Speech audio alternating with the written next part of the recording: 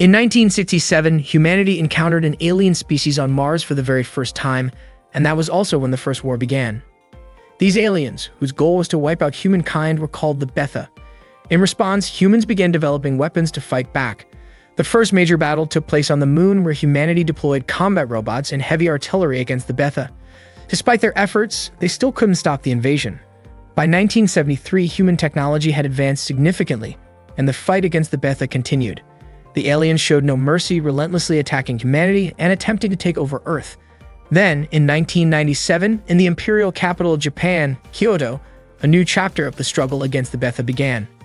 That day, 3 students named Aki, Izumi, and Shimeko were standing on a bridge, watching the river flow beneath them. They noticed one of their friends, Yuri, walking toward them while reading a school textbook. The 3 of them waved and called out to her. Yui smiled and walked over to greet them. A moment later, 2 combat robots flew above them, creating a strong gust of wind that nearly lifted their skirts. Yui told her friends that those were tactical surface fighters, combat robots they would one day use after graduation. The specific model was the Type 82 Zukaku, a machine developed by Yui's father. Yui and her friends attended a training academy for the Capital Defense Forces. That morning in class, their teacher explained that soldiers in their first battle against the Betha could usually last only 8 minutes. If they managed to survive beyond that, it would mark the first step toward becoming skilled pilots. While the teacher was explaining, Yui's friends were chatting among themselves. Izumi looked especially tired since she had stayed up late talking on the phone with her boyfriend. Her boyfriend had recently been transferred to Kyushu. Shimeko pointed out that everyone in Kyushu had been evacuated a year ago, but Izumi said he mentioned something about a new base being built there. Yui tried to remind them to stay focused, but before she could say anything, their teacher suddenly called them out. Yui quickly stood up straight. The teacher then asked Yui to explain what the Betha were. With confidence, she answered that the Betha were alien beings intent on destroying humanity. Suddenly, another girl, Kazusa, stood up and added that the Betha were extraterrestrial creatures not from Earth, whose purpose was to annihilate humankind. Yui and Kazusa locked eyes for a brief moment before the teacher told them both to sit down and continue the lesson. During lunch breaks, several students were seen working on assembling training robots. Meanwhile, Yui and her friends were chatting outside the classroom. They started talking about Kazusa, discussing how her family had a long history of serving as tactical surface fighter pilots rather than as royal officials. Some of Yui's friends joked that Kazusa might be Yui's rival. Yui denied it, saying she didn't see Kazusa that way. As they sat down to eat lunch together, Izumi began reading a letter from her boyfriend, but Aki couldn't resist teasing her a little. Everyone laughed, lightening the mood. One day in autumn, Shimeko and Yui were riding a bus together. Shimeko asked if Yui's father was still overseas. Yui replied that he often traveled back and forth, but even when he returned to Japan, he was always busy in Tokyo. Not long after, they saw a car pass by, an expensive one that happened to be carrying Kazusa. Seeing that, Shimeko sighed and said that families of high status should be setting better examples for ordinary citizens. Yui laughed, saying Shimeko sounded just like their teacher. When Yui finally arrived home, her face lit up with excitement. She saw several cars parked along the street near her house. Her uncle, Lieutenant Colonel Eiji, had come to visit. Yui immediately greeted him with a salute. Eiji was surprised to see how much she had grown and how capable she had become. He asked her to keep his visit a secret since his new posting hadn't been made official yet. He told her to just call him Uncle as usual. Eiji was curious how Yui had known he was there, and she explained that she noticed the security vehicles parked nearby.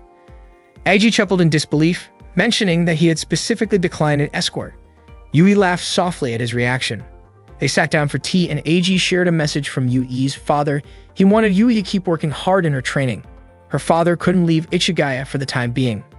Yui said she had already guessed as much and asked if it was due to an emergency situation, but Eiji didn't know the details. Yui was scheduled to begin her live training soon.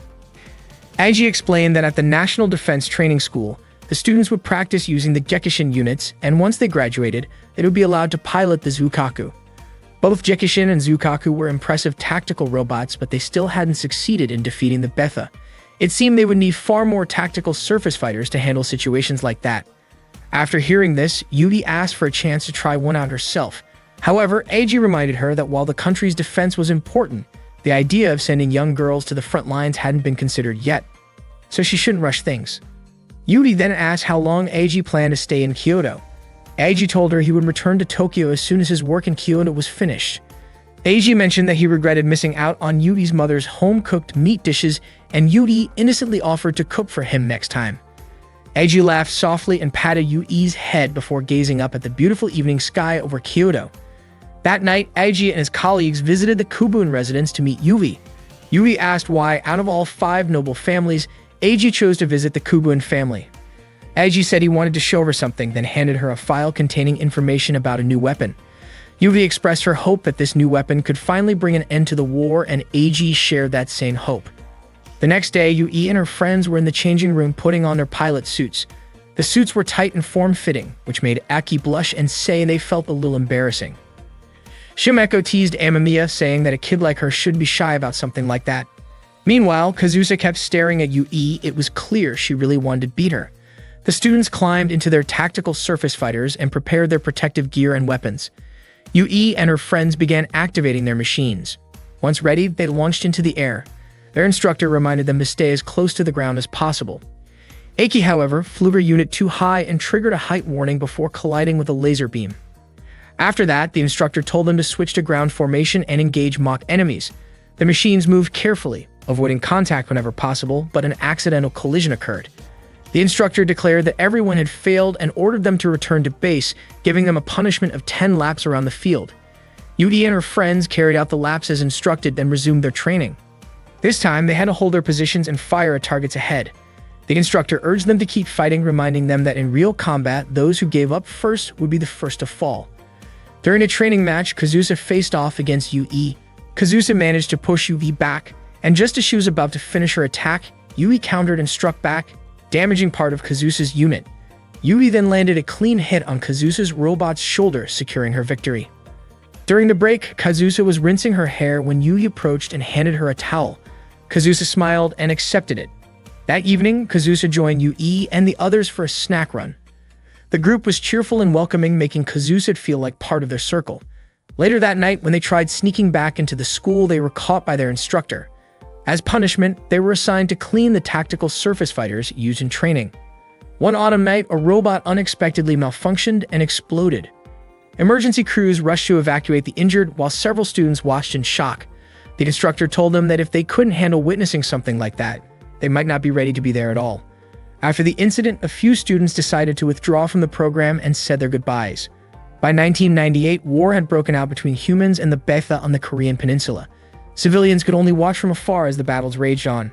At the same time, Eiji, who was stationed at the Ichigaya Weapons and Technology Defense Center, received reports about the situation. He realized that the fortresses were eventually being overrun, and it was only a matter of time before Japan would come under attack. That night, a fleet led by Captain Izumo with Emiya among its ranks prepared to head toward the battlefield. The first officer reported that the Betha had entered the Tsushima Strait from the southern part of the Korean peninsula and that more were on their way. Captain Izumo knew their fleet wouldn't be able to hold off such a massive assault, especially since some allied ships were caught in a storm. Even so, he ordered his crew not to let the Betha reach the mainland, because if they did, tens of thousands of people would lose their lives. In July, lines of tanks fired their cannons toward the sea, trying to stop the Betha from reaching the mainland. The cannons kept firing non-stop, but the Betha continued to push forward toward land. Their attacks had already started spreading across Kyushu. That day, Izumi suddenly screamed in shock, and her friends immediately gathered around her. Kazusa came over and asked what was happening to Izumi. It turned out that Izumi's boyfriend, who had been transferred to Kyushu, had fallen in battle. Even Shimeko's cousin, who lived in Tottori, had died because he couldn't evacuate in time. Yui tried her best to comfort Izumi, who was crying uncontrollably. Meanwhile, the news broadcast reported that Betha forces from northern Kyushu and the Sanin region on the western side of Honshu were approaching the mainland. Japanese and American troops stationed in Japan were planning to join forces and form a defensive line connecting Maizuru and Kobe to protect the capital. Evacuation orders had already been issued across several regions. Only then did Yui and her friends realize that the reason their training had been accelerated was so they could soon be deployed to help. Several areas were in the process of evacuation, including Osaka, Shiga, Nara, Wakayama, Mie, and Aichi. During one of these evacuations, an elderly man suddenly decided to return to Kyoto. He believed that if the capital fell, there would be no point in fleeing to Tokyo. His family tried to stop him, but he insisted on going back to Kyoto. At the same time, the cadets at the pilot training dormitory strengthened their resolve to fight. Yui practiced with determination, Izumi couldn't stop thinking about her late boyfriend, and Kazusa seemed fired up to destroy the Betha. When the day of departure finally arrived, Yui said goodbye to her mother and family. They were deeply moved as they watched her leave. Yui's mother expressed how proud she was that her daughter was dedicating herself to serve the nation and its people. Before leaving, Yui saluted her mother with respect and gratitude. By July 31, the final line of defense in Kyoto had completely collapsed. The 27th Recon Unit had encountered the 3rd Betha wave just 6 kilometers west of Azuru. The D-21 and A-19 Recon units had been shot down by laser attacks. At the same time, intense battles were taking place around Fukuchiyama. Because Yui and her team were still in training and lacked combat experience, their mission was to guard the Arashiyama base in Kyoto. They weren't allowed on the front lines since sending them there would only burden the other troops. Their most important duty was to protect the base at all costs. Although they understood that the decision made sense, being labeled as a burden still stung. Izumi especially couldn't let go of her desire to avenge her boyfriend's death. Suddenly, Kazusa rushed in and reported that the Betha had broken through the defensive line and were advancing toward Takagame, not far from their base. The group ran outside to see the battle for themselves. Sure enough, it looked like the defense troops were starting to get overwhelmed. When one of the mechs approached the base to resupply, it was suddenly hit by a laser strike and exploded. Yui and the others were stunned by what they saw. Yui couldn't help but think that the world might truly be heading toward collapse. It had been a long time since any country had even been able to count the number of casualties anymore. Then, a sudden emergency alert blared across the comms. Betha had been detected just 10 kilometers west of the base. Yui and her team immediately rushed to their tactical surface fighters. Shimeko was puzzled, wondering why the Betha had advanced so quickly and were now targeting the ammunition depot behind the front line. But Yui disagreed, saying that they were now the ones standing on the front line. The team activated their machines and began moving forward. Reports came in saying that more Betha were arriving in massive numbers. The leading force consisted of destroyer-class units, followed by grappler-class with the laser-class positioned in the rear. Yui hoped that she and her friends would make it through the battle safely. With determination in their hearts, they took off, flying straight toward the incoming assault. During the battle against the Betha, the squad leader ordered Yui to take command of the 2nd Tactical Surface Fighter Unit, which would focus on attacking the destroyer-class enemies. Meanwhile, the 1st unit, under the squad leader's direct control, was tasked with protecting the 3rd unit, which would concentrate on engaging the grappler class. The leader reminded everyone that if they saw any laser fire in the sky, they had to prioritize eliminating the laser-class enemies first.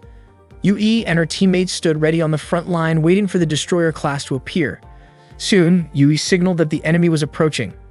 The squad leader instructed her team to lure the Betha as close as possible and to stay below 100 meters in altitude. As the Betha forces closed in, the squad leader ordered a shift to the Arrowhead 1 attack formation. All tactical surface fighters advanced, preparing to fire in unison.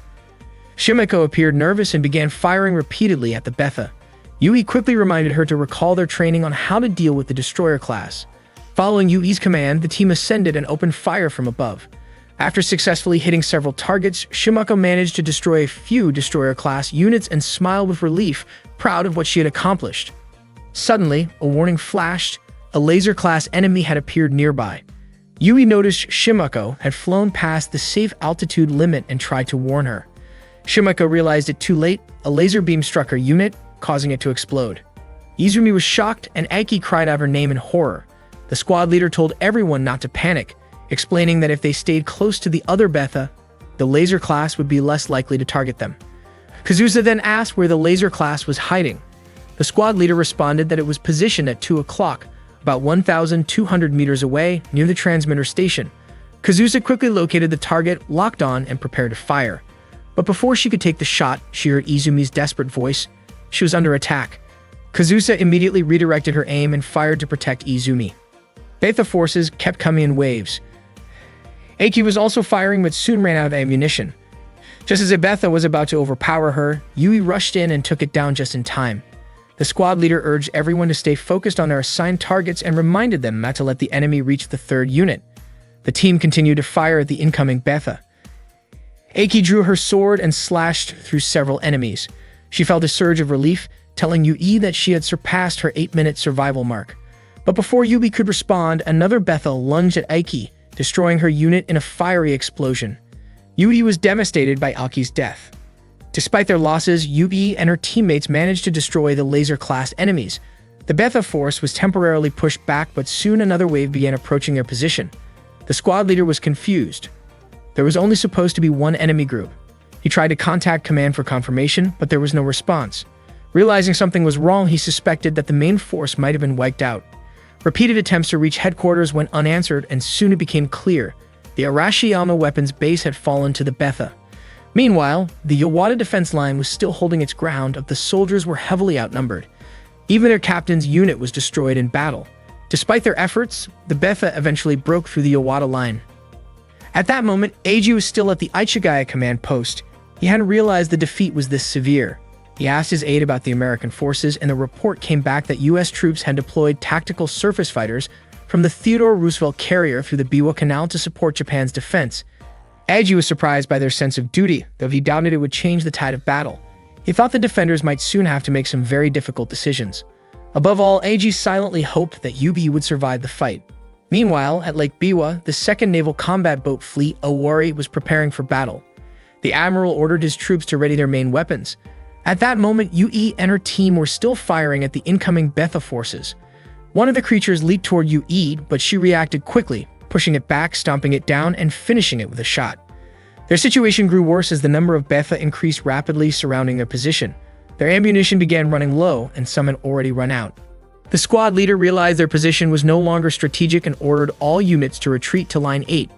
Yui's teammates started taking off, but she noticed that Izumi was still fighting, swinging her sword fiercely at the Betha. Yui called out, urging her to fall back, but Izumi refused. She wanted revenge for what she had lost. It wasn't until Yui mentioned Imiena's name and referred to her as a fellow pilot that Izumi finally followed orders and retreated with the others. The squad leader shouted for Yui's team to move faster as the Betha continued to chase them. Suddenly, a laser attack warning appeared. The squad leader told everyone to stay calm and keep their altitude low to avoid being hit. But then, in an instant, he was struck by a laser and went down.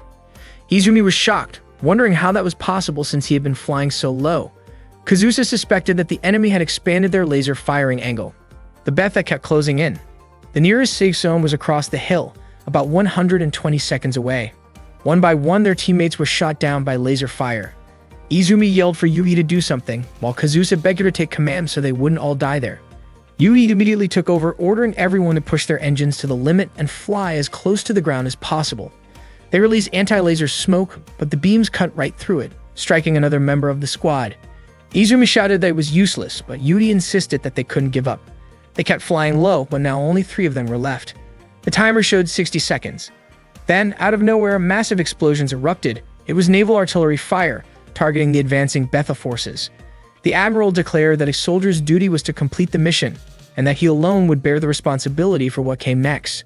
The bombardment wiped out the Betha that had begun invading the city and nearby residential areas. In the city, monks prayed for the safety of everyone still fighting. The civilians could only watch helplessly as their ancient capital, over 1,200 years old, was destroyed.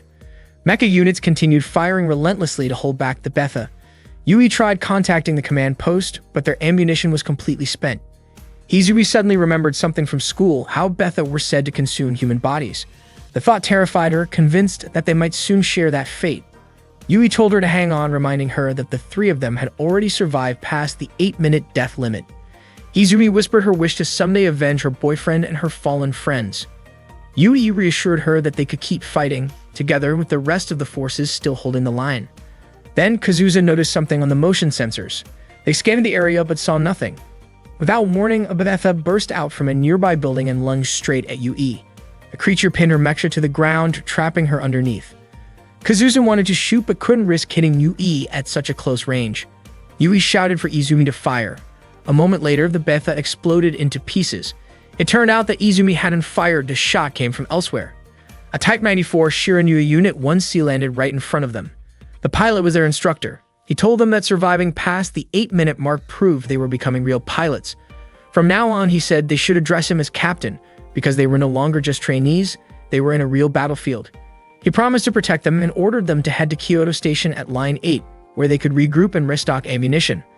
The 3 were reluctant to leave him behind, but he firmly insisted that they follow orders.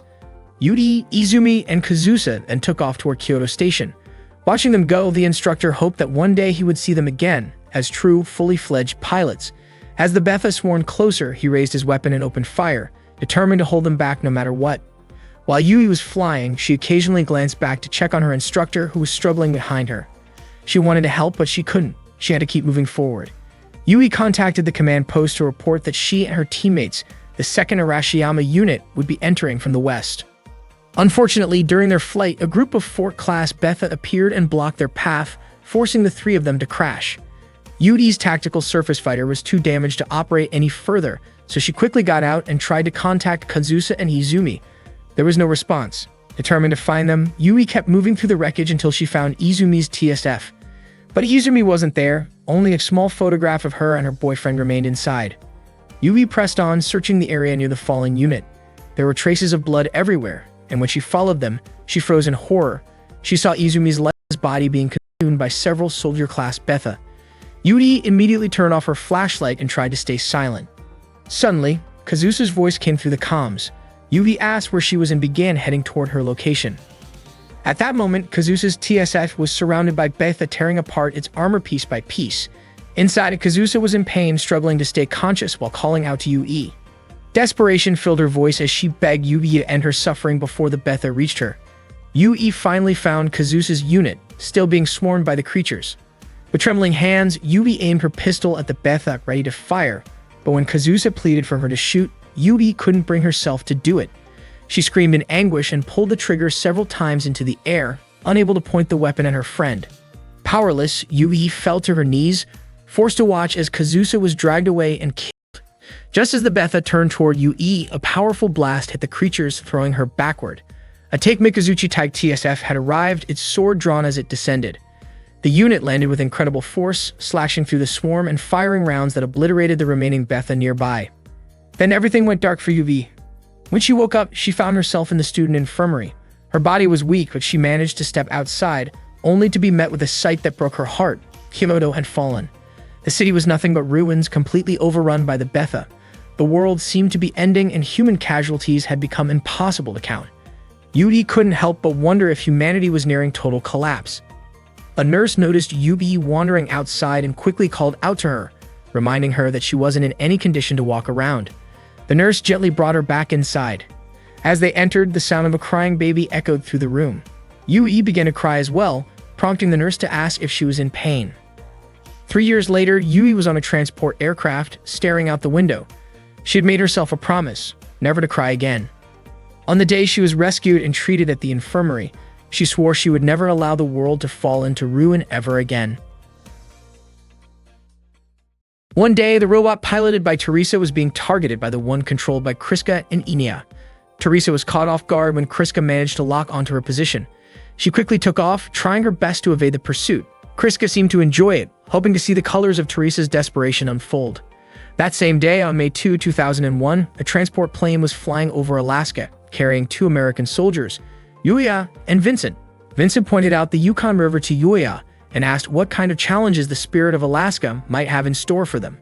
Looking rather uninterested, Yuya replied that all he planned to do was eat salmon roe and sleep. Vincent couldn't believe his attitude. He reminded Yuya that they were representatives of the United States and should make their country proud. Yuya, however, dryly commented that it felt more like they had been demoted. Vincent mentioned that the Yukon base was home to tactical surface fighters from all around the world. Hearing that, Yuya recalled the days when he used to fight alongside his friends.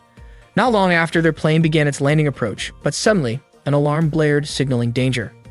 Meanwhile, the battle between Teresa and Kriska continued. Teresa grew frustrated, wondering why she couldn't shake Kriska off her tail.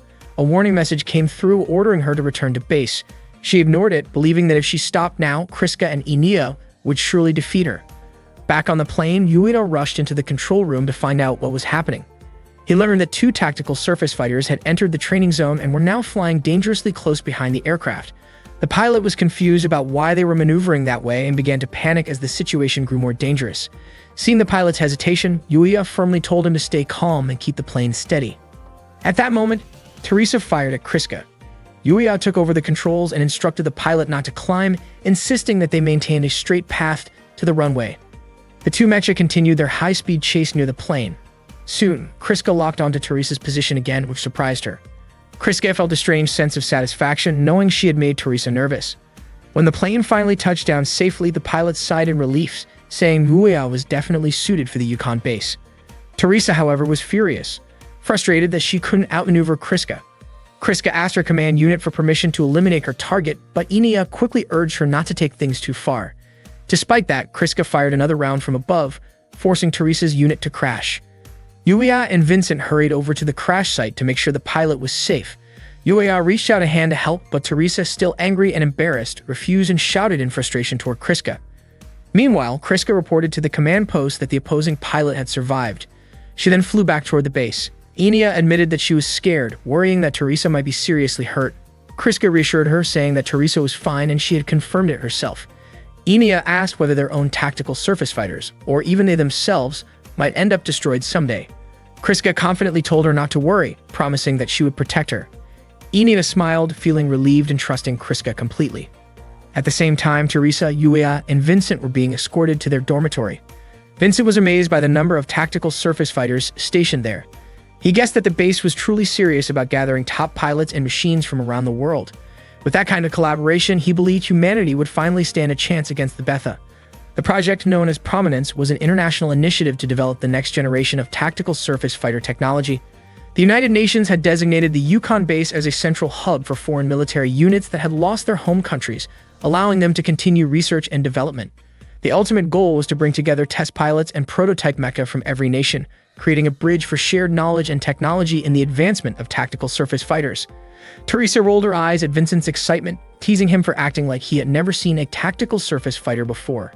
She asked where he came from, and Vincent proudly said he was from Groom Lake, Nevada, home to one of America's biggest research facilities.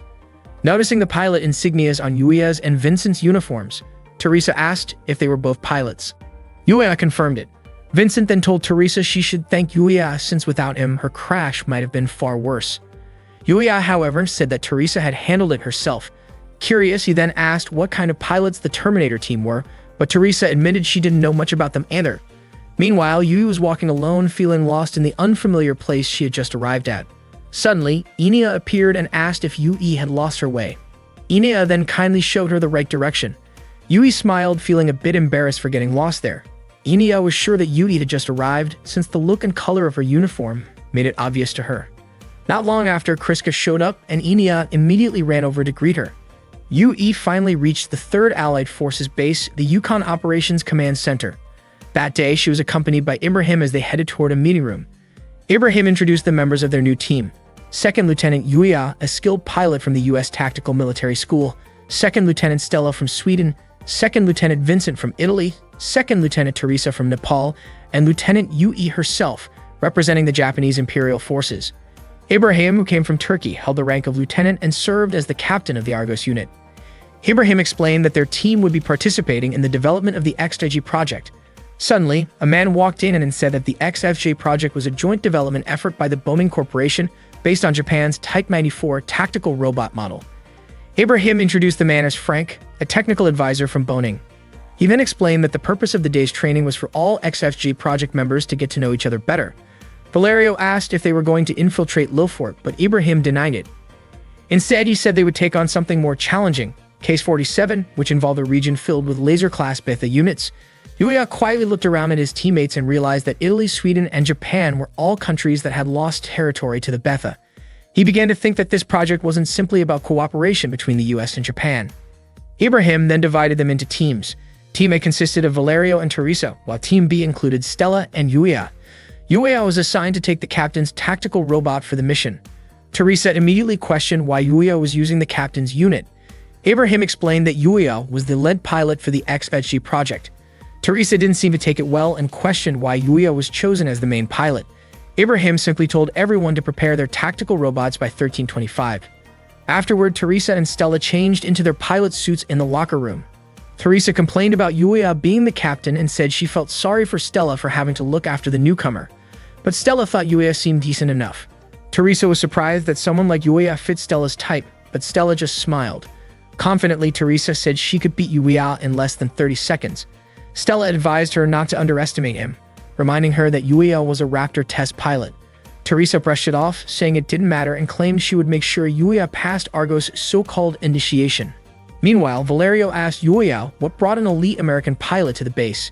Yuya replied that there were many reasons for him being there. Suddenly, Teresa approached them, clearly upset. She protested that she couldn't accept Yuya piloting the captain's unit, even though it was a direct order. Hearing her complaints, Yuya calmly offered to let her take the captain's unit instead. Teresa, irritated, asked if Yuya thought he was better than her. Yuya replied that he had never actually operated a captain's unit before, so he would rather use his standard tactical robot. Teresa said she would switch with him if that was what he wanted. Yuya agreed and began walking away. Still annoyed, Teresa followed him and told him he should be thankful that she was willing to switch. Yuya gently patted her head before leaving. Teresa fumed and shouted that he shouldn't come crying to her later if he regretted it. Yuya climbed into his tactical robot and Vincent immediately scolded him for switching units without thinking about the mechanics involved. Yuya replied that the system error rate of a tactical robot was only about 1%, then complimented Vincent's skill. Vincent smiled proudly, claiming to be the best mechanic in the world. After that, Yuya said his goodbyes and began the launch sequence. The tactical robot moved forward and took off. At the same time, Ibrahim, Yudi, and Frank monitored the mission from the command center, while the control post guided their tactical training through the operation. At that time, the Argos team had already entered the training arena. Yuya asked if Stella had seen their opponent, but she hadn't yet.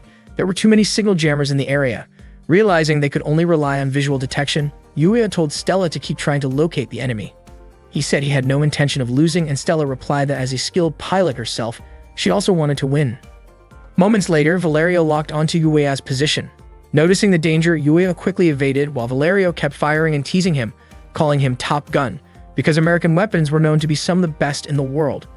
Yuya kept dodging the attacks, surprised by how agile Valerio was even in such a narrow space. He hadn't expected Valerio to be the one attacking. He had thought it would be Yui instead. Before long, Teresa appeared and opened fire on Yuya. She declared that Yuya was her target and told Valerio to back off. Yuya dodged Teresa's shots and realized that her active unit had a clear advantage in speed. Soon, Teresa and Valerio cornered Yuya together, but suddenly, a precise shot from Stella almost hit Valerio. He was startled and felt lucky that the attack missed. It had been perfectly timed. Yuya and Stella focused their fire on Teresa, who tried to evade but found Valerio blocking her path. Frustrated, she told him to take care of Stella instead. Teresa continued chasing Yuya and fired another burst that nearly hit Valerio by accident. She checked her ammo. Only about 300 rounds of her 36mm bullets remained and grew irritated that none of her shots had landed properly on Yuya. Meanwhile, Valerio and Stella moved toward Area D. Yuya's tactical surface fighter had developed an issue in its right arm. Watching from the control room, Ibrahim remarked that Yuya was doing fairly well, but Frank commented that Yuya seemed to be struggling against the active unit. Valerio kept chasing Stella, who smiled and said that he would probably regret it later. At the same time, Teresa was still on Yuya's tail. Yuya turned and began shooting at her from above, landing a few hits. Teresa drew her sword, deciding to settle things in close combat, and kept pressing forward while Yuya continued firing back. When his bullets finally ran out, he threw his weapon toward her as a distraction and flew upward to create distance. Frank admitted that Yuya was impressive, but Ibrahim noted that Teresa was a close combat expert. Yuya then drew his own sword and charged at her. Teresa turned to intercept, but Yuya intentionally rammed into her to break the engagement. Meanwhile, Stella was still being pursued by Valerio. She led him into a tight corridor where he thought she had given up, only to realize too late that she had planted explosives there. The explosion disabled his unit, and Valerio was officially out of the match. Back on Yuya's side, things were looking bad. He couldn't overpower Teresa in close combat. Just as Teresa was about to strike, a long-range shot from Stella hit the head and cockpit area of Teresa's unit with perfect accuracy. The mission was over. The winners were Yuya and Stella. Teresa was visibly frustrated. After the exercise, the four of them gathered and talked. Valerio praised Stella for her bold move. Yuya said they all shared the same goal. Valerio then told Teresa that no matter how strong she was, she couldn't win alone. Teresa snapped back, blaming him for not backing her up, but Valerio reminded her that she was the one who told him to chase Stella instead. Stella then scolded Yuya, telling him not to get cocky. If it had been a one-on-one match, Teresa might have beaten him. Valerio chimed in, reminding everyone that it was a team match. Stella proudly claimed that she and Yuya made the stronger team, while Valerio calmed Teresa down and said they could still learn something from Top Gun Yuya. Hearing that, Yuya jokingly called Valerio Macaroni, and Valerio asked him to use the nickname VVV instead. Teresa laughed at their banter. Yuya turned to her and called her Shorty, which annoyed her immediately. Vincent showed up and was amused that Yuya had already started giving out nicknames again, saying that Yuya definitely had a talent for that. Stella then asked for a nickname of her own. Valerio was about to make a teasing comment, but Yuya quickly stopped him and instead called Stella Venus. She looked flattered, and everyone burst into laughter. From a distance, Ibrahim quietly watched their cheerful camaraderie. Valerio then officially welcomed Yuya as the newest member of the Argos team. One day, Yuya was training alone with his tactical surface fighter. He flew over the forest, but it seemed like he was having some trouble. To him, the machine felt way too sensitive, and he even started to suspect it might be malfunctioning, since it was so hard to control. Eventually, he lost balance and fell. After that, Yuya returned to the base. Vincent immediately walked up to him and handed him a drink, curious as to why Yuya was back so soon when his training wasn't even finished. Yuya explained that the tactical surface fighter was difficult to handle, then muttered something about a Japanese doll that annoyed him. Vincent asked if he meant Yugi by that. Yuya said that back at his house there used to be an old traditional Japanese doll. It looked like a person but had a pale, lifeless face that used to scare him as a kid. Vincent couldn't help but laugh after hearing that. He then explained that Japanese and American tactical surface fighters were built with completely different designs and combat styles, so it was natural for Yuya to have a hard time adjusting. That made Vincent realize why Yugi had insisted Yuya train with a Japanese-made unit before the Type 94 Shirinu was ready for use. Earlier, Yugi had asked Yuya to train using the Type 97 Fubuki. Yuya was clearly annoyed when she told him that, wondering if she hadn't even looked at his records. Yui noticed how upset he was, but Yuya told her she had no reason to be irritated over something like that. Yudi asked if his attitude had anything to do with his feelings about the mission, but Yuya denied it. When she asked if he had a personal issue with her, he denied that too. Yudi then told Yuya to fix his attitude because his behavior had been quite disrespectful. Yuya coldly asked if that was an official order from the XFJ project or if Yui was just using her position for her own satisfaction. Yui didn't care how he saw her. What mattered to her was that he corrected his behavior. Meanwhile, Stella, Teresa, and Valeria were watching their conversation from a distance. Teresa couldn't believe how tense the atmosphere had become. Valerio understood how Yuya felt, but also noticed how much Yuya seemed to enjoy teasing Yui. Stella was confused. After all, both of them were Japanese. Vincent then explained that actually both he and Yuya were American. Yui was surprised considering Yuya had dual nationality, American and British, but since he also had Japanese heritage, she felt his attitude reflected poorly on Japan. Yuya got irritated when she said that. Yui simply told him to make sure he was comfortable with the Fubuki before the next training session. Yuya insisted that he considered himself American. Vincent later admitted he thought Yuya was about to hit Yui during their argument, but Yuya made it clear that he would never raise his hand against a woman. Vincent joked, asking if that was part of a Japanese code of honor, like Bushido. Then he reminded Yuya that it wasn't just about controlling the tactical surface fighter. Each machine reflected the mindset of the people who built it.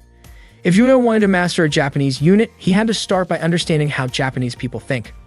Vincent encouraged him to take another flight since they would be training with other units the next day. The following day, Argos flight began their training session. The command post reminded them to maintain altitude and increase their speed. Teresa asked Yuya how his training with the Japanese unit was going. Yuya said he had no problems and was confident he could handle any kind of tactical surface fighter. Teresa challenged him to prove it. Stella smiled and said the goddess of victory would surely be on his side. Hilaria reported that the Scarlet Twins had arrived. Teresa immediately grew tense, wanting to prove who was in charge. Stella gently reminded her to calm down since it was only a joint exercise to practice intercepting Betha, not an actual fight. Stella added that Teresa should stop being so uptight, but Teresa jokingly said she wasn't tense at all, she was just ready to show them what she could do. Yuya was deeply curious about the pilots known as the Scarlet Twins. He couldn't find any detailed information about them in the pilot records. The command post soon instructed Argos flight to prepare at the starting point, activating the wide data link network. The JIES system came online shortly after, and not long after that, the virtual Betha units appeared. The Argos team began their simulated descent to engage the enemy. Yuya was surprised by the sheer number of Betha. Teresa wondered why he was shocked, explaining that such numbers were pretty common in Asia. Valerio even added that it was the same in Europe. The mission started. Stella asked what formation they should take, and Yuya instructed them to approach using the Arrowhead 1 formation. As he went on the offensive, Yuya dodged several attacks and returned fire. He noticed that his tactical surface fighter was still overly sensitive, just like the day before, and started to suspect that something might be wrong with the machine. The rest of Argos flight continued firing at the approaching Betha. Suddenly, Yuya was surrounded. Valerio wondered how that could happen and suspected a technical malfunction. Yuya struggled to control his unit, frustration building with every movement. Meanwhile, at the command post, the Scarlet Twins were informed that they had eliminated 122 Bethas so far, which the operator considered slow progress. The twins were instructed to increase their kill ratio by 7%. Kriska acknowledged the order. Inia then noticed that a nearby tactical surface fighter seemed to be in trouble. Kriska scanned it and discovered that the pilot was Yuya. She calmly told Inia not to worry about other teams and to focus on the enemies in front of them. At that moment, Yuya was almost struck by a Betha, but Teresa provided cover fire from above, saving him. She was confused as to why Yuya seemed to be struggling so much. Valerio and Stella closed in to assist as the number of Betha continued to rise and surround Yuya. Together, they cleared the immediate area, though Yuya remained silent, still having trouble controlling his machine. After the training session ended, Yuya was visibly frustrated, feeling that he had only slowed his teammates down. Vincent tried to calm him, saying that what he needed was simply more practice, but Yuya told Giselle that it wasn't that simple. Just then, Yui arrived and suggested that the issue might be because Yuya couldn't handle the Fubuki unit properly. She said that if he truly understood his tactical surface fighter, that problem wouldn't happen, just like how she could make fine adjustments instead of forcing it forward all the time. Yui bluntly stated that the Fubuki model was poorly optimized. Vincent nearly stepped in to stop her, but Yui continued, saying she wanted Yuya to hear her out. Yuya explained that the unit's main engine was too weak, only performing well at certain speeds, and that its extreme maneuverability made it hard to balance. Yui disagreed, claiming that the Fubuki was actually one of the most user-friendly models among Japan's tactical surface fighters. Even in the middle of battle, Imperial Japanese pilots could handle it smoothly, and some trainee pilots were already capable of operating it well. She concluded that Yuya's control was below even that of a Japanese trainee and remarked that he lacked the natural feel for the unit. The insult left Yuya stunned. Later that evening, Yuya went out for a walk alone. He admitted to himself that the Fubuki wasn't actually broken, but he still couldn't accept Yui's harsh words so easily. A sudden gust of wind caught his attention. Inia appeared and asked if he was feeling cold. When Yuya turned toward her, he told her he was fine. Inia commented that he looked like someone who had just been scolded, but Yuya denied it. Then, without warning, Inia linked her arm with his and cheerfully said she wanted to introduce him to Kriska and Misha, who were always with her. Yuya asked if Kriska and Misha were her family. Inia nodded and said she was sure that meeting Misha would make him feel better. She then gently pulled Yuya along with her. Meanwhile, Teresa and Stella were taking a shower after training. Teresa couldn't figure out what was going on with Yuya. Stella thought that the Japanese tactical surface fighters were quite different from others, and that they should help Yuya until he got used to them. Teresa suggested they invite Yuya out for a drink to help him relax and forget about his troubles. Stella teasingly asked if Teresa was trying to cheer him up, and Teresa, embarrassed, quickly denied it, saying she only wanted to mess with him a little. Suddenly, Valerio's voice came from nearby saying it wasn't a bad idea. Teresa and Stella were both startled to find him there. Teresa immediately rushed toward Valerio, scolding him and throwing him out of the changing area. Meanwhile, Eniel led Yuya to a hidden place with Russian letters written on the walls. She asked Yuya to keep following her. Yuya wondered if he was even allowed to enter that area as they walked through a long corridor and took an elevator. He still couldn't figure out what kind of place it was. Once they reached a small room, Inia picked up a teddy bear from her bed and showed it to Yuya. That's when he realized that the bear's name was Misha. Inia then told Misha to greet Yuya, which left him surprised. He was confused about how Inia knew his name since he hadn't introduced himself yet. Suddenly, Kriska appeared and pointed a gun at Yuya. Inia quickly stepped in front of him, trying to stop Kriska from pulling the trigger. When Yuya was a child, he once overheard his grandfather scolding his mother for trusting a Japanese man, who happened to be Yuya's father. His mother defended him, saying it wasn't his father's fault and that she never regretted meeting him. Yuya's grandfather believed Japanese people were cunning and untrustworthy, claiming that his daughter had been deceived and abandoned. However, his mother insisted that Japanese people also had good qualities: kindness, politeness, and diligence. Growing up, Yuya was often isolated by other kids because of his mixed heritage. He started to believe that Japanese people were deceitful and tended to attack from the shadows. One day, he asked his mother why everyone avoided him.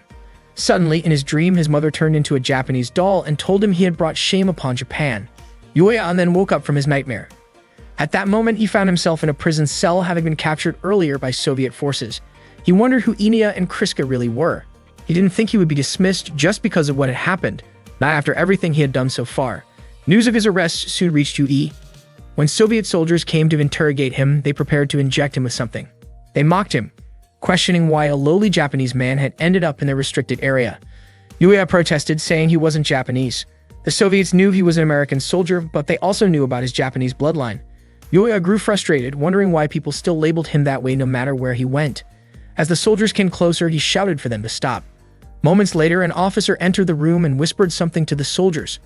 Shortly after Yuya was released, his teammates came to pick him up and take him back. During the ride, Teresa laughed at Yuya, saying he looked like a lost baby chick. Yuya, still annoyed, called Teresa short as usual, though he could smell the alcohol on her breath. Valerio said he was relieved that Yuya got out safely.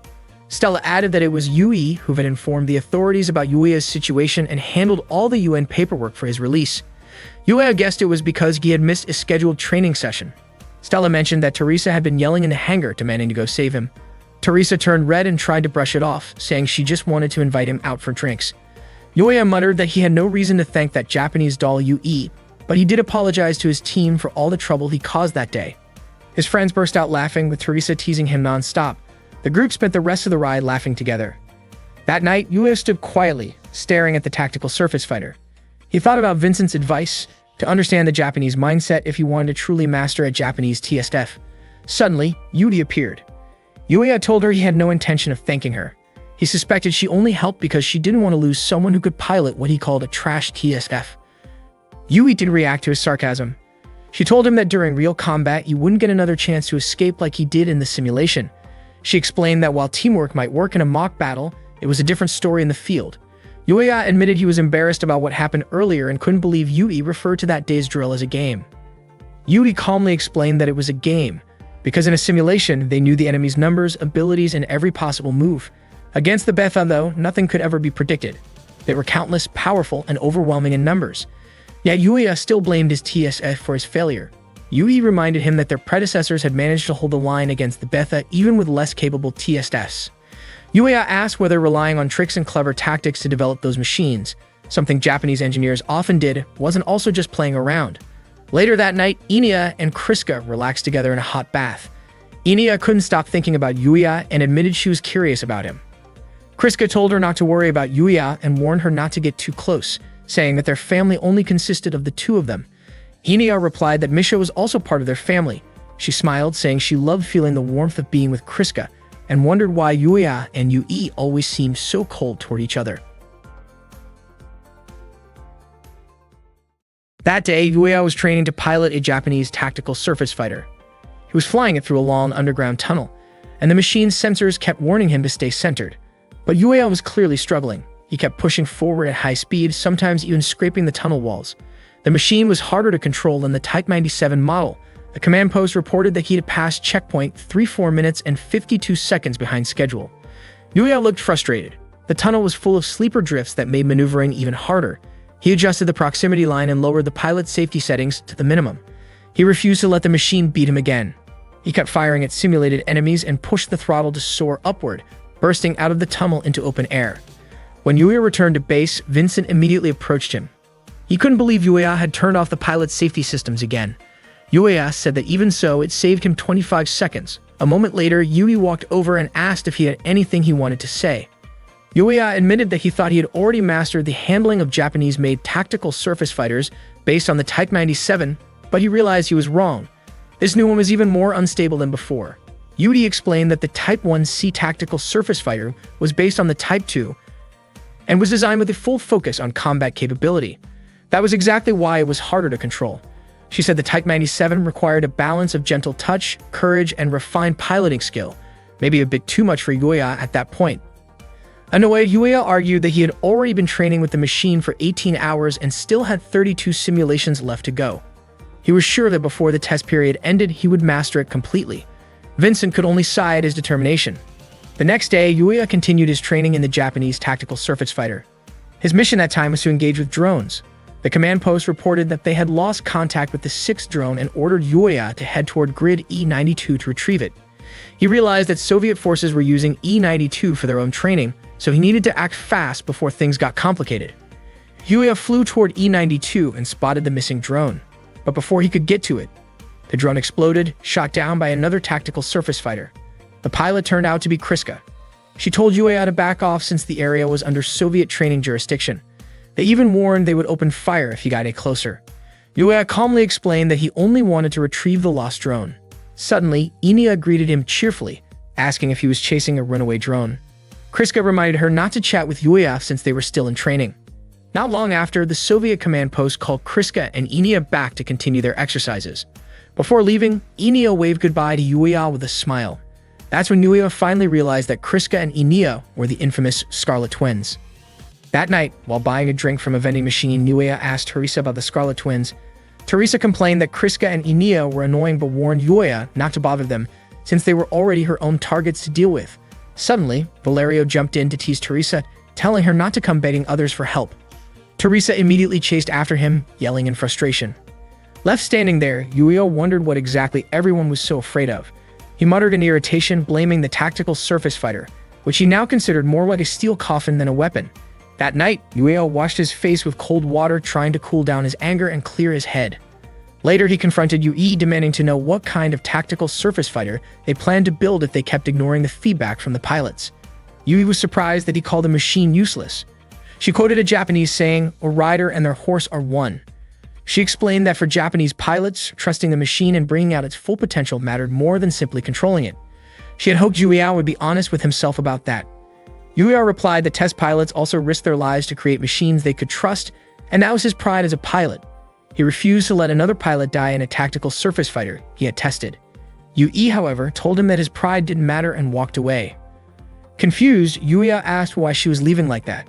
Yui turned back and said the XSG project wasn't made to satisfy a test pilot's pride. His obsession with American-style design was practically taking over the project. She told him not to disappoint her again. Yuya shouted back in anger, but Valerio quickly stepped in to calm him down. Still, Yuya couldn't accept being accused of trying to take over the project. The next day, Yuya and his friends went out for drinks at a bar. Teresa vented her frustration by chugging her drink, and Yuya couldn't help wondering what was bothering her. Stella smiled and said that Teresa was upset because of what had happened to Yuya earlier. Apparently, Vincent had to stop Teresa when she got emotional after seeing Yuya argue with Yui. That was when Yuya realized that his friends had actually seen the whole argument. Valerio mentioned that Yui came from a noble samurai family and was also a member of the Imperial Royal Guard, one of Japan's elite units. Teresa then told everyone to drop the topic, reminding them that the night was supposed to be Yuya's welcome party. They all raised their glasses and toasted to Yuya's arrival in Alaska. A moment later, the bar waitress brought them some snacks. While leaning over the table, her large chest accidentally pressed against Teresa's head. She casually asked if they wanted to order their usual menu. Valerio teased her, joking that he wanted to order 2 big melons. The waitress, a cheerful French woman named Natalie, turned to Yuya and said it was her first time seeing him. She introduced herself and Yuya shook her hand with a polite smile. Teresa, flustered, complained about Natalie's chest being too close to her. Yuya looked a bit worried about the commotion, but Stella just laughed, saying that it was nothing new. Valerio added that Teresa and Natalie often clashed because they were both stubborn in their own way. When Stella asked for a food recommendation for Yuya's welcome party, Natalie suggested they try real meat instead of synthetic meat. Valerio immediately agreed since he was tired of eating artificial food. Teresa doubted it would be affordable, but Natalie promised her a special discount. Grateful, Teresa hugged Natalie in thanks, and Natalie playfully told her to come along as payment. Later, everyone burst out laughing when Teresa returned. Natalie had dressed her in a cat-made costume. Teresa, red-faced, explained that Natalie had forced her to wear it. Natalie said the outfit suited Teresa perfectly before snapping a quick photo and running off. Teresa chased after her, shouting for Natalie to delete the picture. Valerio chuckled and began reminiscing about when Teresa had first arrived in Alaska. Back then, she never smiled and always looked gloomy. Stella added that most people there were like that. Many had lost their homelands to the Betha, along with their families and friends. The only thing left for them was their anger toward the invaders. Valerio reminded everyone to have fun while they still could. Yuya realized that all of them were fighting on the front lines against the Betha, just like him. Maybe the burdens they carried were even heavier than his. He began to wonder if Yui might be carrying that same kind of pain too. That night, Yui was taking a bath, lost in thought about the tactical surface fighters. The American-made model and the Shirinu Type 2 had completely different designs and operating systems, yet Yuya had managed to master both so quickly. She was certain his skills were exceptional, but she still believed he hadn't reached his full potential yet. Meanwhile, Yuya stood alone, quietly staring at the tactical surface fighter. Vincent approached and asked if Yuya was up late thinking about Princess Yui. Yuya looked confused, wondering why Vincent called her that, and guessed that Vincent must know her well. Vincent replied that she reminded him of someone, Yuya himself. Vincent explained that back then, Yuya used to hold himself back when he shouldn't, and that he wasn't always honest with his own feelings. It was the same way he approached his machine. The real issue, Vincent said, was how deeply Yuya understood it, especially since the unit was built by a country that had lost much of its land to the Betha. Yuya asked what exactly he didn't understand about the machine. Vincent said that while Yuya was a skilled pilot in America, tactical surface fighters worked differently depending on which country built them. If he adjusted the machine as if it were American-made, Japanese pilots would struggle to use it. Vincent explained that American units focused more on raw power, while Japanese models relied on aerodynamic features like the shoulder armor and the horn-like sensors on the head. What really mattered, he said, was how well a pilot could synchronize with the machine. Yuya thought for a moment and asked if that was what people meant by the saying, "A rider and his horse move as one." Vincent didn't quite understand the proverb, so he used a different example. He said that working with a machine was like working with a partner. It wasn't just about doing things your own way, but about understanding and moving in harmony with the other side. Yuya sighed, wondering why Vincent always turned things into comparisons like that. Vincent just laughed and said maybe Yuya should try being a little more open-minded toward Yui. Yuya frowned, not sure what to make of that, but he couldn't help smiling faintly at Vincent's teasing tone. During the next training session, Yuya finally began to grasp the theory. All that was left was to figure out how much mutual understanding he and the Type 94 second could develop. Yuya decided not to force it. Ibrahim started giving signals to begin Case 23. The Argos team prepared, and once GIVES was activated, they landed and got ready for battle. They started firing at the Betha. At that moment, the command post reported that the Type 94's test parameters were far lower than the day before. Ibrahim was puzzled previously. Yuya had always done whatever he wanted, but this time he seemed to let the tactical surface fighter take the lead. Not long after, Yuya lost his balance and fell. A Betha moved in to attack, but Teresa quickly saved him by shooting it down. She was surprised that Yuya had gone down so quickly. Frustrated, Yuya snapped back, calling Teresa a cat-eared maid. He realized that Japanese tactical surface fighters were far from easy to handle. Suddenly, an unidentified unit entered the training area without authorization. Yuya immediately reported it to the command post, asking for identification. After running the data, the command post found no match in the pilot database. They tried contacting the unknown unit, but there was no response. The unit kept approaching. Yuya signaled the Argos team to prepare for combat. He didn't know what was happening, but he had a bad feeling about it. It turned out that the mysterious unit was the Type 00 Takemikazuchi, belonging to the Imperial Royal Guard. The team suspected it might be Yui. Yui drew her sword, and Yuya was confused as to why she would use a real blade during a training exercise. Stella commented that Yui probably just wanted to be noticed. Yuya wondered if it really was Yui and whether they actually had to fight her. Teresa rushed in to attack first, but Yuya ordered her to stop. Ignoring him, she drew her sword and charged at Yui, only for Yui to parry easily and throw her off balance. Valerio and Stella then moved in, opening fire. They both thought Yui was going too far. Yui countered by striking her sword into the ground in front of them, then swiftly disarmed both Valerio and Stella in a single motion. Yuya swung his own sword trying to fight back, but he struggled to control his tactical surface fighter. Yui pressed the attack relentlessly. Their blades clashed repeatedly, and Yuya soon found himself cornered as Yui kept cutting in faster and faster. Fueled by frustration, Yuya suddenly moved with unexpected precision. He managed to block Yui's attacks perfectly. Yui was caught off guard. Yuya himself couldn't believe he had just pulled off that maneuver. It felt as though he had become one with the tactical surface fighter. Just like Yui had once said, a rider and their horse must act as one. Trusting his machine and drawing out its full potential mattered more than trying to control every movement. Yuya re-engaged, and the battle between him and Yui became intense.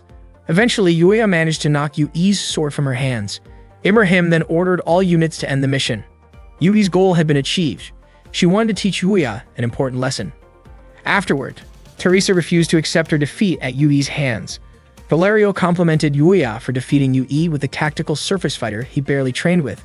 Teresa argued that Yui wasn't that great if Yuya could beat her so quickly. Out of nowhere, Yuya called Teresa Churrasco, making Valerio burst out laughing. Teresa immediately scolded him for it. Yuya smiled, confident that once he mastered his tactical surface fighter, their team would become even stronger. That evening, Yui stood quietly, watching the orange sunset. Inia appeared beside her and asked if she had been teaching Yuya. Inia said Yui was just like Yuya, and also like Kriska, because all of them were kind people. Then, Inia said goodbye and left with a gentle smile. On June 21, 2001, Yui and the Argos squad were stationed in the West Indies, specifically at the Guadeloupe base. That morning, Valerio complimented Yui on her tropical outfit, saying it made their trip even more enjoyable.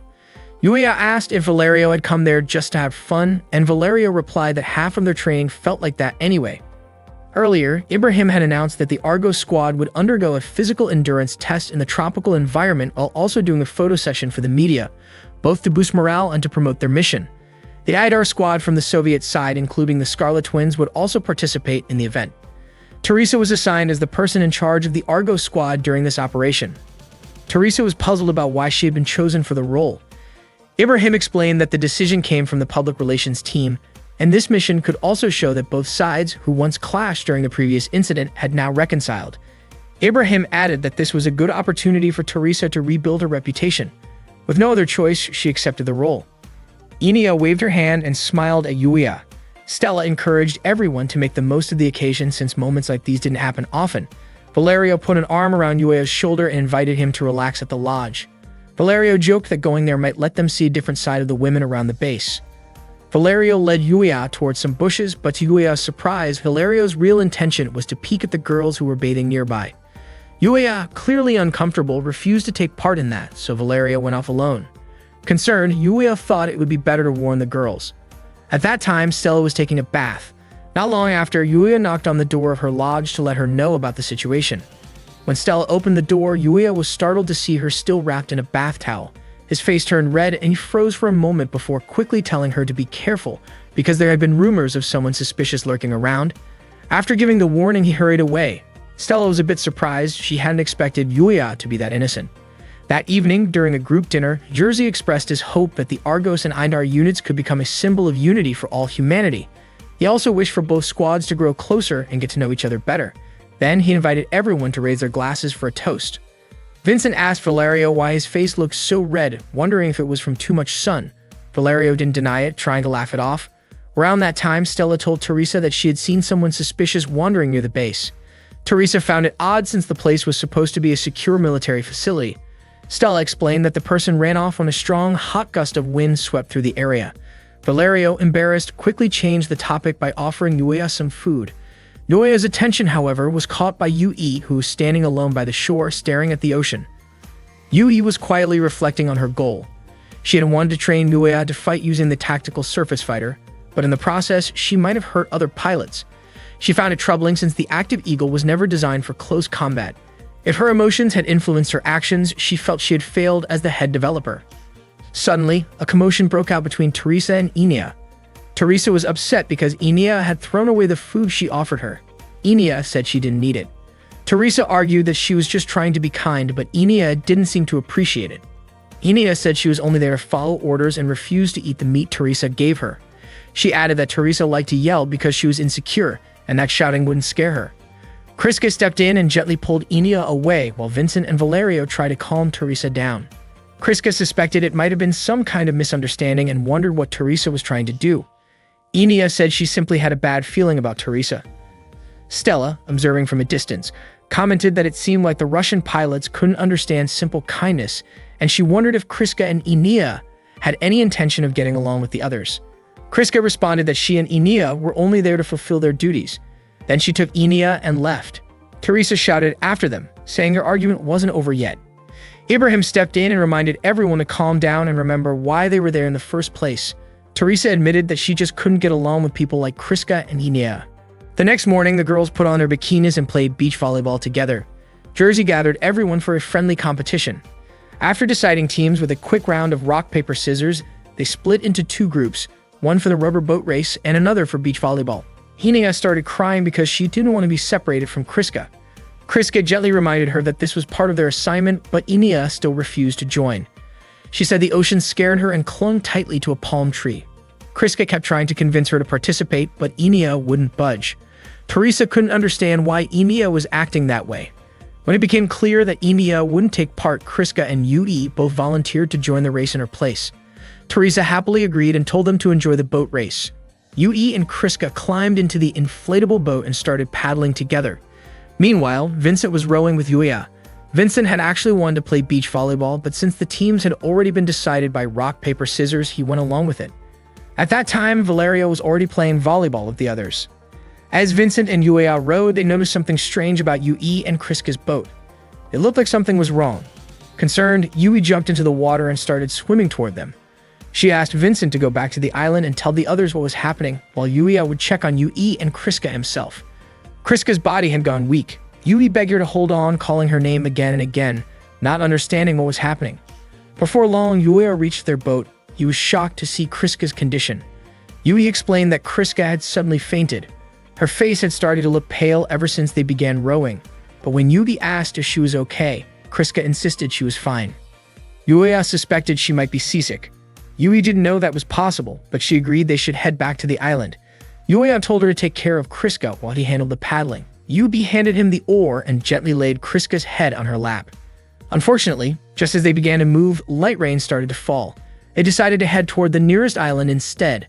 By the time they reached the shore, the rain had turned heavy, and the sky was growing darker. Together, they tried to pull the rubber boat onto the beach. Yui was so exhausted that she fell to the ground. Yuya quickly tied the boat to a nearby tree to keep it from being carried away by the waves. He asked about Kriska's condition. Yui wanted to wrap her in a blanket but realized they didn't have an emergency one with them. Yuya mentioned that standard military kits usually included basic first aid. Yui said what mattered most right now was keeping Kriska warm and finding shelter as soon as possible. Yuya and Yui lifted Kriska and started searching for a place to take cover. They walked through the pouring rain and Yuya guided them uphill, hoping to find shelter. Yui stumbled from exhaustion but said she was fine. Yuya was worried, but she insisted she was just tired and urged him to keep going because she was truly worried about Kriska. However, Yui's leg had become too painful to move. Yuya asked when it started hurting and she admitted it happened when she slipped earlier after they first landed on the island. It hadn't hurt much at first, but the pain had gradually worsened. Yui told Yuya to go ahead and apologize for slowing him down. She asked him to carry Kriska first, saying she would catch up later. She didn't want to see Kriska left like that. Yuya nodded and carried Kriska in his arms, promising to return soon. Yui tried to stop him from coming back right away, reminding him to build a fire first so Kriska could stay warm. After they left, Yui tried to stand but couldn't. The pain in her leg was too strong. She felt embarrassed. All this trouble just because she had slipped. Her body started to feel feverish and eventually she drifted off asleep. In her dream, she saw Kazusa calling out for help. The nightmare was so vivid and frightening that it startled her awake. Yui tried to walk again, but after only a few steps, she stumbled and fell. Not long after, Yuya came running and called out for her not to push herself too hard. He apologized for making her wait so long. Yui was surprised to see Yuya return and asked about Kriska's condition. Yuya told her not to worry and immediately checked her injured leg. The swelling was worse than he expected. Yui questioned why Yuya would leave someone unconscious alone, but Yuya said he didn't have time to explain. Yui then told him to go back to Kriska, saying she could manage on her own. Yuya, however, told her to stop pretending to be strong when she was clearly struggling to even move. He said Yui always prioritized the mission over herself. Even though he was right there beside her, she still wanted him to go back to Kriska.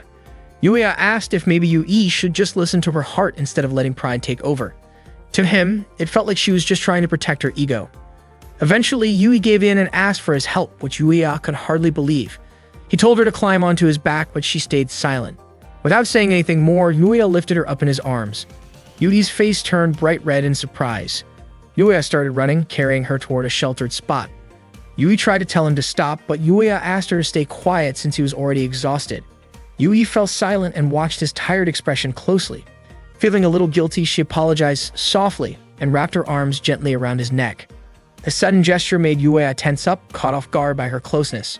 After walking for a while, they finally reached a place where they could rest. They sat beside a small campfire to warm themselves. By then, Kriska's condition had become more stable, though they still didn't know what had caused it, so they remained cautious. The island was only about 13 minutes away from the base by tactical surface fighter or helicopter, so Yuya was confident that they would be found soon. During the quiet moment, Yui wanted to ask Yuya something.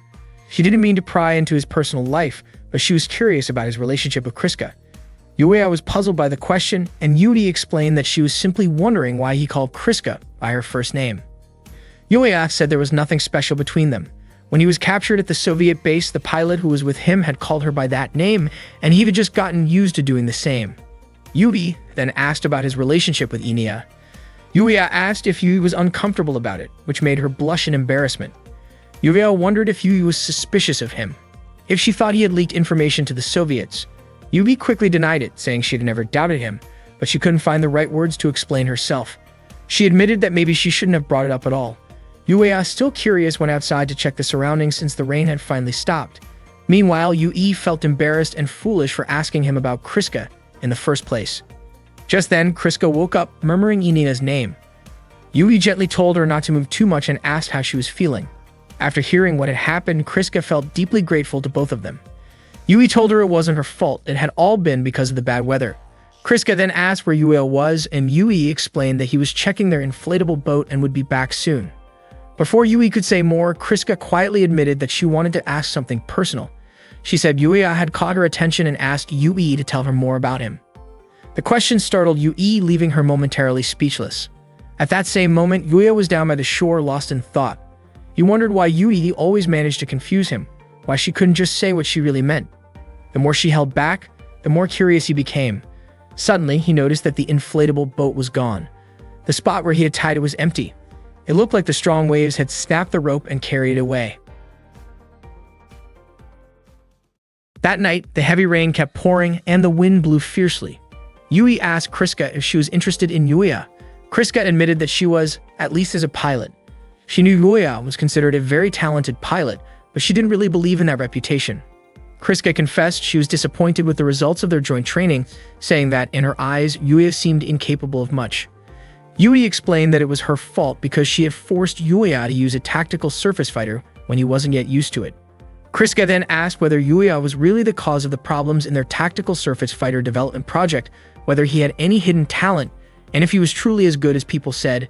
Yui suggested that if Kriska was curious, she should just ask Yuya directly. She also mentioned that Yuya was near the beach at that moment. Kriska said she wasn't asking for herself but for Inia. Yui was curious. Did Inia like Yuya? And why? Kriska admitted she didn't know the reason. It was the first time Inia had ever shown interest in anyone since Yuya's arrival. When Yuri asked what Inia had said about Yuya, Kriska admitted she hadn't asked since Inia was different. Suddenly, when she mentioned Inia, Kriska seemed panicked and her body weakened. Yuri quickly stood up to keep her from falling, but the pain in her swollen leg flared up again. She told Kriska to stay calm and asked what was going on. Kriska apologized for acting that way. Yui helped her sit down again and urged her to take it easy. Then Kriska told her that Inia was a very fragile girl. Not long after, Yuya arrived and called out to Yui, letting her know that their inflatable boat had been swept away by the current. That night, the three of them had no choice but to take shelter where they were. Yui said that once dawn came, they needed to head to the beach and prepare a signal fire. Yuya suggested they take turns keeping watch, while Yui thought they should also look for food near the river mouth. Kriska asked how long it might take for the rescue team to find them. Yui replied that since the island wasn't far from the Guadalupe base, it shouldn't take long. Maybe the worst-case scenario would be about a week. Yuya thought Kriska must be worried, especially since she had just regained consciousness. He had offered to go gather more branches. Yui said she could help, but Yuya told her not to push herself since he knew she still couldn't move her leg properly. Kriska volunteered to go instead, but Yuya refused, saying she wasn't fully recovered yet. Kriska insisted that she wouldn't embarrass herself again. Yuya was puzzled by how Kriska could act as if nothing was wrong. Kriska looked at Yui and asked if she could help Yuya. Yui understood it. It seemed like Kriska wanted to use the opportunity to talk to him. Yui allowed it but reminded them not to get separated. Yuya asked if Yui was sure about that decision. Yui said she wanted Yuya to stay close to Kriska, but she also didn't want him to overexert himself. So the two of them went outside to gather branches. Yuya asked if Kriska was really okay, and she told him he was being stubborn. Besides, she wasn't asking for his trust. Yuya was confused by her attitude and asked if Stakin or Lennon had told her not to worry about her teammates' safety. Kriska didn't understand what he meant. Yuya then asked if she was aware of the bad reputation the Scarlet Twins had at his base. He said he finally understood why, and it had something to do with her personality. Kriska told him to stop talking about her and instead asked what he thought of Inia. The question caught Yuya off guard. Kriska pressed him to answer, but Yuya wanted to know why she was asking. Kriska said she didn't really understand why Inia was so concerned about him. It was the first time that it ever happened, so she felt she needed to understand who Yuya really was. Yuya admitted that he knew nothing about Kriska or Inia either, and he found it strange that she was questioning him about it. Kriska explained that she and Inia were alike. They only knew Yuya through the database, and under Yui's orders, she was allowed to ask him directly. Yuya was surprised to learn that Yui had told her to do that. Kriska said she just wanted to understand Yuya's personality since she didn't know him well. She'd also mentioned that during training, Yuya and Yui often argued even though they were both Japanese, and she wondered why. Yuya corrected her, saying he wasn't Japanese, and suggested she check his database again. Kriska became curious. Was there a reason he disliked Japan so much? She said a pilot was supposed to stay calm, yet Yuya seemed quick to anger over small things. Yuya replied that maybe others would see those issues as small, but for him, they were serious. He believed that Kriska must also have things she didn't want others to hear. Kriska admitted she never talked about herself unless it was by direct order. Everything she did was for her country and her unit. Yueya said that sounded foolish. He couldn't understand why she cared more about others than herself. In his view, personal well-being should come first, then the team, and only after that the country, not the other way around. Suddenly, Kriska's body weakened again and Yueya quickly caught her. She pushed him away, saying she didn't want him to touch her. Her head began to hurt and she nearly fell again. Yueya was really worried, but Kriska told him to stay back. When she started to collapse again, Yueya instinctively caught her. He asked why she kept pushing herself so hard. He was sure she had fainted earlier because she overexerted herself. Yueya said he'd been worried that if Kriska and Yui had gotten caught in the storm, things could have ended badly. He didn't understand why both of them always forced themselves beyond their limits. If they kept doing that, they could get seriously hurt. Kriska then quietly confessed that she was terrified of the sea. To her, the ocean was something truly frightening.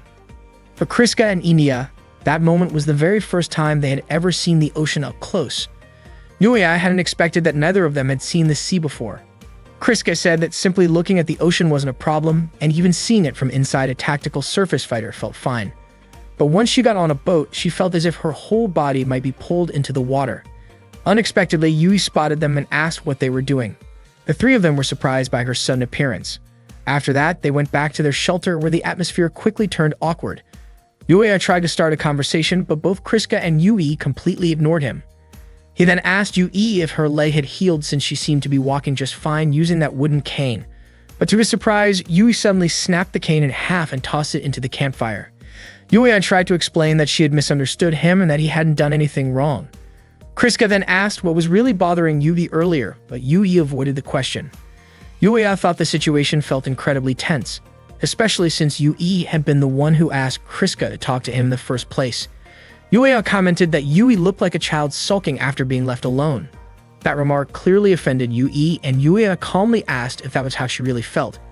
Yui, refusing to be seen as sulking, became defensive, and Kriska quickly asked her to calm down. Kriska admitted that she had talked about many things with Yueya earlier and that it had been a good opportunity for her, something she had been able to do thanks to Yui's advice. She then asked if that wasn't what Yui had intended, but Yui denied it. Yueya asked again what was truly bothering her. He realized that Yui didn't like his attitude, but that wasn't the real issue. Yui said she found it strange that Yueya seemed to get along easily with people who weren't Japanese, while she, being Japanese, could never get that close to him. Yueya tried to respond, but Yui cut the conversation short, saying she was going to sleep first since they'd be taking turns standing guard. Before she lay down, Yueya asked whether Yui actually wanted to get along with him. Yui said that wasn't her intention. Any friendliness she had shown toward him was only to make their mission run more smoothly. She made it clear that she didn't want Yueya to misunderstand her actions. When Yui finally went to sleep, Yueya and Kriska stayed awake to keep watch. During their quiet shift, Yueya realized that for some people, race and duty always came first, just like his father used to think. Hearing this, Kriska guessed that Yui's attitude toward him might have something to do with her own feelings for Japanese people. She then asked whether Yueya's father was Japanese and if he had ever done something hurtful to him. What they didn't know was that Yui hadn't actually fallen asleep. She was silently listening to their conversation. Yueya told Kriska that his father had disappeared before he was even born. He was raised by his mother in his grandfather's house. His grandfather often said that Japanese people were deceitful and cowardly, while his mother had been used and abandoned after she was no longer needed. But his mother always defended the Japanese, saying they were kind, polite, and hardworking. Kriska understood then that Yueya carried deep resentment toward his father for abandoning his mother. Yueya said it wasn't just resentment, he simply thought his father was useless. Kriska admitted she couldn't fully understand his feelings. She had never even known what it meant to respect one's parents. Still, she said that even if Yueya hated his father, he was lucky to have parents at all. Just then, a strong gust of wind blew through the area. It was the airflow from a tactical surface fighter. Emiya and the Argos team had arrived to pick them up. The Argos members playfully teased Yueya, suggesting they should just wait until morning before heading back. Everyone was relieved and happy to see them safe. Yueya smiled at Yui and said he was truly grateful that everyone had made it back alive. Yui smiled back at him in return. The next morning, Yui's face turned bright red as everyone around her stared and even tried to take pictures. She felt deeply embarrassed, trying to cover herself with a bath towel while the crowd cheered. Teresa teasingly asked if Yui was really going to go through with it after coming this far. Fuyub, Lita, and Nailham even encouraged her to just do it. Jersey reminded Yui that she was the one who said she would take responsibility for yesterday's accident. Yui admitted that was true, but said she didn't expect to be ordered to do something so embarrassing.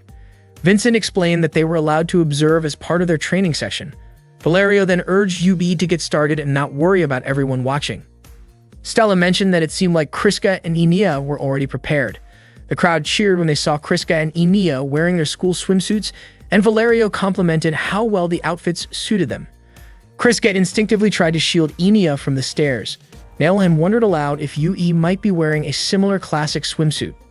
Jersey then asked Yui to begin her photo session. Taking a deep breath, Yui threw aside her towel, and for a brief moment, everyone stood in stunned silence. She felt her face heat up even more and asked if they were satisfied now that they had seen her in a bikini.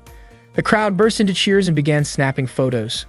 Jersey praised Yui's effort, saying she looked great.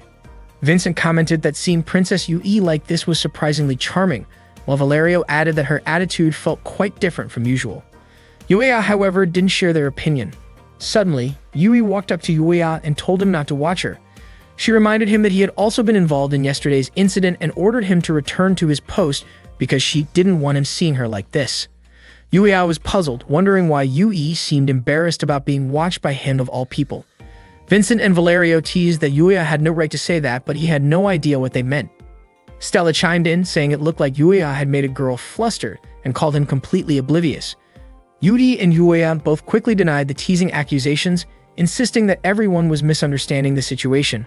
Valerio, still amused, said it seemed like the two of them had simply decided to act as if nothing had happened. Yui and Yuya strongly rejected that idea. Meanwhile, Kriska quietly watched Yui and Yuya's exchange. Seeing this, Enia took Kriska's hand and asked if she also wanted to be friends with Yuya. Kriska firmly replied that she wasn't interested in him at all, but Enia smiled, certain that Kriska actually felt the opposite. On July 11, 2001, the Betha began invading Soviet territory in Kamchatka, specifically around the Milkovsky region. The troops kept firing non-stop at the approaching creatures, but the base commander grew increasingly worried about the situation. Reinforcements hadn't arrived yet, and if things kept going that way, their forces could be wiped out completely. So far, no laser-class Betha had appeared, which meant air support should have been able to handle them. The Betha continued chasing the armored divisions, leaping at the tanks and destroying them one by one. Not long after, tactical surface fighters arrived on the scene and began firing at the incoming swarm. The base captain shouted that the legendary Thunder God Perun had arrived before them, then ordered all troops to regroup and prepare for a coordinated counterattack. The tanks and tactical surface fighters launched their assault together, striking back at the Betha with everything they had. That same day, a United Nations task force was sailing toward Petropavlovsk, Kamchatsky, with about 30 minutes left before docking. It was Yuya's first time visiting the main Soviet base in the Far East. From the deck, he and his teammates looked out at the snow-covered Mount Avachinsky in the distance, surrounded by icy winds that bit into their skin. Valerio couldn't believe they had been sent all the way from the hot Caribbean to a freezing place like Kamchatka. Stella reminded him that it was part of their duty, collecting performance data under different environmental conditions, but Valerio admitted that wasn't what bothered him. What he actually disliked was that in such cold weather, he wouldn't get to see Princess Yui wearing a swimsuit again. Teresa immediately called him an idiot for saying something like that, and Valerio just laughed, saying he wanted to go back to the Caribbean. While the others talked, Yuya suddenly remembered what had happened that night with Yui on the island. Teresa noticed him zoning out and teasingly asked what he was thinking about. Before anyone could continue, a siren suddenly went off. Valerio thought it was an enemy alert, but it turned out to be a tactical surface fighter flying overhead in distress. The machine looked damaged and crashed into the sea, unable to recover. Valerio guessed that maybe its frame had been bent during close combat or something similar. Kriska calmly mentioned that this kind of thing wasn't unusual. Teresa then asked Yuya if he had ever experienced something like that himself, since that was how it felt to be in an actual battlefield. When the ship finally reached the port, the soldiers quickly disembarked. Vincent was busy helping to unload one of the tactical surface fighters when Yuya came over to ask if everything was going smoothly. Vincent said everything was fine, then turned the question back on Yuya, asking how he was doing. Yuya replied that he didn't have much luggage with him. Vincent chuckled, saying that wasn't what he meant. He was talking about Yui. Ever since Yuya had spent the night with her on the island, it seemed like the two of them hadn't been talking much. Yuya looked confused, wondering why Vincent would say that when Kriska had also been there with him. Vincent grinned, saying it seemed like Yuya had gotten a little closer to one of the Scarlet Twins instead. He was clearly teasing him, trying to lighten the mood before what would be Yuya's first real combat test. Not far from them, a group of local teenagers watched curiously from a distance. That evening, Yuya and his team gathered to discuss the upcoming International Joint Combat Trial. The purpose of the operation was to test how well the Type 94 and Active Eagle units performed in real combat conditions, as well as to evaluate a new prototype weapon that had just arrived from Japan. Yui stepped forward to lead the briefing, explaining that the weapon was the Type 99 electromagnetic radiation cannon prototype. She projected an image of the weapon onto the screen, explaining its structure and features. The cannon would be mounted on the Shiranyu Type 2, and although earlier tests of the Shiranyu and the Type 1C had been conducted in Japan, this would be the first live combat test of the Type 2 model.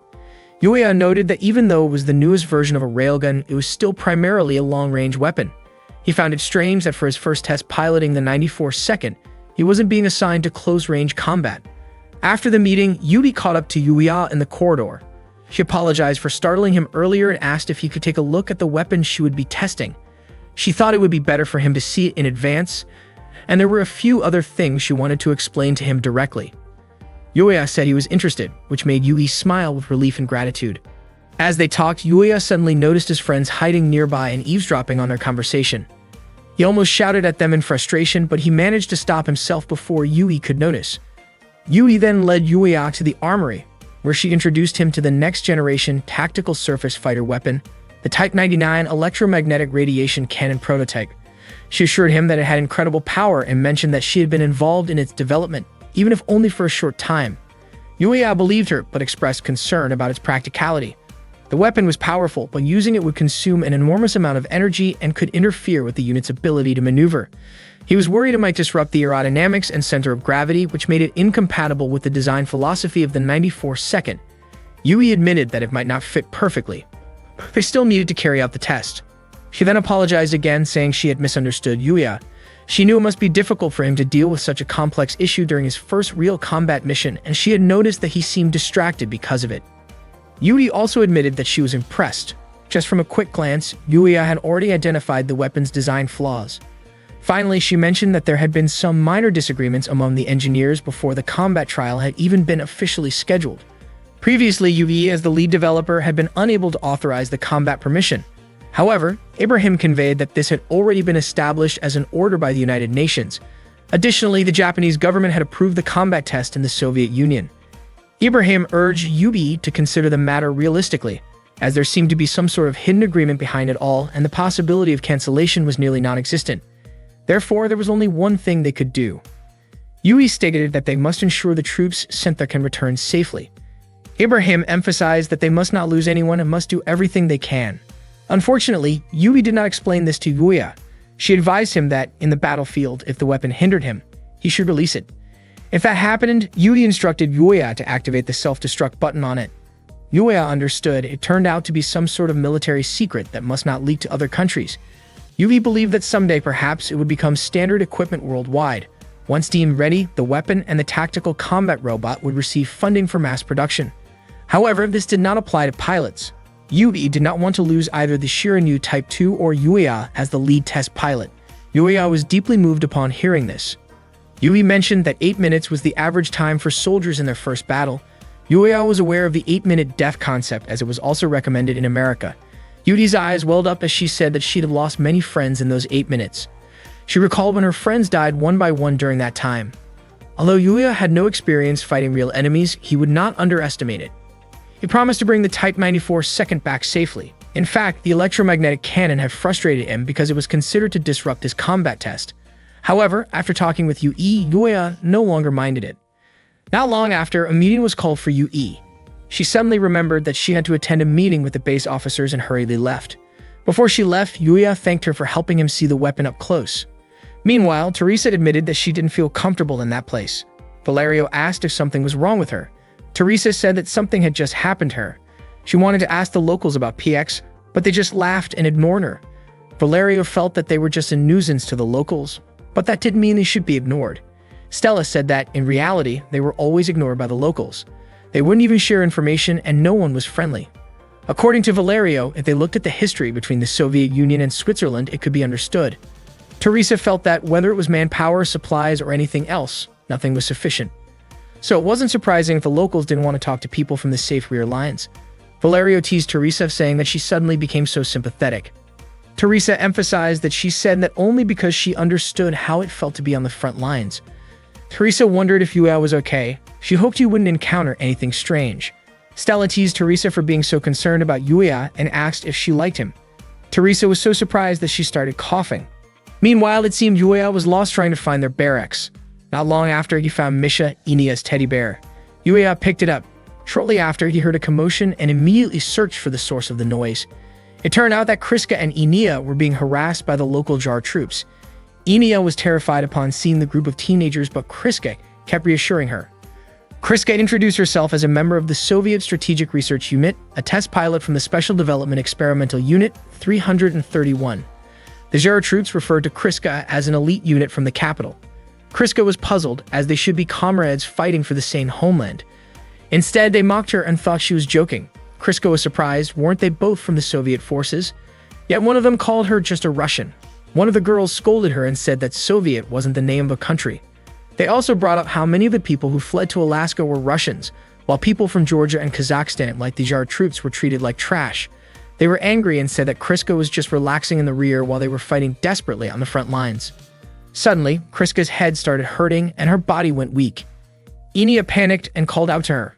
One of the young men grew frustrated. Even though Kriska had not been fighting, yet she had received such an advanced tactical battle robot.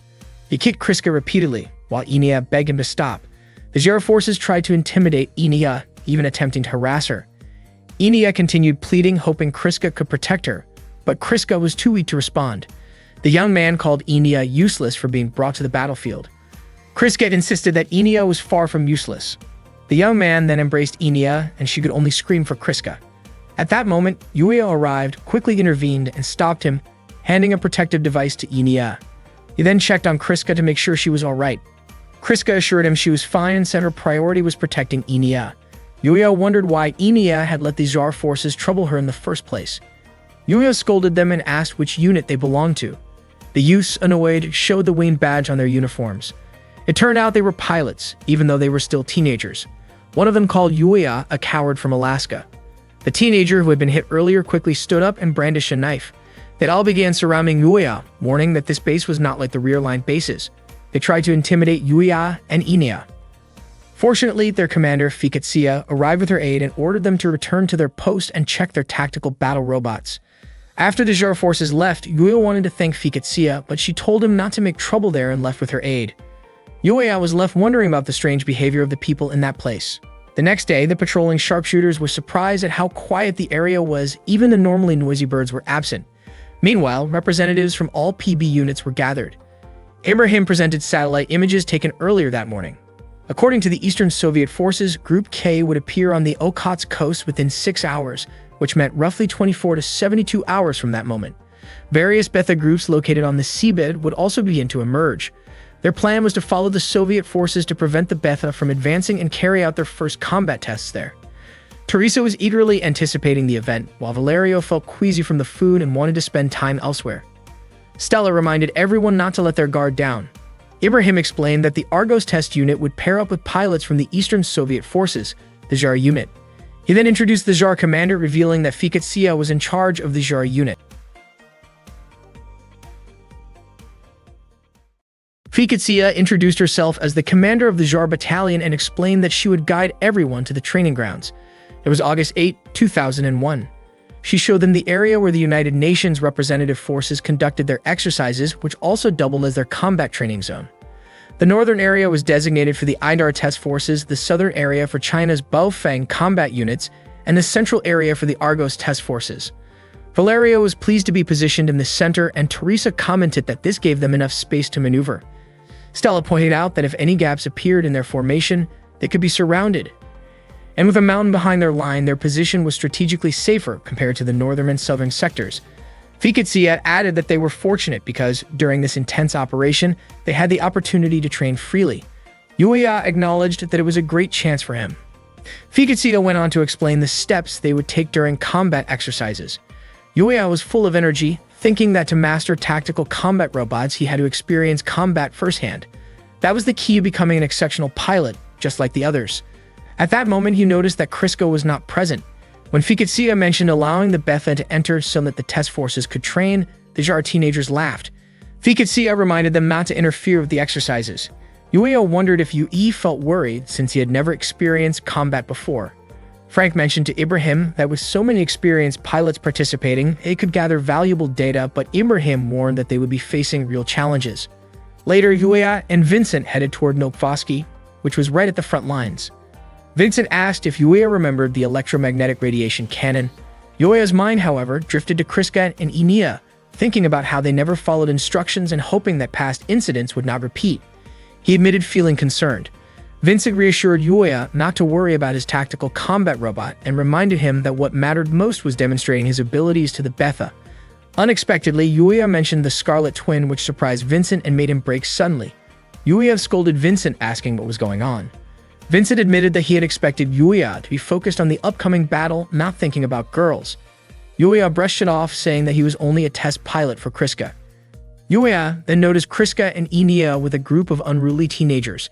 He quickly got out of the car to observe, worried about both girls, but the situation turned out differently than he had feared. Yuya saw Kriska restraining one of the teenagers. She would have let him go if he acknowledged her as a friend, but the teenager refused.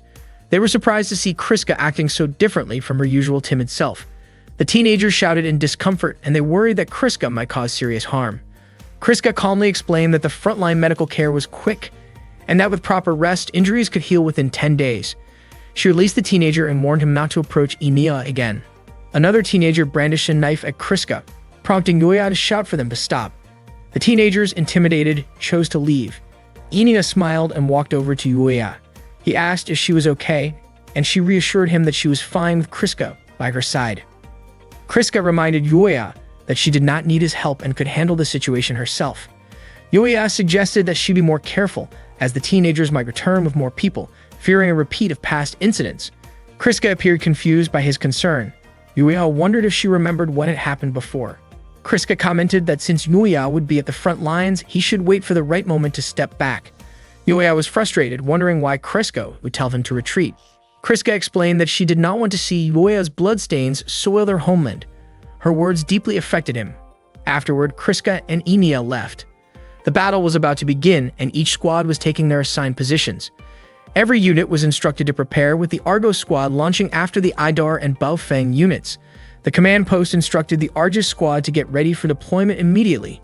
Yuya hoped that his tactical combat robot would cooperate well during the mission. Suddenly, Teresa contacted Yuya, simply checking to make sure he was doing okay. Yuya asked if she was genuinely worried about him. Teresa quickly brushed it off. Stella reminded her that expressing emotions before a joint mission often brought bad luck, and Valerio suggested that Teresa save those feelings until after the mission. At that moment, no enemies had been detected by the warning system. Yuya was concerned about whether Kriska and the others in Zone 1 would be alright. He also wondered why so many things were clouding his mind. Suddenly, the teenage members of the Jar squad laughed mockingly at the other units, making fun of those preparing for their first battle. They were confident that these inexperienced soldiers would not survive the so-called 8-minute death. Yuya deliberately remarked that his comfortable seat made him sleepy and that he would take it easy since it was his first battle. One of the Jar teenagers was clearly annoyed by his response. An alert suddenly announced that Betha units were 4,000 meters ahead. The naval fleet readied their cannons to fire in 37 seconds. Yuya looked visibly panicked. Teresa urged him to stay calm, while Valerio was surprised to see that countdowns always made Yuya nervous, and Stella also tried to reassure him. Yuya realized that he had caused his friends to worry about him. Once the countdown ended, the cannons fired together toward the sea, and some Betha units were already approaching. Yuya had not expected to be in the middle of a real battle. The naval fleet proved insufficient to handle the Betha forces, which continued advancing and overwhelming the shooters. Yui noted that the frontline defenses were still lacking, and if the situation continued, a large number of Betha would break through. Ibrahim asked Jersey why the situation was so different from the mission instructions. Jersey explained that it seemed the naval units had not yet recovered from their defeat in the previous battle. Ibrahim urged Jersey to contact command to cancel the mission, but Jersey insisted there would not be enough troops to leave the battlefield and thought it was the perfect opportunity to test the prototypes. Ibrahim scolded him, warning that this could endanger the soldiers. He then forced Jersey to contact command immediately. Meanwhile, Yui was extremely concerned for Yuya's safety. The Betha forces continued to break through, destroying the shooters, and their numbers kept increasing. Teresa wondered why the Soviet forces were not taking action, knowing that if the situation continued, their shooters would be overwhelmed. Yui immediately contacted the JAR squad, informing them that the shooters needed assistance. Yuya had to raise his voice to get a response because the JAR squad was not answering. Fiketsia then told Yuya not to worry just because the Betha numbers were overwhelming. She instructed the JAR squad to support the shooters and asked the support troops to protect the unprepared guests. Yuya felt frustrated at being called useless by Fiketsia. The JAR squad moved to the front line to aid the shooters. Fiketsia encouraged them to show everyone what a real battle looked like, insisting that she did not care what the guest units did as long as it did not interfere with the JAR squad. Yuya's frustration grew even more. By then, the Betha numbers were massive, with units spaced 150 meters apart, consisting of grappler and destroyer types. Valerio was excited to see the Betha approaching, but Stella urged him to stay calm since their mission was only to escort Yuya. Teresa vowed not to let any Betha get near Yuya. Stella directed Valerio and Teresa to form a circular defensive formation around Argos 1. Yuya, feeling increasingly useless, questioned why he was even there. Meanwhile, Yui pleaded with Jersey to request the mission's cancellation, as the situation was clearly more dangerous than their safety projections allowed. Jersey explained that Soviet pilots were nearby the base, and since there were no laser-class Betha, attacking airstrikes in Kamchatka were still very much feasible. He asked Yui to stay calm. Yui was deeply concerned about the JAR forces at the front lines, but Jersey insisted on letting the Soviet forces make the decisions. He reminded Yui to remain focused on their mission as UN representative troops. Yui admitted that Jersey's points were valid, yet she couldn't shake a strange feeling, hoping it was just a premonition. Earlier, Budimir, the Supreme Soviet commander, had suggested that there was no need to waste explosives and fuel solely to assist UN forces, since if a bomber were downed, someone in the government would have to take responsibility. He also was not worried about losing sniper units or tactical combat robots, as the Soviet forces had highly skilled pilots. Meanwhile, the Scarlet Twin tactical combat robots activated their systems and engaged the Betha in close-quarters combat. The JAR forces continued shooting at the Betha that broke through the lines. Suddenly, one JAR soldier named Jacob fell, and the Betha immediately swarmed him. Jacob screamed in panic, frightening his comrades. Fiketsia reassured the team, convincing them that Jacob would remain safe if they demonstrated the true strength of the JAR forces. At the same time, the Argos units were shooting the Betha from above, while Baofeng units continued to fight them up close. Yuya prepared to fire his electromagnetic cannon, but suddenly he heard the JAR forces blaming him, which had led to a casualty. He felt overwhelming guilt. Shortly after, he noticed enemy reinforcements approaching from the left side of the snipers. He contacted the command post, warning that if left unchecked, the frontline troops could be in serious danger. Yuya requested that the JAR forces be ordered to retreat so he could fire the electromagnetic cannon.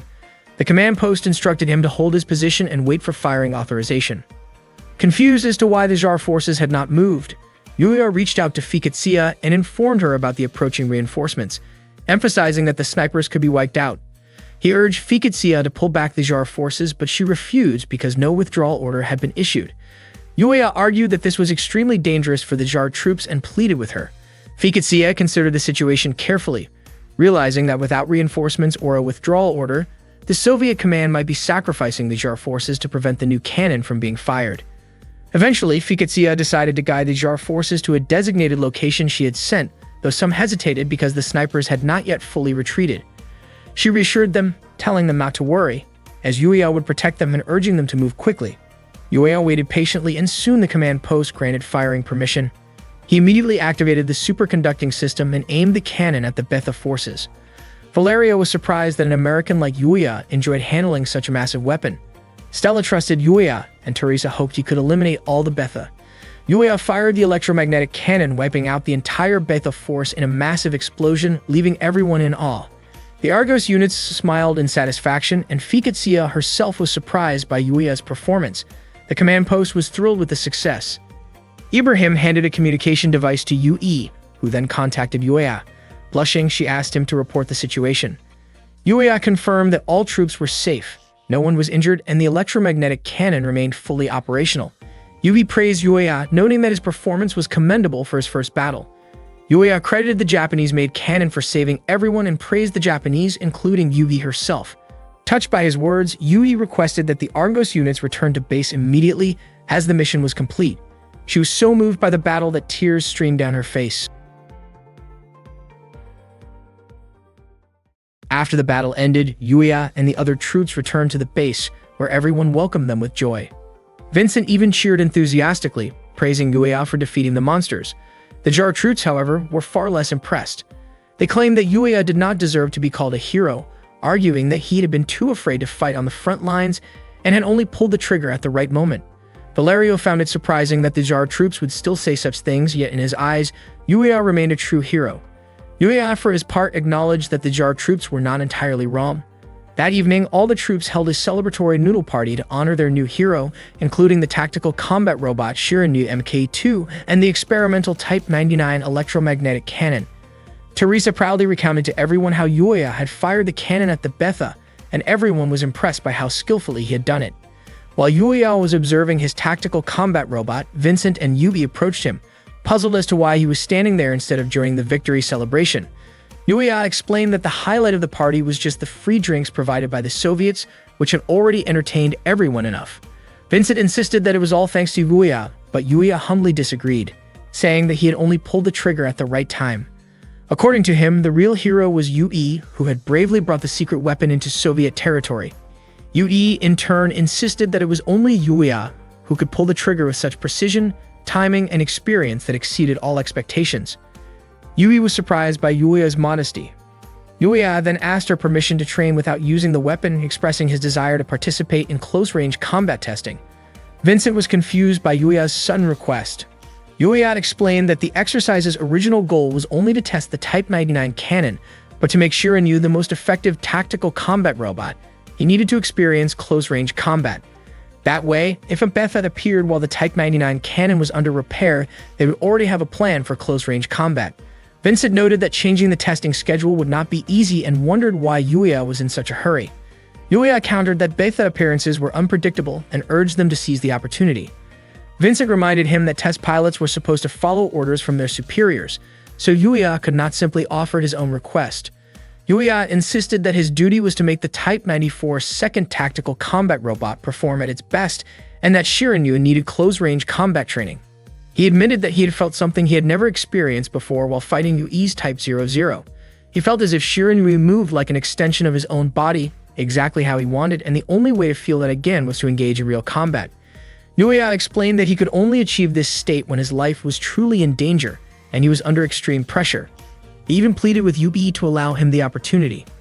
Yuya wanted to make Shiranui a new model of Japanese tactical combat robot, and if he missed this chance, it would remain just an ordinary robot, potentially endangering many pilots, a thought he could not accept. Yubi understood Yuya's determination and spirit, but changing the schedule was difficult. However, because the request came from the lead test pilot, she promised to do her best.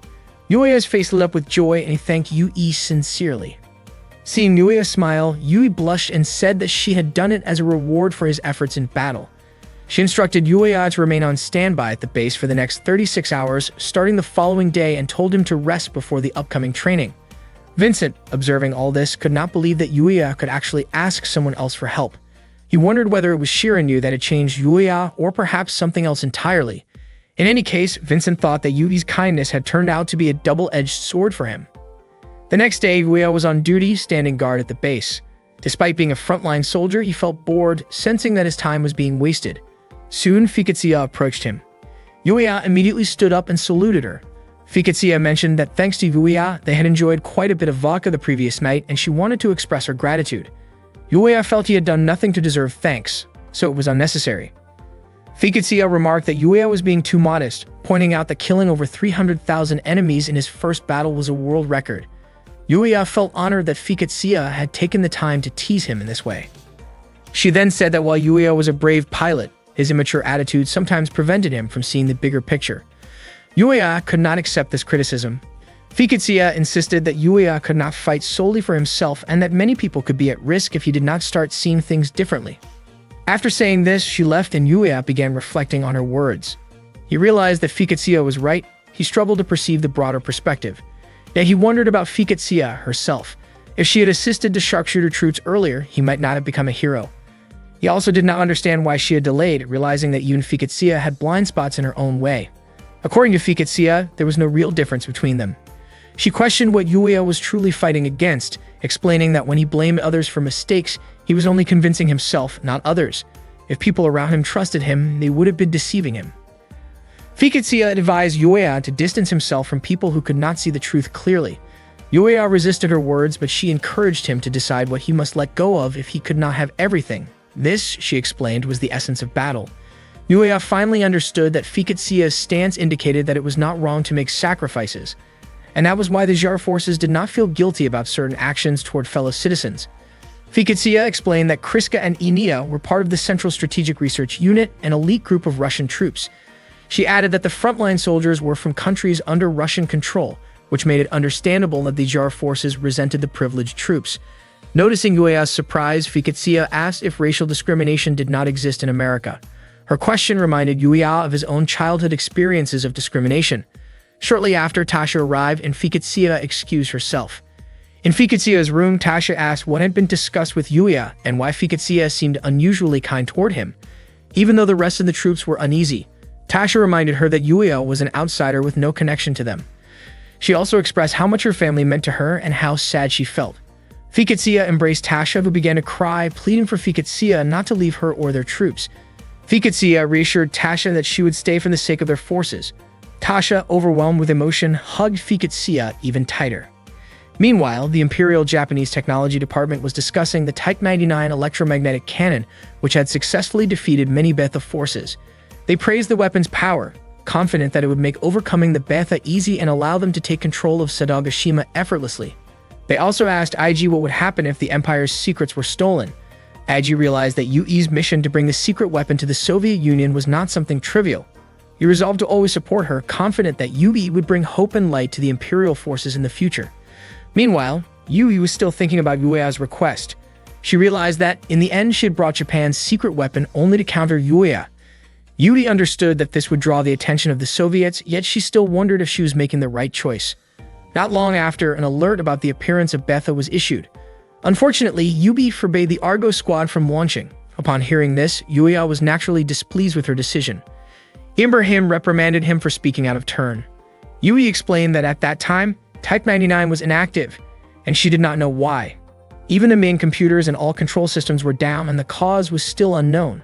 The Imperial Department had decided to send someone familiar with the system, so preparations were being made to send encrypted data to Japan. Essentially, they did not know when they could go online. Frank asked why, if they could not test Type 99, they did not simply speed up the testing plans for other operations, such as close combat drills. Ibrahim agreed with the suggestion. Frank argued that the company could test Active's close combat abilities, and even with Type 94 second, he was confident that there would be no issues trying it on tactical combat robots. Hearing this, Yuya tried to voice his objection, but Ibrahim once again reprimanded him. Jersey suggested using Type 94 purely as a pursuer, and Frank agreed, considering the number of troops participating in the training. He also asked for Type 94 second to be prepared immediately. Ibrahim reminded everyone that Type 94 second was still being configured.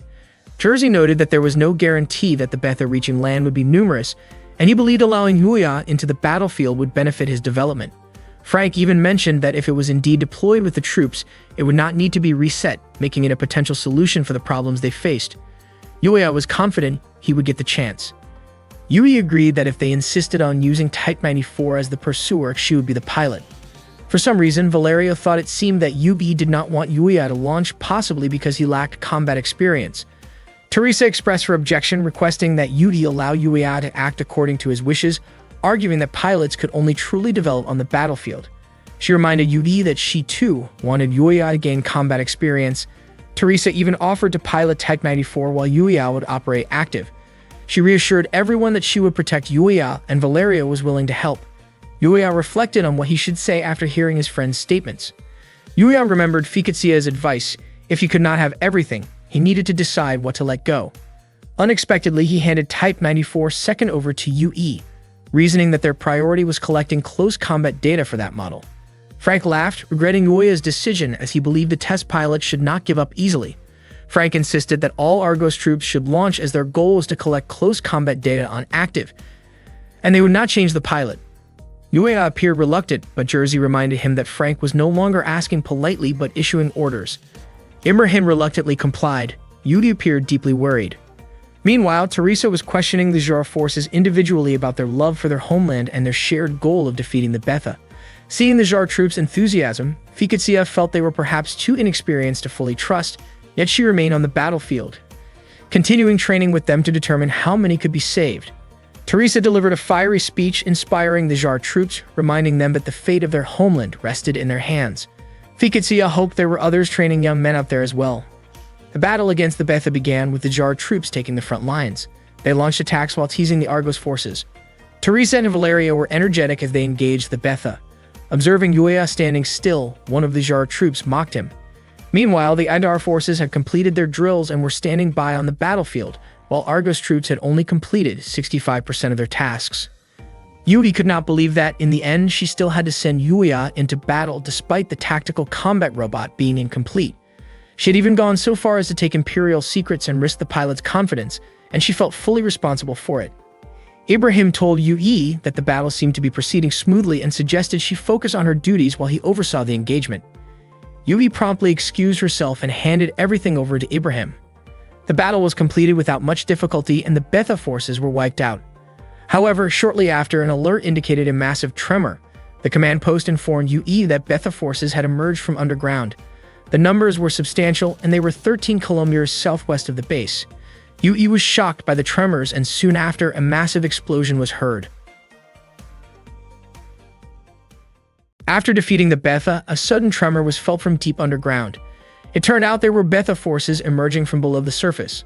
The shaking grew stronger and no one could determine their numbers or the types of units involved. Up to that moment, there were still no signs of any laser-class Betha. Not long after, the communication channel was cut off. Yui couldn't understand why that had happened.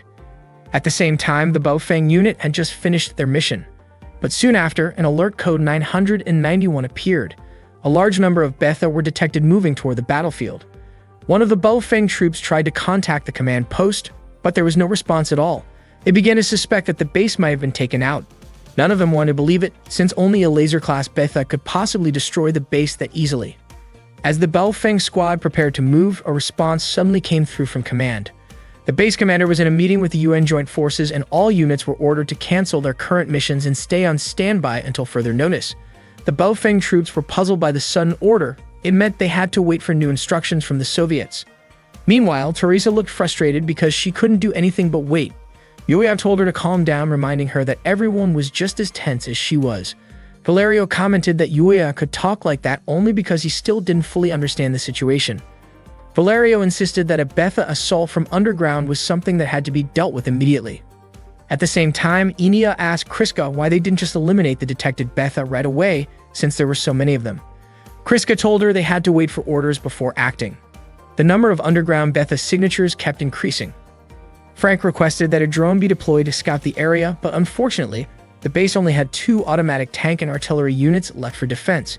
With that many Betha advancing, it would be nearly impossible to stop them. Teresa grew increasingly restless while waiting for a decision from command. Yuya began to worry about the situation.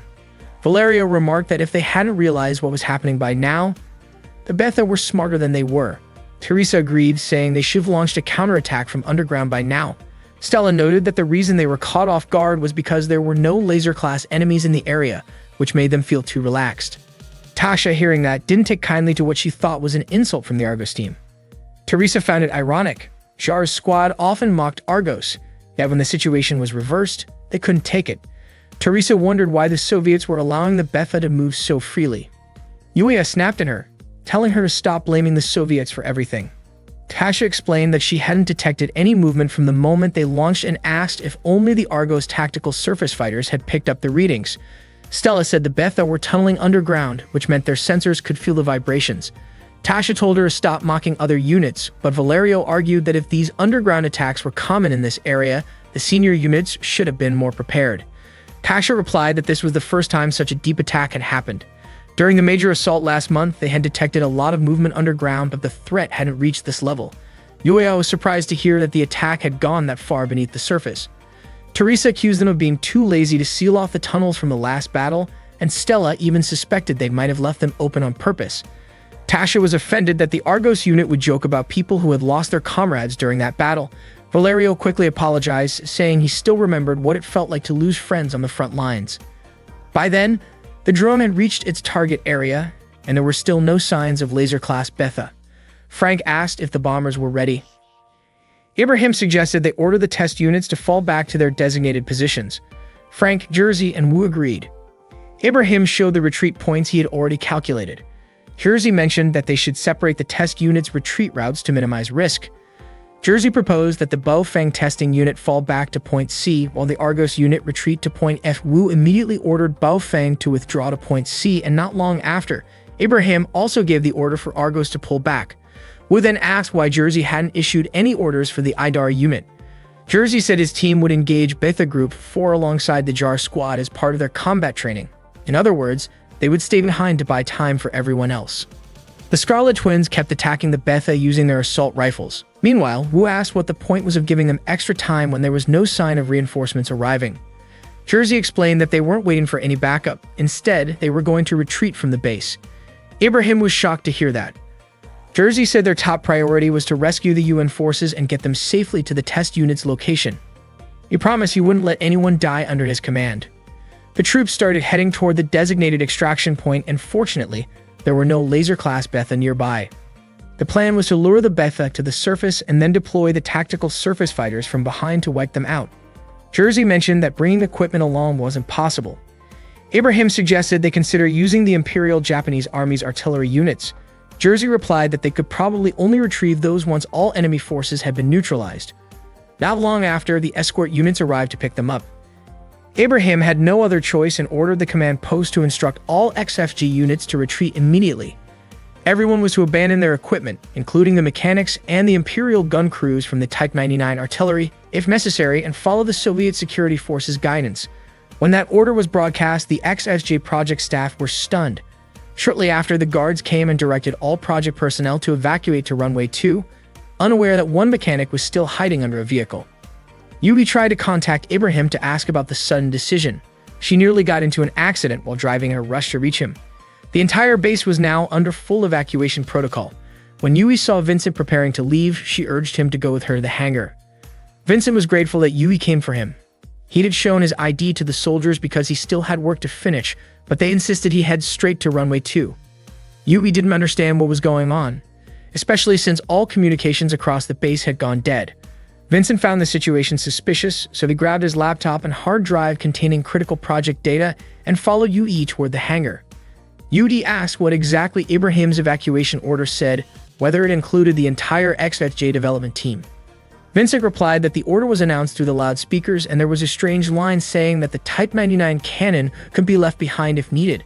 He was sure Ibrahim wouldn't normally make a mistake like that. Yui remembered Ibrahim had once told her the Soviets wanted that weapon. Vincent was surprised that the Soviets might want to keep it for themselves. Yui suspected that was why the Soviets insisted on sending Yuya into the battle. Vincent realized that if the 94th unit was still there, Yuya could have taken the Type 99 cannon with him, and the Soviets were trying to prevent that. According to Yui, the Soviets didn't attempt to seize the weapon by force because they didn't want open conflict with UN troops. Vincent thought the whole mission seemed off, and Yui agreed. It felt like the Soviets had been planning this from the start. Once they reached the hangar, Vincent immediately got out and began securing the data. He told Yui he would meet her once he was done, but Yui stopped him and told him to head to runway 2 right after finishing. Vincent hesitated, but Yui explained that her only option was to destroy the cannon herself. Vincent wanted to help her, saying as the project leader she shouldn't risk her life for something like this. Yui replied that only she knew the destruction code. Vincent asked her to share the code with him instead, but Yui said that even if it didn't make sense, for her as a Japanese person, some things weren't about logic, they were about conviction. Vincent understood, saying that Yui reminded him of Yuya. Then, Yui left in a hurry. Meanwhile, the Beta tremors grew stronger. Budamur asked what their backup plan was, just in case. It turned out the bomber units were already on standby and ready to deploy. Budamur waited to see how Jersey would execute the operation. The number of incoming Beta kept increasing, and the frontline gunners were ordered to hold their ground until all UN personnel had evacuated. As the UN representatives made their way toward runway 2, Ibrahim grew increasingly worried, but Jersey urged him to move quickly and not think about Yui. Yui arrived at the storage area of the Type 99 cannon. Orlov, the leader of the Soviet Guard unit, reported that everyone had been safely evacuated. He urged Yui to leave with them, but she refused, saying there was something she still needed to do. She quickly activated the computer and realized that the Soviet radio channel was still functioning. Unfortunately, when she entered the password for the cannon's self-destruction system, an error message appeared. Yui was certain the Soviets had tampered with it. Moments later, the last helicopter arrived. Orlov urged Yui to hurry. Yui told him she had already activated the automatic detonation system to protect classified information. She explained that the explosion would have a 2-kilometer blast radius, enough to destroy any nearby Betha. She then asked everyone to board the helicopter. Once everyone was inside, Yui suddenly jumped out, saying she had forgotten something. She ran back into the facility and found a man named Yamamoto, who worked on the Type 99 cannon. He had been doing maintenance, which was why the guards had noticed him earlier. Yui told Yamamoto to prepare himself as it was already too late to evacuate. But Yamamoto insisted on staying to make sure the cannon was destroyed. Yui apologized to him, explaining that she had intended to handle the task alone. Yamamoto said the Soviets had interfered with the automatic destruction mechanism and that it now required a master code to fix the error. Without it, the cannon couldn't be detonated. Yui insisted that they had to destroy the cannon no matter what. Meanwhile, Fiketsia contacted the command post to confirm that the latest order wasn't a mistake. Budamer instructed Zhang's unit to advance 5,000 meters from the supply base. Fiketsia double-checked, unwilling to risk her team's lives just to protect an abandoned base because of someone else's blunder. Budamer quickly called her back, assuring that the new order was valid and had been approved by Central Command. Fiketsia apologized, saying that her unit had originally been tasked with guarding guests but was suddenly being sent elsewhere without a clear reason. Budamer told her to return to the underground area, the same one from last month, praising how well she had handled that previous assault. Fiketsia replied that it seemed Budamer hadn't learned from the mistakes of last time, asking why the massive tunnel from the last battle hadn't been sealed off if the damage had been that severe. Budamer pressed her to carry out the order immediately. Fiketsia then passed the command to the Jar unit and told Tasha to come with her to meet the guard forces at the rendezvous point. At the same time, the Argos unit had overheard Fiketsia's conversation with Budamer. Yuya was surprised that his 3 teammates had been eavesdropping and asked what was going on. Teresa had already been checking the tactical surface fighter logs and data links. Stella explained that they accidentally overheard something about a large Betha landing. Valerio guessed that it might be connected to the tank units being heavily attacked. Yuya couldn't believe that such important information wasn't included in their briefing. Stella suspected that one of the Soviets had deliberately kept it from them. Yuya realized it might mean the Soviets had intentionally lured the Betha toward an important base.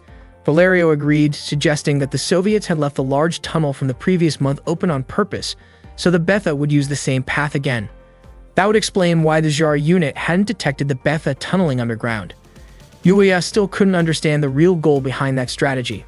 A few moments later, Vincent contacted Yuya to report that the mechanics, staff, and members of the Imperial Guard were with him, while Ibrahim and the other senior officers had evacuated to a different location. Teresa was relieved to hear that, but Vincent added that they had another problem. Yui was still at the base trying to detonate the cannon. Meanwhile, Yui and Yamamoto were still struggling to trigger the explosion.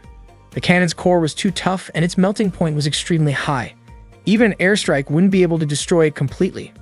They didn't have enough time to dismantle the cannon, and Yamamoto could only work on the electrical systems. Yui tried to think of another solution.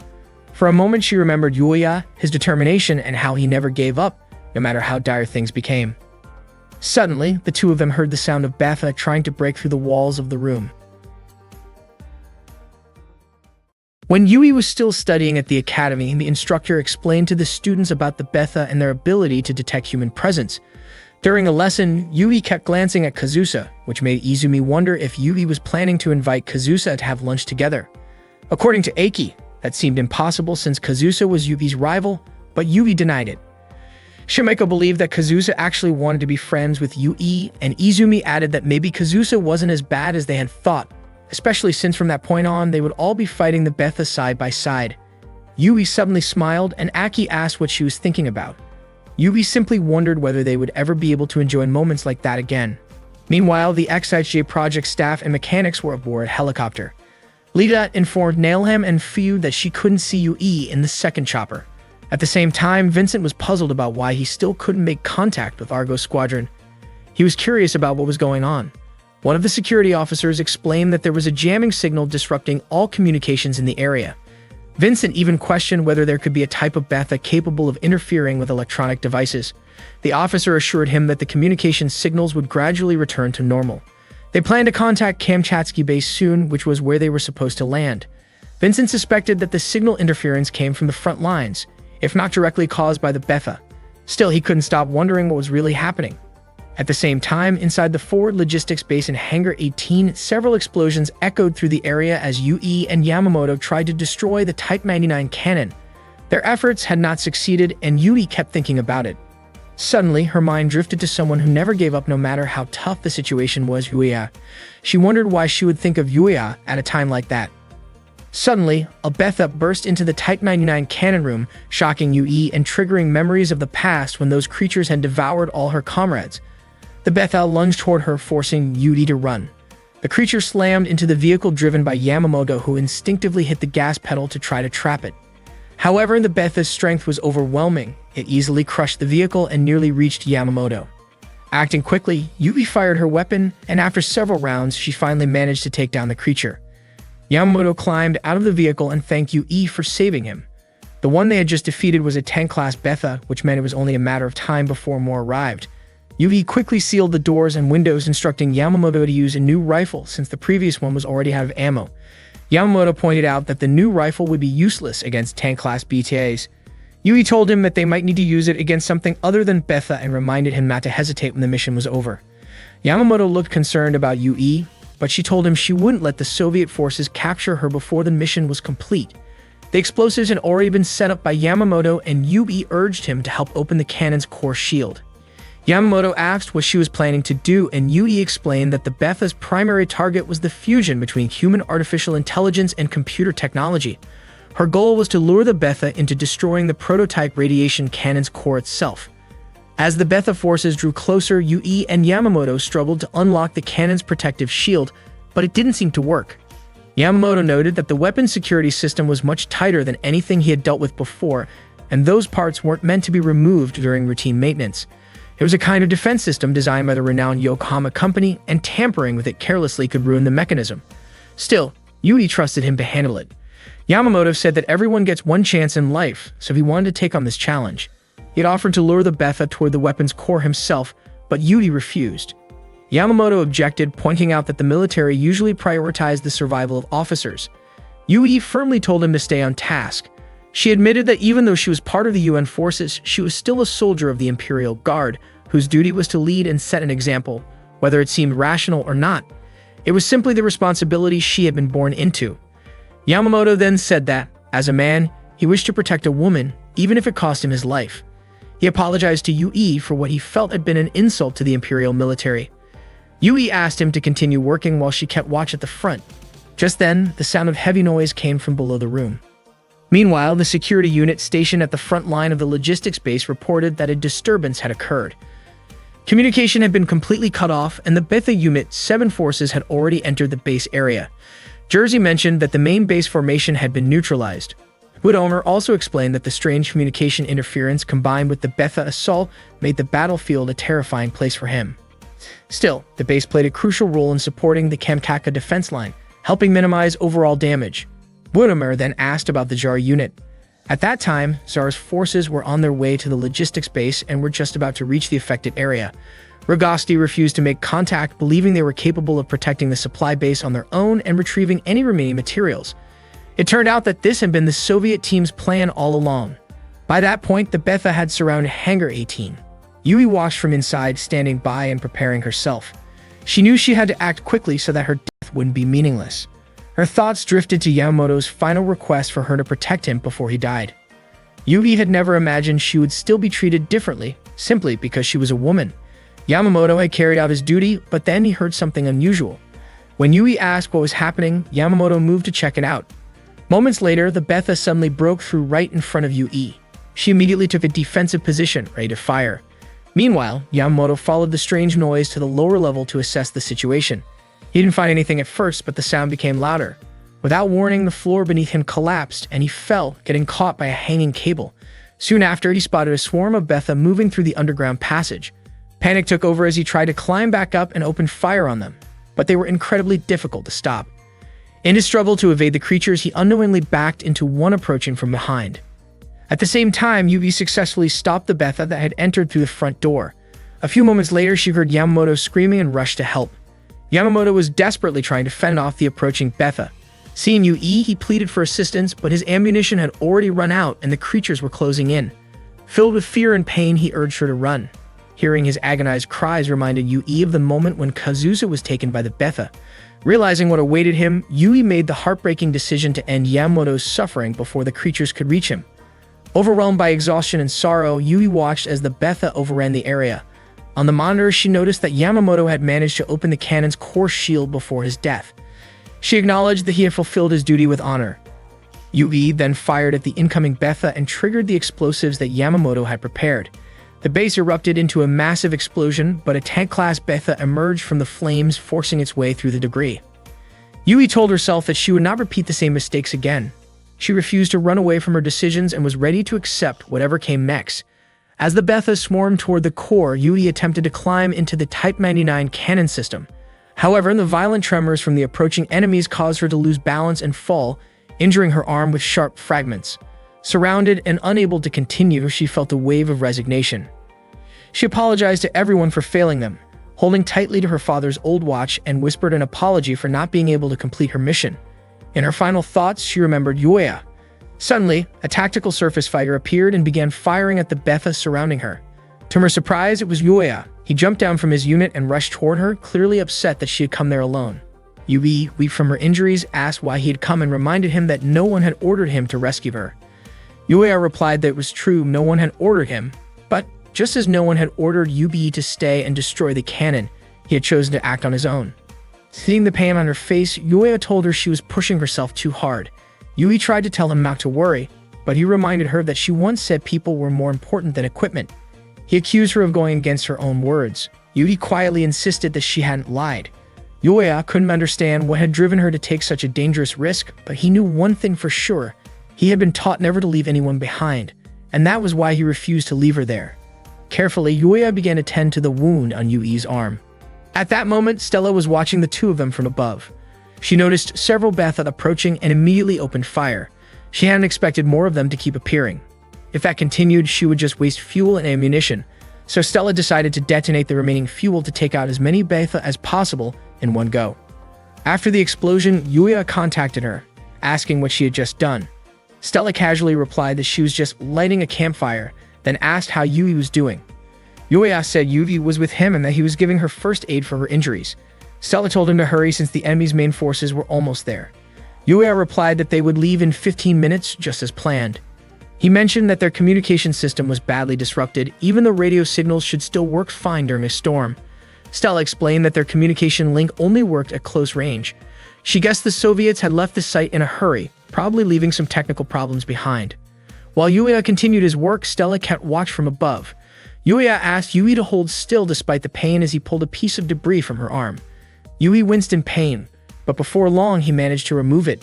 He then cleaned the wound with antiseptic and wrapped it with a bandage. Yuya couldn't help but be impressed by how strong Yui was. Yui asked if Yuya had brought the whole team with him. He told her he was only with Stella because the active units had burned too much fuel during training, so they had only been able to supply weapons and whatever ammunition was left. Yuya found it strange since they were supposed to be the pursuit unit, while the 94 Second and Strike teams were fully equipped. Meanwhile, Teresa asked Valerio whether Yuya had managed to find Yui safely. Valerio wasn't sure. He couldn't reach Yuya at all.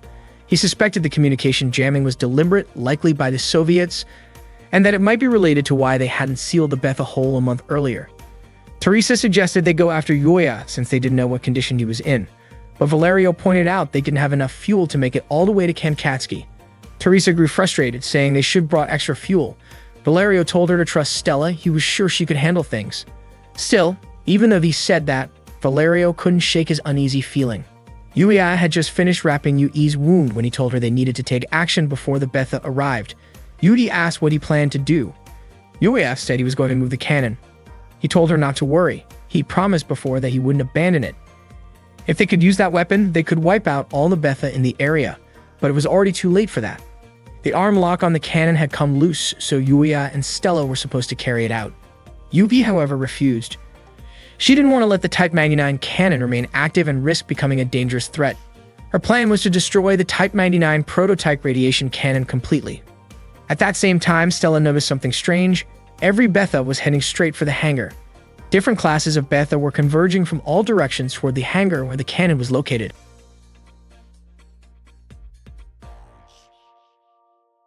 On May 26, 2000, the Betha forces began advancing toward Japanese territory. Yui and her troops fought relentlessly to stop them. She was determined not to let any of the Betha escape alive from Japan.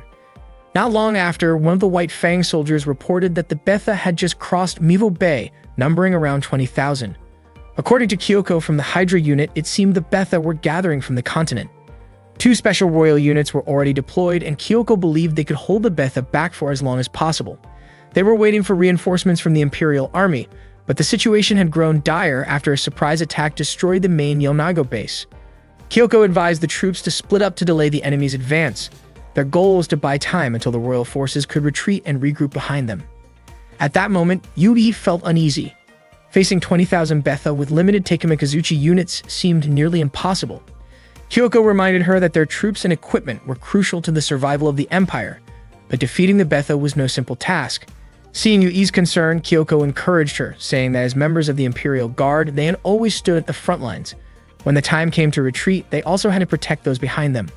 Yui was deeply saddened by this, but Kyoko explained that there was no other way. If they failed, the forces in Izumo would also be overrun, and all the trainees stationed there would be lost. Yui understood, yet she urged everyone to show the pride of the Imperial forces and keep fighting until reinforcements arrived. They continued firing at the Betha swarming toward them, but the overwhelming number of enemies made it hard to hold their ground. While Kyoko was aiming her shots, she was suddenly struck down by a brutal Betha attack. The sight left Yui shaken and heartbroken. She closed her eyes for a brief moment, mourning in silence. A White Fang member quickly reminded her that about 3,000 Betha were moving northwest. Soon the creatures came into view. Filled with anger and grief, Yui called them vile beings and swore not to let any of them escape. Rallying her troops, she led a fierce counterattack against the enemy. Later, after Yui's arm had been bandaged, she told Yuya that her real plan was to destroy the Type 99 prototype radiation cannon on site. Stella couldn't understand why all the Betha were gathering around the Type 99 cannon's location. Various classes of Betha began advancing toward the hangar where the cannon was stored. Yui entered her tactical surface fighter and instructed Yuya to aim for the cannon's core module located between the trigger guard and the cooling unit. Yuya asked if she was sure about that plan. Yui told him not to question it, and Yuya nodded even though he had promised to return safely with both the 94th unit and the Type 99 cannon intact. When Yuya fired, the shot missed slightly, only damaging part of the cannon's core. He then retrieved the remaining piece and asked Yui if she still intended to abandon it despite its smaller size. Yui began to suspect that Yuya had done it intentionally. She couldn't believe he would miss a shot from such close range. Yuya admitted with a smile that it was his gift to her for everything she had endured. He asked her to start calling him by his first name instead of his family name. Yui blushed, surprised that he knew she had already said his name earlier. It turned out that Yuya's microphone had an external pickup, so he had heard her when she spoke softly to herself, relieved that he was still alive. Yui's face turned bright red from embarrassment. Yuya told her she could call him by his name if she wanted to. He acknowledged her skill and courage, saying they had gone through a lot together. To him, using first names wasn't strange at all. They were teammates who shared the same goal. Not long after, Stella urgently reported that the Betha were approaching their position. Meanwhile, at the logistics base, the troops were shocked to see the Betha changing their attack pattern. They suspected something there had drawn the enemy's attention. The formation was new, one that didn't exist in the database. All the Betha were heading toward Base D-04 in the hangar area. At that moment, Jersey told Budimir that he doubted the Jar unit could handle the situation alone and insisted they send reinforcements. He also received word that one of the Imperial soldiers was still there, accompanied by 2 XFJ tactical surface fighters trying to rescue her. Jersey believed the test unit should retrieve both the soldier and the cannon. However, Budimir ordered instead that the bomber squad prepare to eliminate both the Betha and the base, leaving nothing behind. Jersey objected, pointing out that doing so would mean losing the cannon as well. Budimir replied that Jersey's plan had already failed and warned him to let it go, otherwise his ambition could cost him his life. Jersey protested, asking if all their sacrifices for this mission would be for nothing. Budimir questioned whether Jersey was trying to challenge his authority. Jersey denied it, saying he only wanted to order the Jar unit to save the Imperial soldier and the XFJ project units. Budimir refused and instead commanded the Jar forces to withdraw. Meanwhile, Yuya kept firing at the approaching Betha, but their counterattack managed to damage the arm of his Shiranyu tactical surface fighter. He was deeply worried about the cannon's core module. At the same time, Yui's condition grew worse from the impact earlier. Without her pilot's suit, Yuya wouldn't have been able to keep fighting the Betha at all. Yuya quickly pulled back from the swarm, contacting Stella and urging her to retreat with him. However, she still hadn't responded. He tried to move out of the area, but more Betha suddenly appeared, surrounding him from every direction. Yudi's body was weakening fast, and Yuya took off to gain distance from the enemy. Unexpectedly, his tactical surface fighter collided with a massive Betha and was sent crashing down. The creature was a fortress class, equipped with a whip-like appendage, the very weapon that had dragged Yuya's unit out of the air. Yui urged Yuya to retreat immediately. The 94th unit couldn't take on a fortress class, so they needed to escape as soon as possible. As the enormous Betha moved closer, Stella suddenly contacted Yuya, telling him to fall back. She opened fire on the fortress class, managing to bring it down. Stella landed nearby and approached the fallen Betha. Yuya thanked her sincerely for saving him. Stella told him to take Yui and get out while she held off the rest of the Betha, but Yuya refused. He insisted that Stella should take Yui instead. His own tactical surface fighter was heavily damaged, and he warned that attempting any high-speed jump might cause it to break apart completely. Yui disagreed with his decision, but Yuya told Stella to move quickly, believing Yui would be safer with her. Yui transferred to Stella's unit right away. Before they parted, Yuya told her to be careful. He apologized and promised to deliver the prototype Type 99 radiation cannon safely, even if you might not return with it intact. Just before leaving with her face slightly flushed, Yui asked Yuya to call her by her real name. Unfortunately, her voice was too soft and Yuya couldn't hear her clearly. He asked her to say it louder, and Yui shouted that if he wanted her forgiveness, he had to bring back the Shirinu second. Stella smiled quietly as she watched their exchange. Meanwhile, a helicopter carrying Vincent and the others landed nearby. Vincent immediately rushed out, and Lita asked where he was going. He explained that he was heading to the United Nations main base to find out what was happening at the logistics site. Ibrahim approached him, and Vincent asked about the situation. Ibrahim said he had tried to gather information about the incident, but unfortunately, he couldn't confirm whether Yuya and Yui were safe. He suspected that the Soviets might be carrying out their own plan, but he wasn't sure if it was meant to help Yuya and Yui. The Soviets refused to share any details with the UN and hadn't responded to their requests. Vincent was puzzled by why they remained silent even in such an emergency. Ibrahim then reported that a large number of bombers had been detected within the no-fly zone, about 20 kilometers from the base. Vincent immediately felt that something wasn't right. At that moment, the bomber squadron was preparing to launch, with their mission set to begin in 15 minutes. Meanwhile, Yuya and Stella worked together to eliminate the Betha blocking their way. Stella couldn't use the launch system because Yui wasn't wearing her pilot's suit. The number of Betha was overwhelming, but the area near the runway was relatively clear, their last chance to escape. Stella suggested using the runway to save fuel and perform a long jump once they gained enough speed. That way, they could break through the enemy's formation. Yuya told her not to worry about him. They just needed to reach the hills and avoid fighting as much as possible. The situation seemed stable, and they began their countdown to take off. Stella and Yuya launched forward, but unexpectedly, Yuya fell behind. Stella soon realized that his jump unit was more damaged than they had thought. The booster system failed right when he needed it most. At that moment, the Betha forces began closing in from the front. If Stella tried to evade, she wouldn't have enough distance to take off properly, so she figured she might have to use her rocket boosters right then and there. Suddenly, Yuya opened fire on the Betha in front of her. Stella called him amazing, noticing that he was aiming for the creature's legs to save ammunition. Yui then asked Stella what was going on with Yuya. As the number of Betha kept increasing, Yuya urged Stella to leave immediately. Stella didn't expect him to sound that determined. Yui asked where Yuya's tactical surface fighter, Shiranui, was positioned. After thinking for a moment, Stella decided to trust Yuya's judgment and followed his command to take off. Yui, however, couldn't help but worry deeply about him. Before leaving, Stella handed Yui a mechanical communication device. When Yui put it on, she was shocked by what she saw. Yuya had run out of ammunition and had discarded his firearm. He drew his sword instead, preparing to fight the Betha in close combat. Yuya took down one Betha after another, moving with determination. Suddenly, one of the creatures struck his tactical surface fighter, sending it crashing down. Yui was horrified, wondering why Yuya was still on the ground despite being surrounded by so many enemies. She noticed the severe damage to Shiranui and, overwhelmed with emotion, begged Stella to rescue him. Yui realized she was once again trapped in a situation where she could do nothing but watch, just like before, and she had promised herself she wouldn't cry again while witnessing her comrades fall. Meanwhile, Stella flew toward a nearby hill. Even though there were no signs of large-class Betha in that area, she lowered her altitude cautiously. Tears streamed down Yui's face as she kept calling out Yuya's name. Yuya, still fighting alone, refused to give up. To him, the battle was far from over. He charged forward, determined to wipe out the Betha swarming toward him. He thrust his sword straight into one of the creatures, managing to bring it down. But in the process, Shiranu's arm and sword were damaged and detached. The machine had suffered severe structural failures. Yuya thought to himself that if he returned in that condition, Vincent would definitely scold him for it. As more Betha forces appeared, he realized they had been chasing him farther than he had expected. The creatures closed in rapidly, and at that moment, the Shiranu's system automatically issued an eject immediately warning. But Yuya rejected the command. He had promised Yui that he would bring Shiranu back, no matter what. With renewed determination, he gripped the controls tighter and pushed forward once more, Yuya and Shiranu standing together, ready to keep fighting. Yuya was determined to keep fighting against the Betha. At that moment, the tactical surface fighter Shiranu he was piloting suffered an engine failure, causing it to crash and become immobile.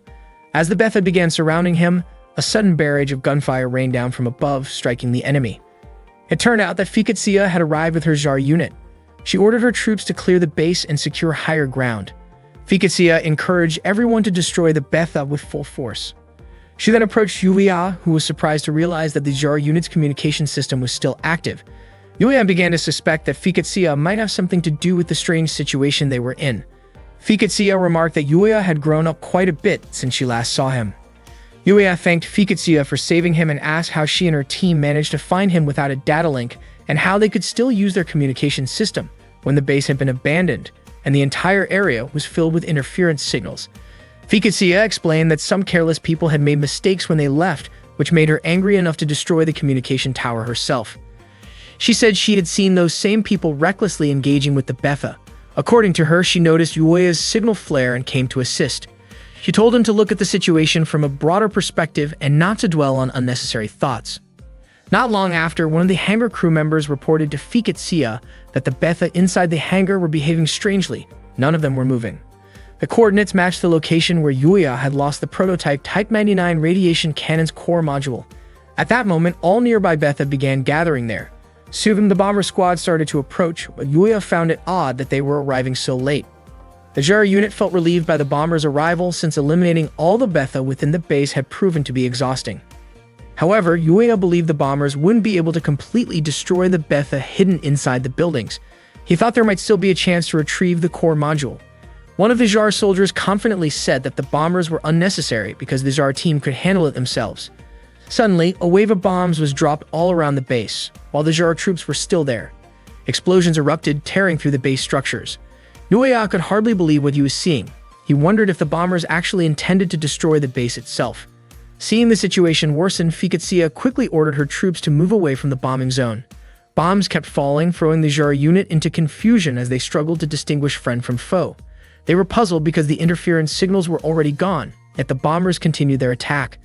One of the bombs struck a Zhar soldier named Nikolai. His teammate was furious and wanted to fire back at the bombers, but Tasha stopped him, reminding him that such an action would get their entire battalion punished. Just then, an alert came through. Laser-class Betha had appeared. The bombers were immediately destroyed by the laser beams. One of the Zhar soldiers was also taken down after flying too high, and Tasha screamed in shock and grief. Fiketsia was completely baffled by what was happening. The bomber squad had been completely wiped out by the laser-class Betha, and no one knew how many of them there actually were. Budimir was stunned to see the bombers destroyed and frustrated that the laser-class Betha only appeared near the end of the battle. Jersey offered several theories. The laser-class Betha's bodies might be filled with an energy that couldn't be produced by a young hive, or perhaps they simply didn't have the right body type to cross water earlier.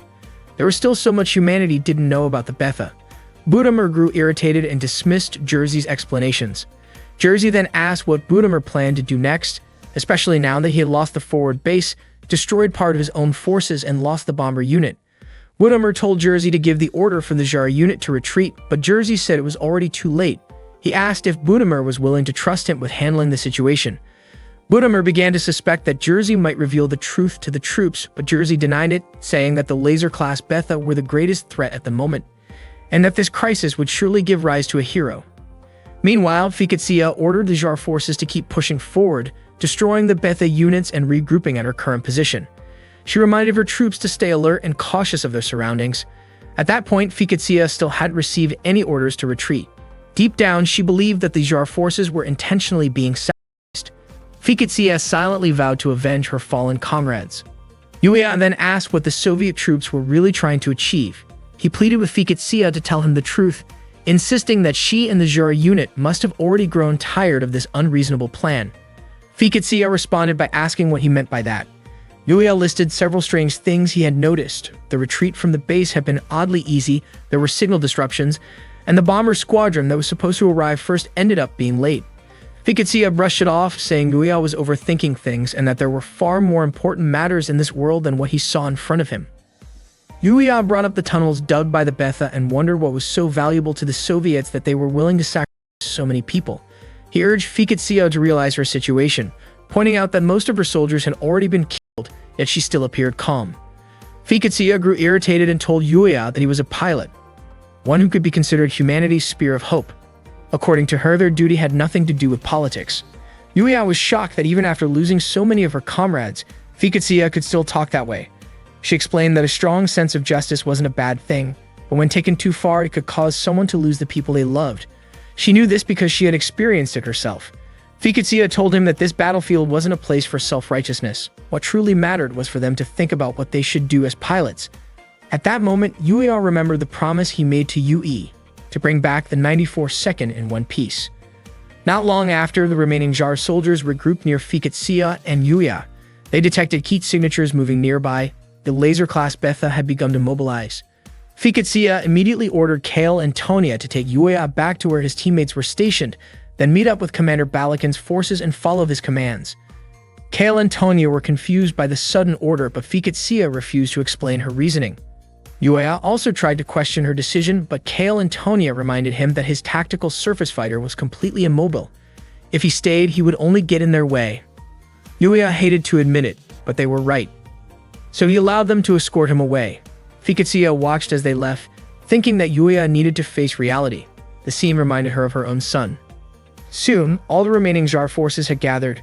Fiketsia knew it was time for her to fulfill her duty as a pilot. She gave her troops clear instructions.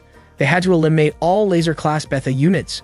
If those weren't destroyed, the entire eastern defense line would collapse.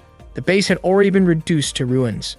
Fiketsia firmly believed that the Zhar forces were the only ones capable of taking down the laser-class Betha. She reasoned that the Betha wouldn't attack their own kind, so the Zhar soldiers could use the surrounding Betha as cover to get closer, then strike from the sides.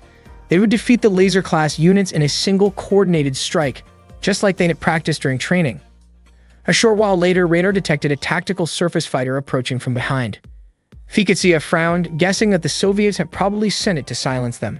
She called it foolish. Their priority should have been to eliminate the laser-class Betha, not to target their own people. She couldn't believe the Soviets had the nerve to send one unit against an entire battalion. Fiketsia informed her troops that she would cover them from the rear line and instructed Tasha to lead the Zhar forces in Arrowhead Formation 1.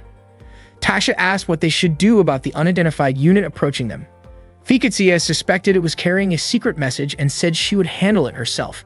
She ordered the rest of the Zhar forces to proceed with the mission and destroy the laser-class Betha immediately. Tasha then led her formation forward, reminding everyone to keep an eye on their altitude as they advanced. Meanwhile, Fiketsia waited calmly, watching as the unknown tactical surface fighter drew closer to her position. Meanwhile, Kiel and Tonya had taken Yuya away from the battlefield. Yuya was deeply grateful to them for saving his life. Tonya admitted that she was just following her commander's orders. After that, she and Kiel got ready to regroup with the rest of the Zhar unit.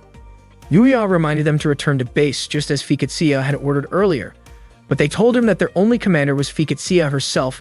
They weren't fighting to protect the Soviets. They only wanted to protect the Zhar troops, who had become like family to them. Tonya wished that Yuya would stay alive long enough to meet his friends again. Then Kiel and Tonya flew off, leaving Yuya behind. Yuya immediately got moving, hoping that the Shirinu could hold out until he made it back to base. At the same time, Fiketsia flew toward the direction where the unidentified tactical surface fighter had been detected. She was puzzled that the unit approached without firing. It was clear to her that the pilot wanted to engage in close combat. As she cut through the Betha forces in her path, she couldn't help but feel astonished at how ruthless the Soviet forces had become. Moments later, a transmission came through. Someone apologized for interrupting her. Fiketsia didn't know who the person was, but if they were trying to distract her, she calmly stated that her focus was far stronger than they might think. The voice told her to fight seriously. Otherwise, she might soon be joining her late husband. Fiketsia took cover, and before long, the mysterious tactical surface fighter launched an attack on her position. Elsewhere, Lida, Phoebe, and Nailham were stationed at the northern UN airbase. They were worried about Yuya, who still had returned. None of them had ever experienced such chaos before. Stella had already made it back and reunited with her team. She explained that Yuya had done everything he could with the damaged tactical surface fighter to save both her and Yui. Stella said she still believed in miracles, though it seemed nearly impossible at that moment. Vincent felt guilty, but Valerio told him not to overthink it. After all, both he and Yuya had risked their lives trying to save Yui. Valerio said they could hold their heads high when telling others about how Yuya lived. Ibrahim then approached them. Teresa looked downhearted as she mentioned that Yuya hadn't come back yet. Ibrahim informed everyone that a message had come in. Laser-class Betha units had been detected nearby. The human forces decided to withdraw all test pilots immediately, while the Soviet side ordered them to completely evacuate the area. Teresa realized their presence was becoming a burden to the Soviets, but she still couldn't leave because Yuya was missing. Yui stood off to the side, quiet and distant. Everyone understood how heavy it must have felt for her. As the leader of the XIG project, Yui knew she couldn't keep focusing only on what she personally wanted. Still, her heart sank every time she thought about Yuya. Then she suddenly heard the familiar footsteps of the Shiranu's tactical surface fighter. When they looked toward the sound, they were stunned. It was Yuya. He had finally made it back. Yui felt an overwhelming sense of relief. On August 28, 2001, during a joint ceremony between Japan and the United States, the second phase XFG-01, a Shiranyu's second tactical surface fighter, was officially launched. The audience erupted in applause as the machine was unveiled. Vincent asked Yuya what he thought about the second birth of the Shiranyu. Yuya called it beautiful, something Vincent hadn't expected to hear from him, especially about a Japanese-made tactical surface fighter. Yuya admitted that up until now he had acted like someone who didn't really understand himself, but through everything that had happened, he had learned so much about who he was. Vincent wondered aloud if Fiketsia had been the one to teach him those lessons. The Zero forces had defeated the laser-class Betha after helping Yuya escape. Once they were done, they eliminated the remaining Betha in the area. The eastern region stayed intact, and the Soviet government awarded the entire Tsar unit the title of Heroes of the Motherland. Yuya finally realized that Fiketsia had been right all along. He had been acting like a spoiled kid, unaware of how many people had risked their lives to protect him. He had only focused on what felt easy to him. From that moment on, Yuya made a silent promise. Someday, he would fight to protect someone else. One day at the Nellis Air Force Base in the United States, 3 American soldiers were refueling their aircraft, preparing to head to Alaska. Leon wondered why they didn't just take off from there instead. Sharon explained that if they departed directly from Nellis, they would have to stop for refueling several times along the way. Yukon was in Alaska, far to the north, but Leon didn't really care how far that Soviet base was. Sharon mentioned that she had heard about an American pilot who caused some commotion at a United Nations base. That pilot was said to have set a new record for eliminating Betha during his very first deployment. Leon wasn't particularly interested in the story. All he cared about was wiping out the enemy completely.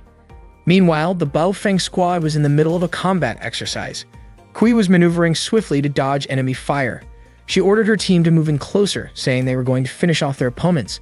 Leading the formation herself, Kui charged forward, using her sword to take down the targets. She continued to chase after them, trying to lure them into a trap. When the enemies tried to escape by flying upward, Kui launched herself into the air using her rocket boosters to pursue them. The other UN representative teams were watching the mock battle through monitors. Valerio and the others were impressed by Kui's movements, but Teresa didn't share their enthusiasm. She thought the rocket maneuver was a reckless idea. Stella agreed, saying Kui's unpredictable flying made it hard for the other pilots to maintain formation.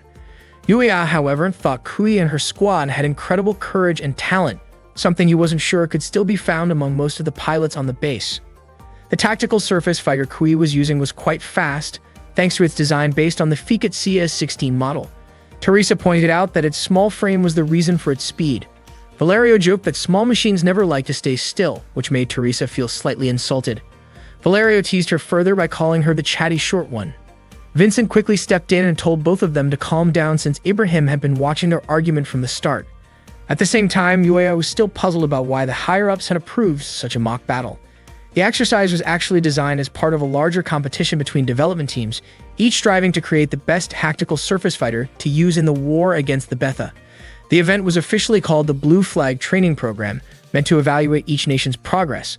Yuya suspected that the tournament was merely an excuse for the teams to fight each other. He began to understand what Fukatsua had once told him. His role was simply to complete the Shiranui project. Yuya couldn't see how fighting between machines would benefit humanity. He didn't believe it was right to delay crucial research and development just because of a competition. He was sure Yui felt the same way. While Yuya was lost in thought, Valerio started teasing him. Vincent joked that Yuya must have been thinking about Yui, saying it looked like love at first sight. Vincent even mentioned that something had felt different between Yuya and Yui ever since they returned from Russia. Surprised, Yuya denied it, insisting that there was nothing like that between them. His friends were shocked when they noticed he had referred to Yui by her first name, something unusual in a military setting. Vincent playfully announced it to everyone, causing Yui's face to turn red with embarrassment. Seeing the commotion, Ibrahim immediately told them all to quiet down. Later, Yui contacted AG for a report. AG informed her that the XSG project had received poor evaluations and was being cancelled. However, he explained that the Type 99 cannon had already provided valuable intelligence about their enemy's capabilities. The new core module for the weapon would arrive in 2 days, and AG was confident the Soviets wouldn't have enough time to analyze it. Yui, still curious, wondered what the Soviets were truly after. She apologized, feeling responsible for the setback since she had insisted on retrieving the weapon in the first place. AG assured her that there had likely been nationalist factions from the start, aiming to establish their own power. He told Yui to stay focused as the Blue Flag tournament had already been decided. Yui acknowledged that, just like Yuya, she wasn't planning to give up. She said they should prove the results of the Blue Flag training and show everyone that the XFG project was the best choice for the Empire. AG chuckled, saying it sounded like Yui had made a mistake and was now determined not to repeat it. Then he asked if there was someone she liked at the base. Yui quickly denied it, saying she was too focused on her duties to think about such things. Eiji laughed again, teasing that Yui had inherited her father's strong will and stubborn nature. Yui couldn't understand why Eiji said something like that. In that kind of situation, she clearly didn't have any time to fall in love with anyone. As she walked down the hallway, Yui suddenly thought about Yuya, and her face turned red without her realizing it. Just then, Stella appeared and asked if Yui was okay. Yui quickly assured her that she was fine.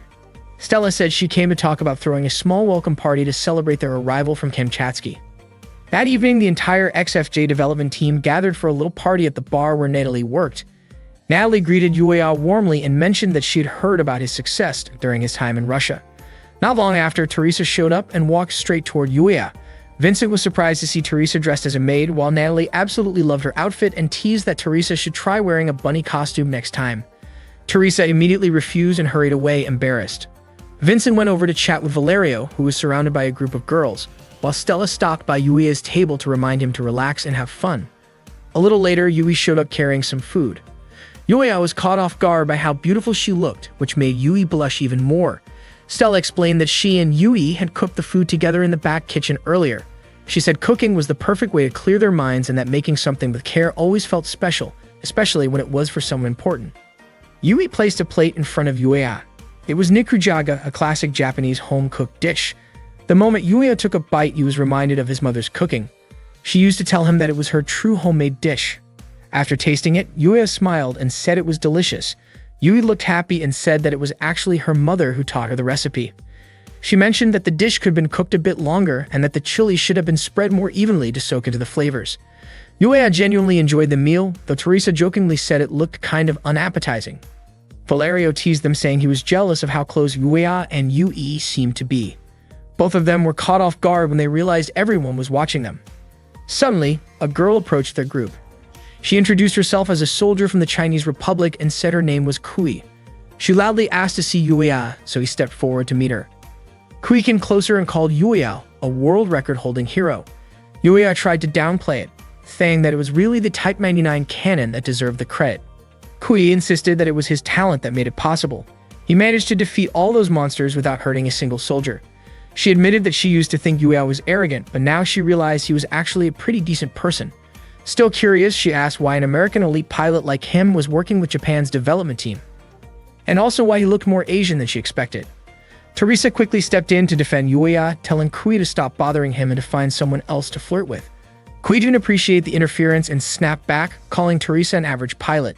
Teresa took offense, and the two almost started an argument until Yui stepped in, apologizing to Kui for her teammate's behavior.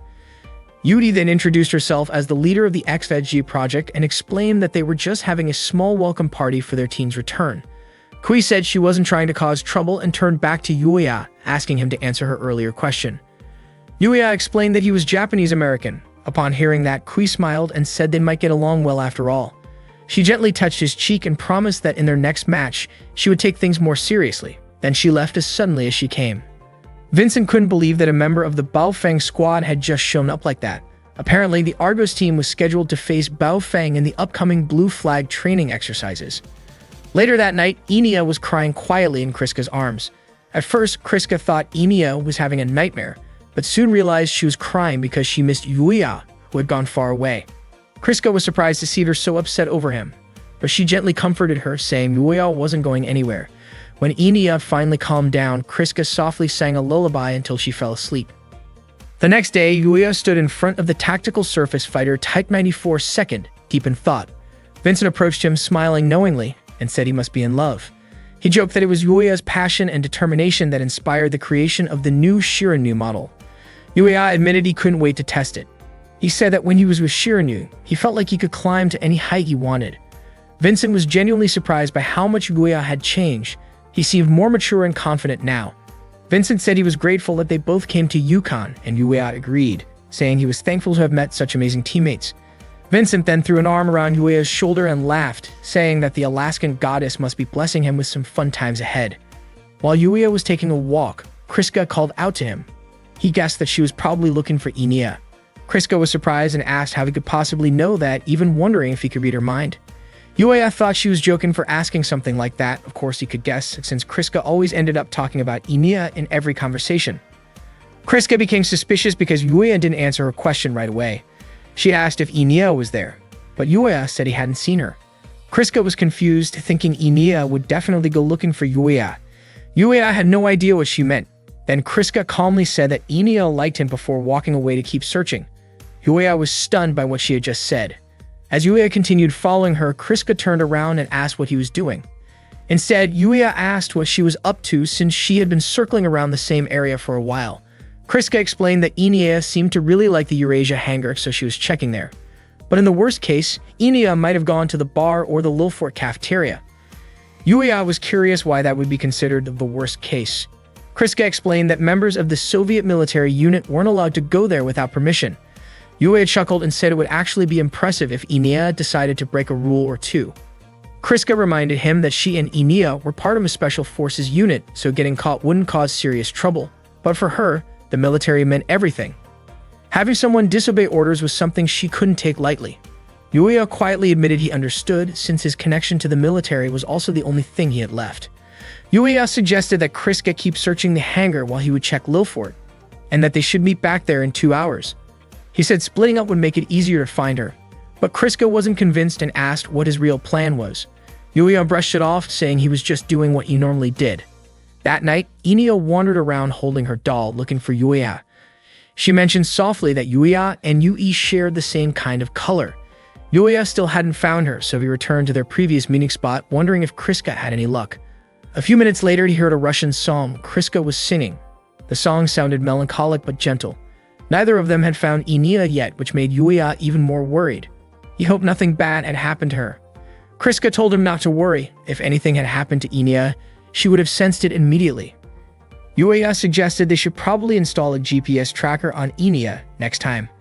Kriska smiled faintly and said this was the first time Enya had gone out and stayed away so late. She was sure Enya had just gotten too excited and lost track of time while playing. Kriska then asked why Yuya was helping her so much. Yuya said he simply wanted to, but she didn't believe it that easily.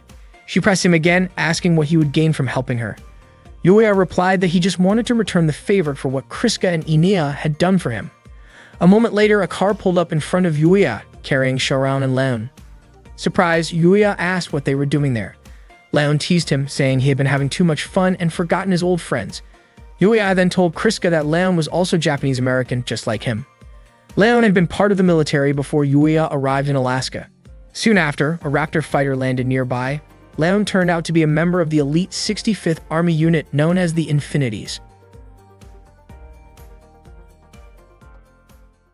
That day, the Baofeng squadron gathered to discuss their preparations for the upcoming second match against the Argos squadron in the Blue Flag training exercise.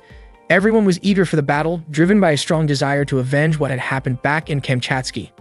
In the eyes of the Baofeng team, Argos had only managed to break world records because of their long-range weapon support, making it easier for the Soviets to do their job.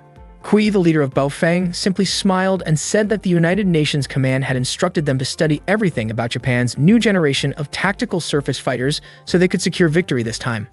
Her enthusiasm drew playful teasing from her squad, who joked about how excited she seemed. But deep down, Kui was genuinely curious to see how skilled Yueyak really was in combat. Meanwhile, Leon brought one of the Raptor units from the Infinity Squadron to Yuya. Yuya found it strange. After all, the American forces were already highly advanced in tactical surface fighter development. So why were Leon and Sharon there? Leon explained that he had come to put an end to what he considered a waste of effort and to remind everyone of the importance of time and money by showcasing the American-made tactical surface fighter. Yuya suspected that the US was trying to halt the XXG project in favor of their Prominence project. Leon mentioned that he knew about Yuya's past issues with the XFJ project and implied that it would be best if the project were discontinued.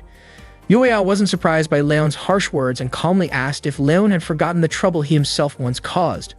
To prevent a heated argument between the two men, Sharon interrupted, saying that the cold Alaskan weather was really getting to her. Leon took the hint and returned to the car. Before leaving, Sharon apologized to Yuya for interrupting his date. Kriska looked confused, unsure what Sharon meant by date. Yuya quickly told her not to worry about it. Sharon was just joking around. But when Yuya realized that Kriska didn't even know what a date was, he grew embarrassed trying to explain it. Just then, Inia came running up and hugged Kriska tightly. Kriska felt relieved and happy to finally see her again.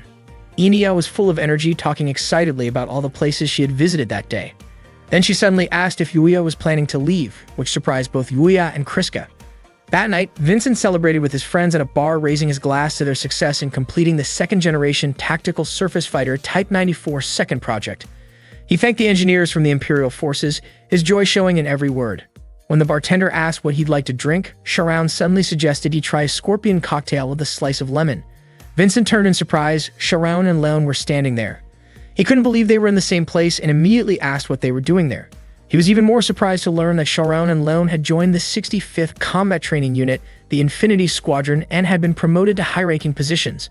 Leon mentioned that he had met Yuya, who in his opinion was still as irritating as ever.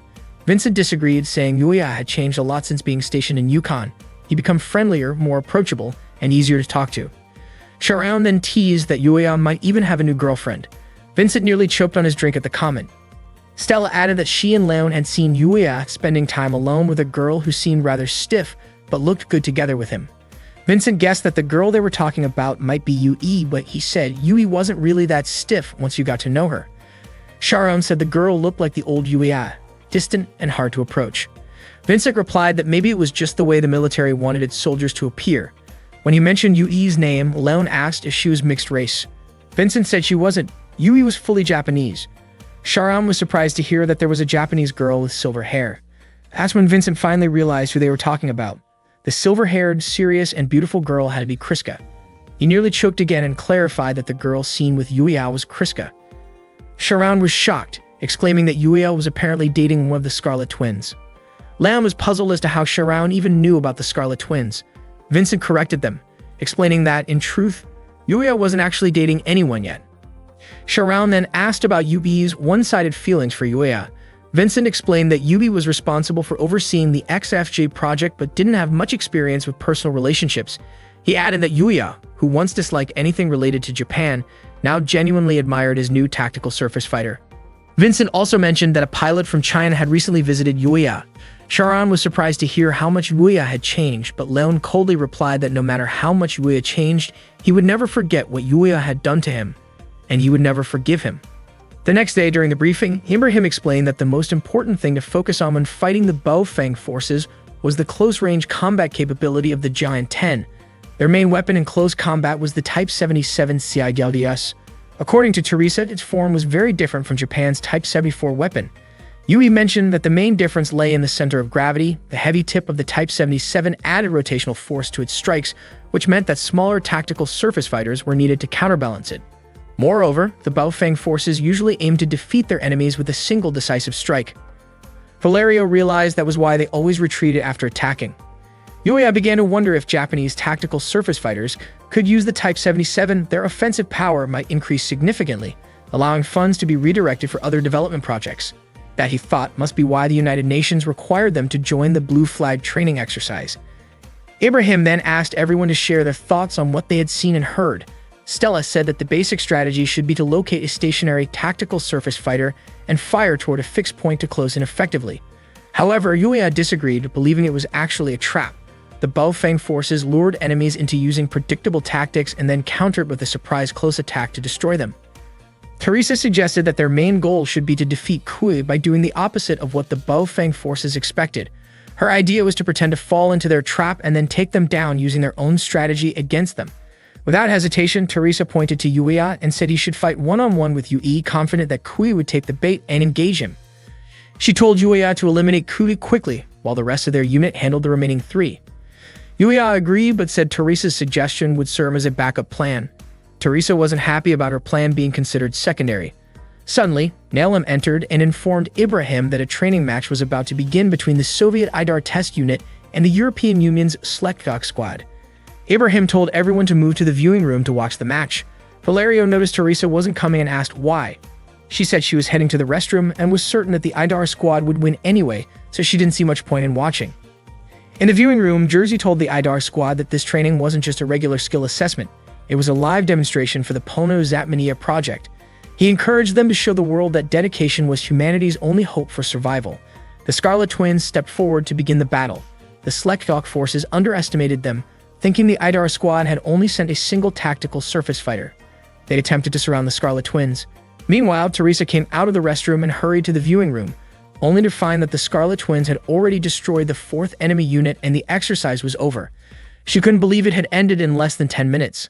Valerio was equally surprised that the Scarlet Twins had defeated everyone using only their Balalaika-class motor units. At that moment, Yuya thought to himself that if he wanted to perfect the Shiranu, he would need to face opponents as strong as them. Afterward, Ibrahim called the Argos unit back to continue their earlier briefing so they could prepare to show their full potential in the training session that afternoon. The Infinities unit had also watched the match. Sharon remarked that the Scarlet Twins were truly incredible, but Leon didn't seem interested. Sharon guessed that Leon was too preoccupied with the upcoming match to focus on anything else. They talked about how the Argos unit would be using second-generation tactical surface fighters, even though they hadn't been given much time to train with them. Still, it seemed that Argos would become the dark horse in the upcoming battle. Jersey met Kriska and Inea after their training session. According to him, there was a slight drop, about 2 to 3 points, in their reaction speed and shooting accuracy. He asked the mechanics if there were any issues with their tactical surface fighters, but they hadn't found anything unusual. Jersey told them to speed up the inspection process just in case. Later that afternoon, the Argos team prepared for their mock battle against the Baofeng squad. Vincent informed Teresa that the movement data of her tactical surface fighter had been copied from Yuya's unit, meaning it would move a bit differently than before. He told her she'd need to adjust her control style during the match. Teresa agreed without hesitation. After all, testing the impossible was part of a test pilot's job. Once the Argos units were ready, Yui told Yuya that she was entrusting the battle to him. The Argos team launched toward the training arena, where the Baofeng squad was already waiting. Kuvi encouraged her team, reminding them of their chance to redeem themselves after the Kankatsuki battle. Yuya was genuinely excited. He finally had the chance to experience close combat again. He felt confident and ready to test himself once more in this exercise. Not long after the battle began, Jersey and the rest of the IDAR squad watched the fight closely. The medical officer reported that there were no mechanical problems with the Scarlet Twins' tactical surface fighters. Inea was overjoyed, cheering as she watched Yuya fight. Jersey then asked the doctor to check the synchronization levels and adjust the tanks if necessary. Meanwhile, Yuya fired at Kui, but she dodged his attacks with impressive agility. Teresa tried to chase Yuya, but got pinned down by Baofeng units attacking from above. Valerio and Stella attempted to shoot at Kui as well, but 2 Baofeng mechs suddenly appeared from behind a building, taking Yuya by surprise. He quickly returned fire, yet their smaller mechs easily evaded his shots. Yuya started losing his patience, feeling like they were toying with him. Ibrahim commented that Baofeng seemed to be performing better than Argos, while Yui suspected that the Baofeng team wasn't planning to end the match anytime soon. Teresa grew frustrated because the Japanese-made tactical surface fighter she was piloting was harder to control than expected. Stella felt that Baofeng was deliberately messing with them, and Valerio noted that one of them was slowing the others down, an indirect jab that annoyed Teresa. Deciding to change tactics, Yuya went with his backup plan. Stella thought a one-on-one duel would be pointless since their opponents probably wouldn't take the bait, but Yuya believed they were trying to lure him in, just like Teresa had said. As Yuya approached the Baofeng formation, Kui ordered her teammates to spread out so that no one else would interfere. She then moved in and drew her sword. Jersey and the Idar squad continued monitoring the intense duel. Yuya drew his blade as well, and Kui looked thrilled as she charged toward him. When her sword came swinging down, Yuya managed to block it but was surprised by how heavy it felt, forcing him to jump back. He counterattacked, but Kui dodged with incredible speed. Yuya grew even more frustrated, realizing that her strikes came faster than expected. He figured out that her power didn't come from the sword itself. It was the result of using all the carbon actuators in her mech like a coiled whip, giving her strikes extra force. Yuya felt cornered but refused to back down. He waited for an opening. As soon as Kui tried to end the fight, he turned his defense into an attack, landing a decisive strike on her mech's main body. Kui was caught off guard, unable to believe that Yuya had outmaneuvered her. The battle ended there, and Sharon smiled at Leon, saying that Yuya had won. After the match, the Argos team sat together in the cafeteria. Teresa grinned proudly since her plan had worked, though she was disappointed that they couldn't defeat the other 3 Baofeng members because the squad had retreated right after Kui was taken down. Yuya felt more in tune with his tactical surface fighter than ever before, confident that he had regained the sense of control he once had. Yui praised him, saying he had drawn out the full potential of the second-generation Shiranyu. She thanked him sincerely. Yuya admitted that he had misjudged the Japanese design before, thinking its center of gravity was flawed. But after today's battle, he realized that it actually worked perfectly for continuous attacks. He acknowledged that the Japanese engineers who designed it were truly remarkable. Then Yuya mentioned that he had a personal request, something only Yui could do. Hearing that, Yui's face turned red with embarrassment. Just then, Kui appeared out of nowhere and jumped toward Yuya, teasing him by saying that he was welcome to confess his feelings to her anytime. Meanwhile, Jersey spoke again with the doctor, asking about the test results. The doctor explained that it was hard to identify the cause. The synchronization had failed without any clear parameters, but both Kriska's and Inya's vital signs were completely normal.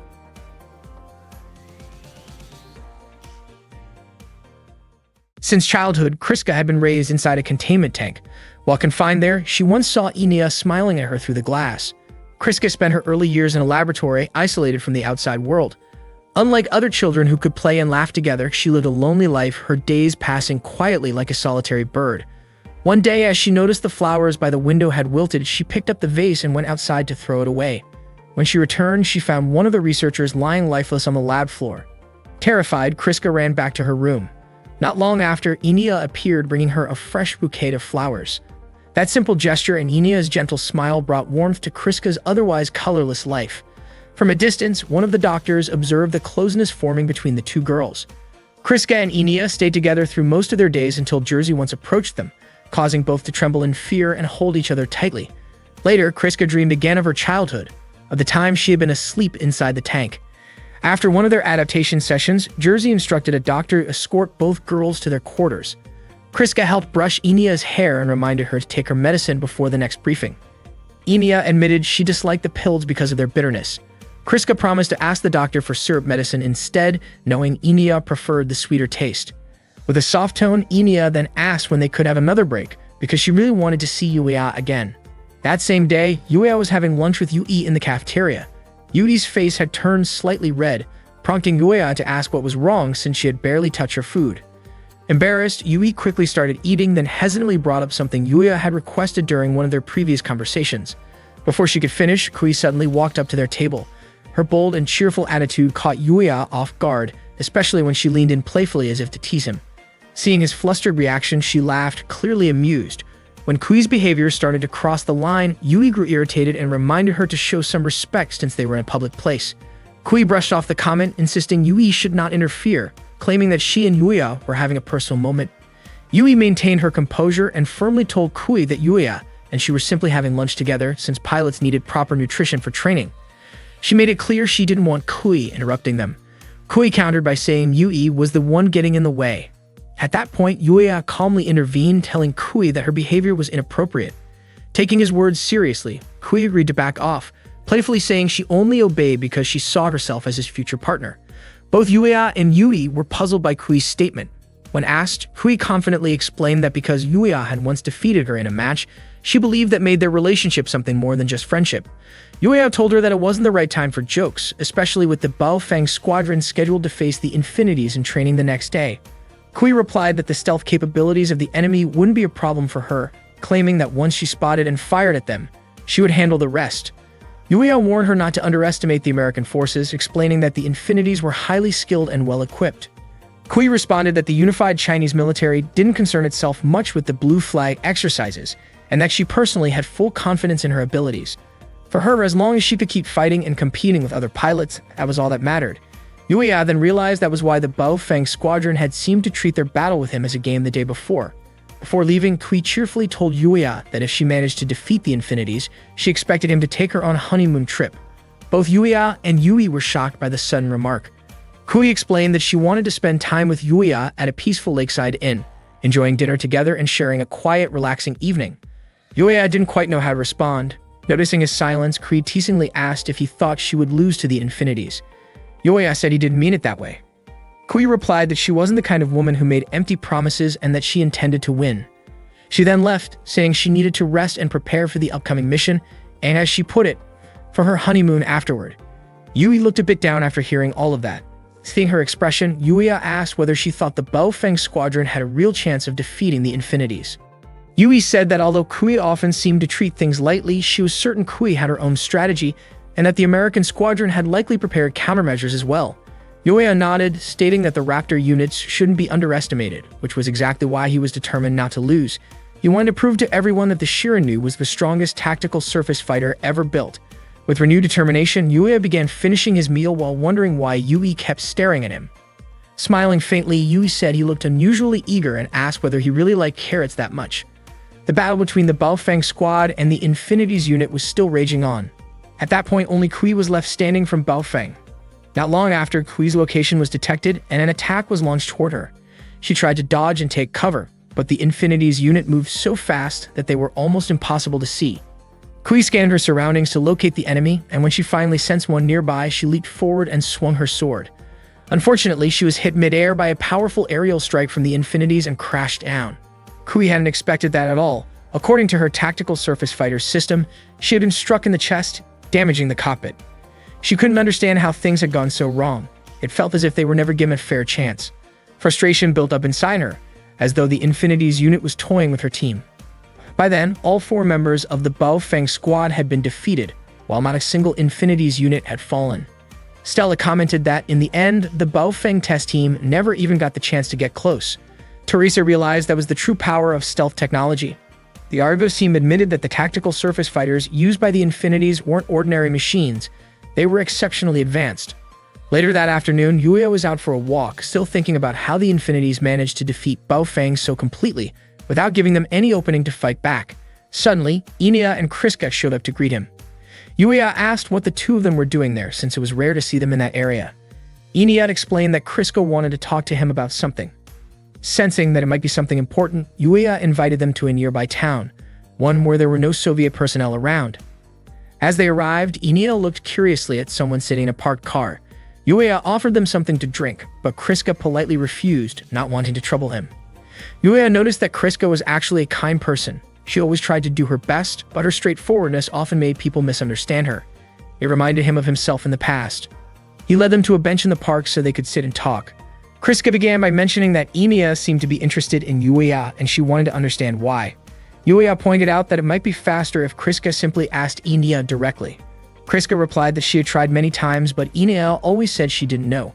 That was why Kriska came to Yuya instead, not only because of Inia, but also because she herself was facing a similar problem.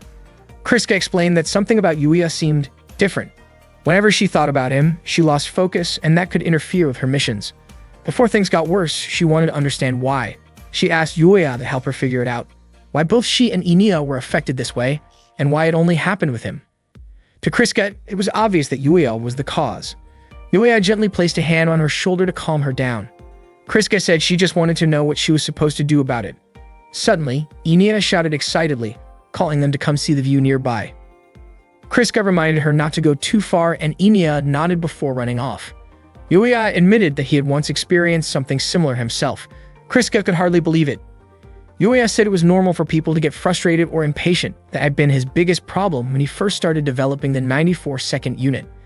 He talked about his superior Yui explaining how her goals and priorities were completely different from his. The more he thought about it back then, the more it irritated him. And that tension often led to mistakes. That was what had happened between him and Yui. Yuya then asked if back in Kamchatsky, Jersey had pressured Kriska to surpass her previous results. Kriska said it was hard to explain, but that was more or less what had happened. Yuya believed that was the reason for her current state. Since Kriska had been honest with him, he decided to be honest with her too. He admitted that he had often been stubborn, pushing himself too hard just to try to outperform her. Kriska was surprised. She hadn't expected Yuya to be so much like her. Yuya explained that it made sense. After all, they were both test pilots. Even though Kriska didn't fully understand everything Yuya said, she felt a little better. Yuya, too, felt relieved. He told her that it was his duty to help her, and that was probably why Eniya often thought about him. Yuya added that Kriska and Eniya were actually quite similar, or maybe in some ways Kriska was more like him. A few moments later, they heard Eniya calling out for them again, and the two stood up and went to join her. Eniya showed the beautiful flowers in front of her, and Yuya immediately bought them for her. He did it not for anyone else but simply because he wanted to. He also bought flowers for Kriska, thinking it would be nice if both Kriska and Eniya received some, since they were always together. Eniya looked genuinely happy when she received the flowers. It was the second time Kriska had ever been given flowers by someone, and she felt truly happy and thankful to Yuya. Not long after that, Kui came over to them. She seemed surprised to see Yuya meeting with other women in a place like that and appeared annoyed, accusing him of secretly seeing someone else. Yuya quickly denied it, especially since he did not consider himself Kui's husband. Kui was upset that Yuya had met with the Scarlet Twins. Yuya tried to explain that he had something important to discuss with them. Kriska felt a sharp pain in her chest when she saw Yuya with Kui, so she decided to leave. Eniya quickly said goodbye and ran after her. Once they were gone, Kui suddenly punched Yuya in the stomach. He had no idea why she did that. Kui told him not to get distracted by other women while talking to her. Yuya was completely confused by what she meant. Kui then apologized, saying she could not keep her promise. Yuya told her not to worry about their supposed honeymoon. Kui looked sad but denied that she was crying. She hit Yuya again, and when he flinched in pain, she quickly apologized, saying she thought he would dodge. Meanwhile, Yui saw them from a distance. She was surprised to see how close Yuya seemed to be with so many women from Kriska to Tsui. She wondered why she even cared about him at all and ran off. That night, Yui went to a bar and drank several glasses of orange juice. The bartender noticed the carrots she had brought with her and jokingly asked if she was planning to make lunch for her boyfriend. Yui choked at the question. A moment later, the bartender greeted Yuya, who had just walked in. Yui immediately hid the carrots. Yuya looked surprised to see Yui at the bar. He ordered a drink, saying that the day had been exhausting and he needed to unwind. Yui looked nervous being near him. Yuya then told her that he wanted to learn Japanese martial arts. He explained that the movement patterns remembered by a pilot could subconsciously affect the control systems of tactical surface fighters, which was why he wanted to study combat forms. Suddenly, Leon showed up and commented that Yuya might dislike Japan, but as long as women were involved, he would not complain. Yui was startled to see him. Leon and Yui introduced themselves to each other. Yui mentioned that she was Japanese-American, and Leon said he wanted to face one of the tactical surface fighters that she had helped develop. However, he believed Yui must have had trouble creating such units given the limited resources. Yuya tried to leave, but Leon stopped him, saying that it was easier for Yuya to act like a good person when no one around him knew about his past. Leon wanted to bring up their previous battles and asked Yuya not to walk away. Yuya pushed him, and the two began to fight. Yui asked them to stop, but Sharon, who was nearby, seemed to have expected this to happen. Sharon introduced herself to Yui and told her to let them fight it out, explaining that they would stop once they got tired. Yui became curious about what kind of relationship Sharon had with Yuya. Before long, the military police arrived, and Sharon quickly urged Yui to leave with her. The four of them, Yuya, Leon, Yui, and Sharon, ran off together. Leon and Yuya agreed to finish their fight during the upcoming Blue Flag battle. That night, Kriska sat quietly, looking at the flowers Yuya had given her. She could not stop thinking about him.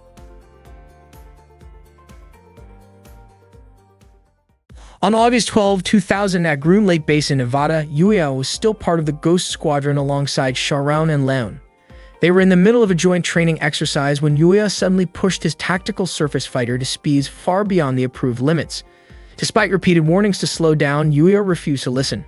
Captain Sven reminded him that what he was doing was extremely dangerous, but Yuya insisted on testing just how far the tactical surface fighter could go. Leon got frustrated and yelled at him. but Yuya told them to head back to base if they couldn't keep up. He said he just wanted to prove the machine's full potential, otherwise the Raptor development project might be cancelled. Captain Sven announced that he would go after Yuya himself. Leon tried to stop him, saying Yuya was practically on a suicide mission, but Sven replied that if the development kept getting delayed, their project would die anyway.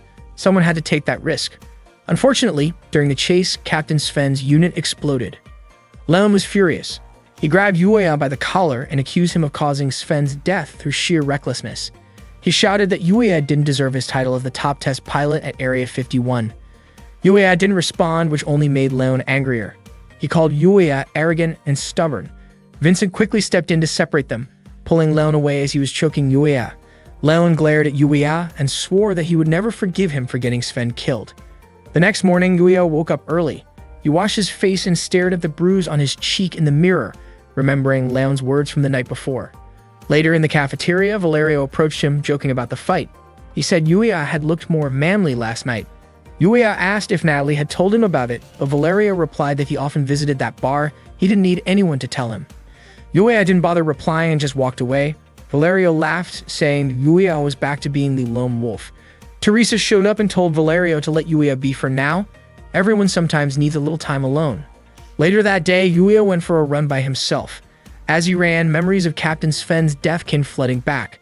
During a meeting afterward, the investigation results concluded that Sven's death was caused by human error. Officially, Yuya wasn't to blame, but the discussion about the incident was still ongoing. After the meeting ended, Yuya immediately left the room where Sharam and Leon were waiting outside. To Leon, no matter what the report said, Sven's death would always be Yuya's fault. Their argument escalated again until it nearly turned physical. Yuya ran off at full speed and only stopped when exhaustion caught up to him. When he finally rested, Inia noticed him and smiled. Yuya greeted her, realizing Kriska was with her too. He asked if they were taking a break as well. Inia tilted her head and asked softly if he had been crying. Embarrassed, Yuya denied it. Inia told him that sometimes the painful memories and the tears that come with them are important. They help shape who a person becomes. Yuya smiled faintly and asked if they could talk for a while. Back then, Yuya had been part of the Ghost Squadron running high-speed tests on the Raptor prototype. He had broken several speed records, but it wasn't enough. He wanted to go even faster. During one of those tests, Captain Sven followed him closely. Yuya almost crashed into a cliff, but the rock formation collapsed, falling onto Sven's unit instead. Leon and Sharon were shocked to see Sven's unit disappear from radar. Yuya had no idea how it happened. The Ghost Squadron was immediately ordered to suspend all further tests. Yuya was consumed by guilt and anger toward himself. Meanwhile, in another part of the base, Sharon stopped by Leon's quarters to check on the cut on his face. She mentioned that it seemed like Yuya had changed. Sharon recalled the past battle between Argos Flight and Baofeng Squadron, saying that if the people around Yuya had trusted him back then, that duel might never have happened. Leon thought maybe Yuya's teammates were simply too exhausted from his arrogance to keep arguing with him. But no matter how much Yuya had changed, Leon said he would never forgive him for abandoning Captain Sven and everyone else. Sharon quietly wrapped her arms around Leon from behind. She asked him if he knew what the opposite of love was. Leon answered hate, but Sharon softly disagreed. To her, the opposite of love wasn't hate. It was indifference. She said Leon was suffering because he had trapped himself in a curse of his own making. At the same time, Yuya was talking with Kriska. Inia simply smiled while watching them.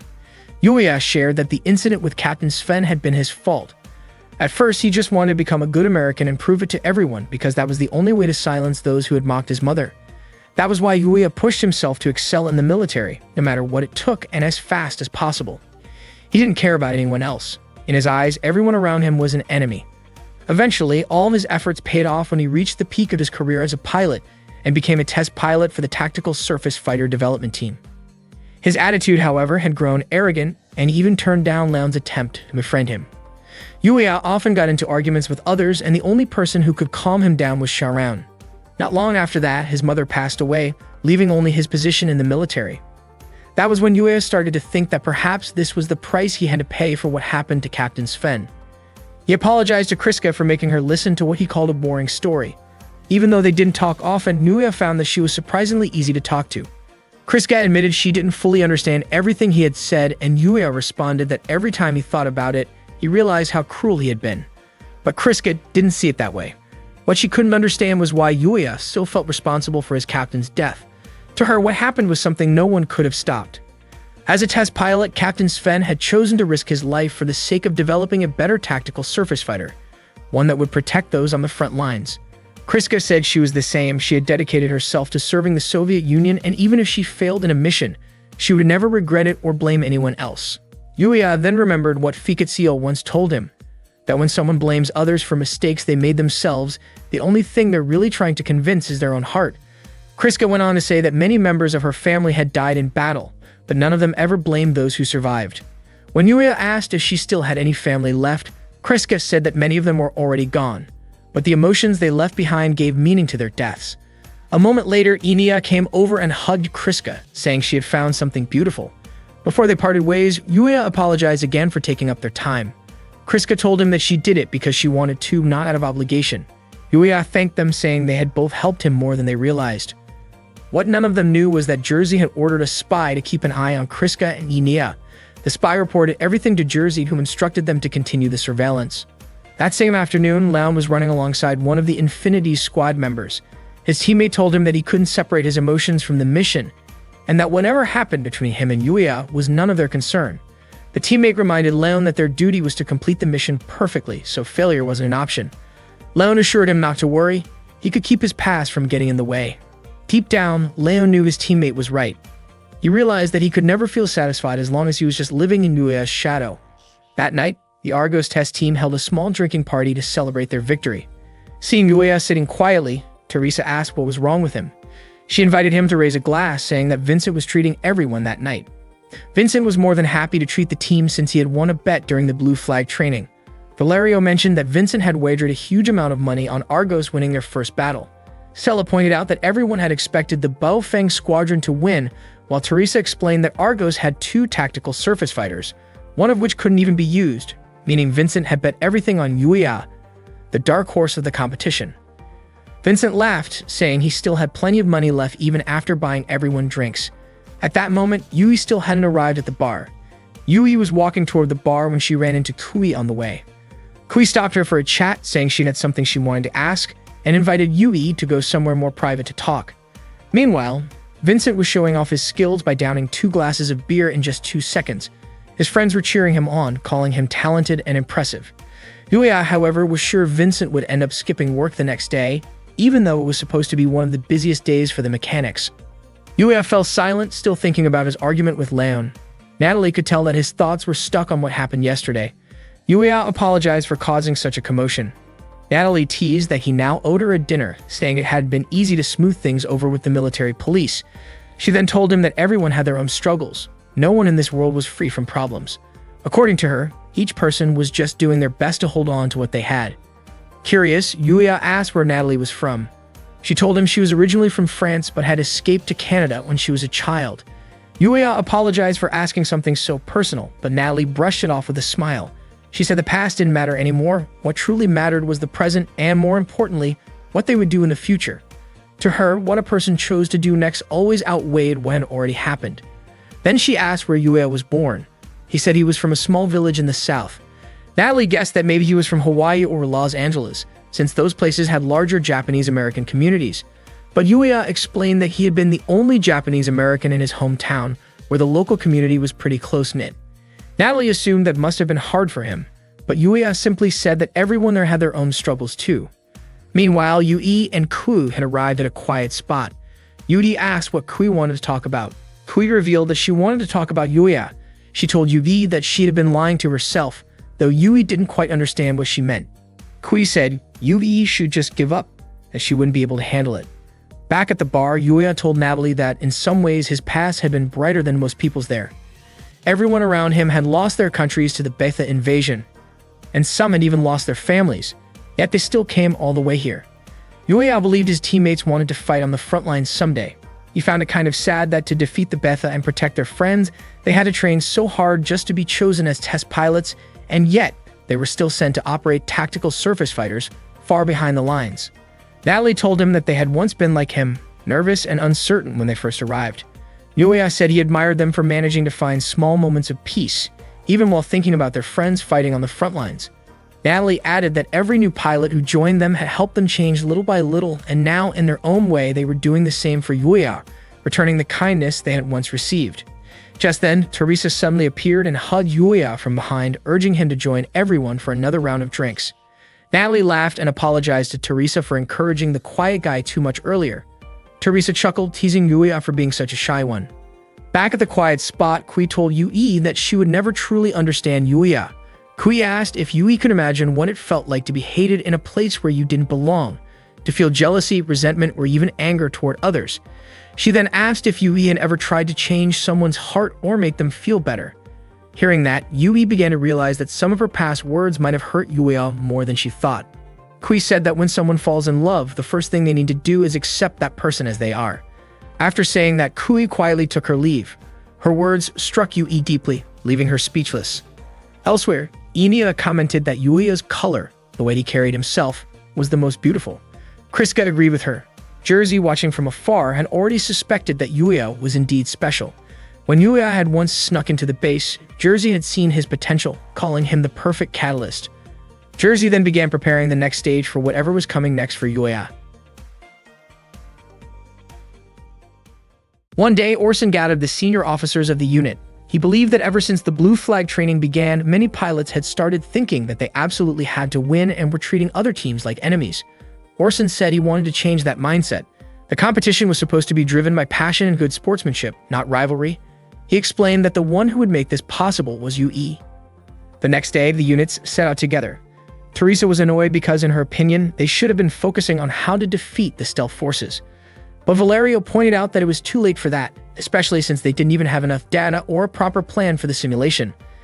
That was why Ibrahim had stayed behind at the base, to come up with a strategy they might be able to use later. Earlier, Orson had shared his plan to hold an international cooperation exercise. Ibrahim explained that all test pilots would start from specific locations and move toward Point Alpha.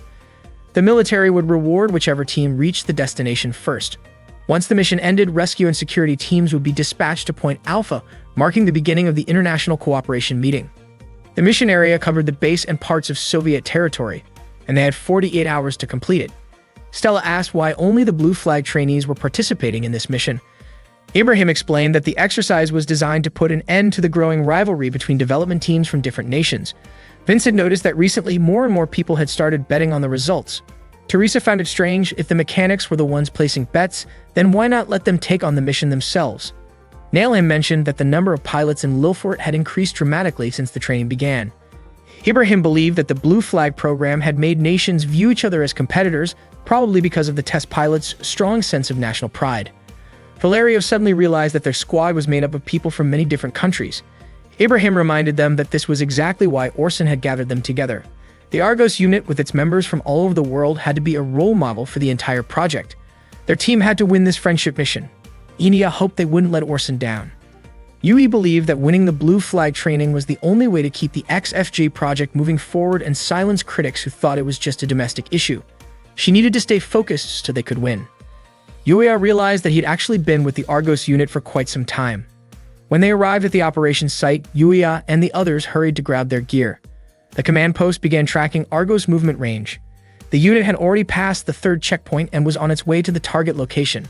The command center sent encouragement to Yuya since this was his first real field experience.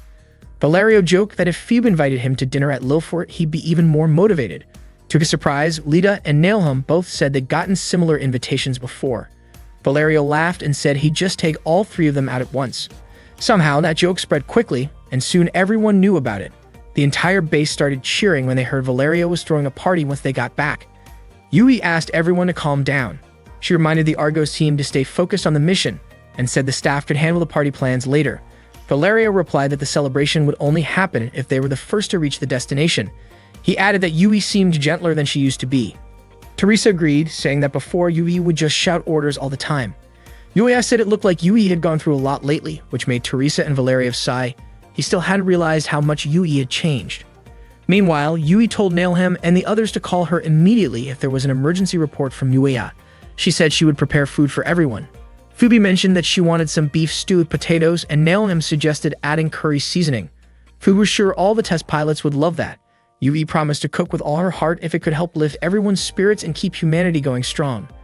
Lita commented that Yui seemed more open about her feelings lately, though Phoebe felt it was a shame that Yui had a soft spot for Yuya.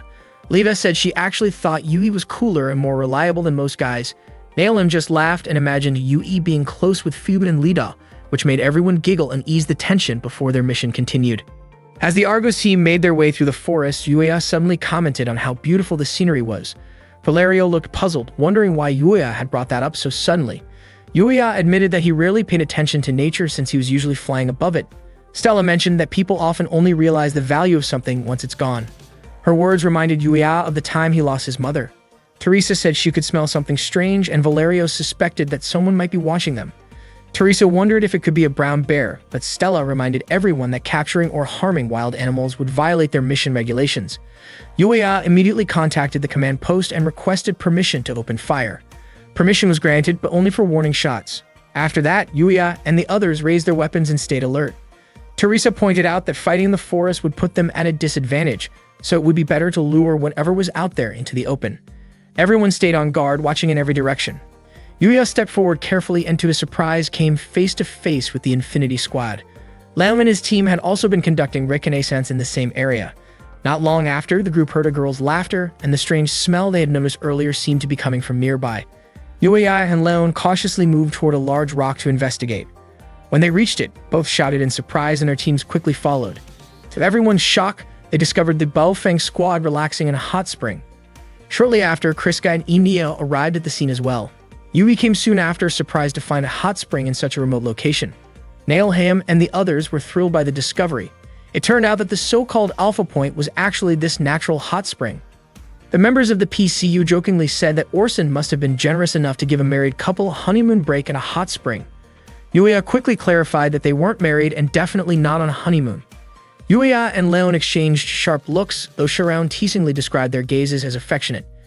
Deiros was confused, recalling that Yuya and Leon used to be teammates. Before long, Enya approached Yuya. She and Kriska were the only members from their unit who had been assigned to join the mission. Yuya told Enya she must be tired after such a long walk, but Enya denied it, saying she was used to taking walks. Suddenly, she began sneezing, which worried Kriska. Yui offered to let them use Argos team's equipment while waiting for the support unit to arrive. Yuya assumed Enya was exhausted because she wasn't used to walking through the forest and might catch a cold as she pushed herself. He gently patted her head, and Enya said she felt fine as long as she was with Yuya, Yui, and Kriska. Kriska thanked Yuya for being considerate toward them. Out of nowhere, Kui complained that Yuya was being too friendly with other women in front of his wife. Confused, Yuya asked who she meant, but before he could get an answer, Kui angrily punched him. Her friends jokingly called it a punch of affection. Sharon watched the scene with an amused smile and asked Leon if they should join in the fun with Yuya and the others, but Leon politely declined. Not long after, Blazer asked Yui if it would be alright for the Infinity Squad to join them. Yui agreed and even invited them to try the traditional Japanese dishes she had prepared. Geiros reminded Leon that he had always wanted to taste Japanese food, while Valerio teasingly called Yuya a playboy for being surrounded by so many women. Yuya protested, insisting that wasn't true. Teresa muttered that the chaotic mix of personalities made her uneasy, while Sharon and Leon could only watch Yuya enjoying himself with everyone else. That evening, both teams worked together to prepare dinner. Yui served a traditional Japanese dish of stewed meat and potatoes, which reminded Yuya of home. His mother used to make it for him before she passed away. Yui also recalled that her father had loved the same dish before he passed. Soon after, Enya followed the delicious smell and joined them.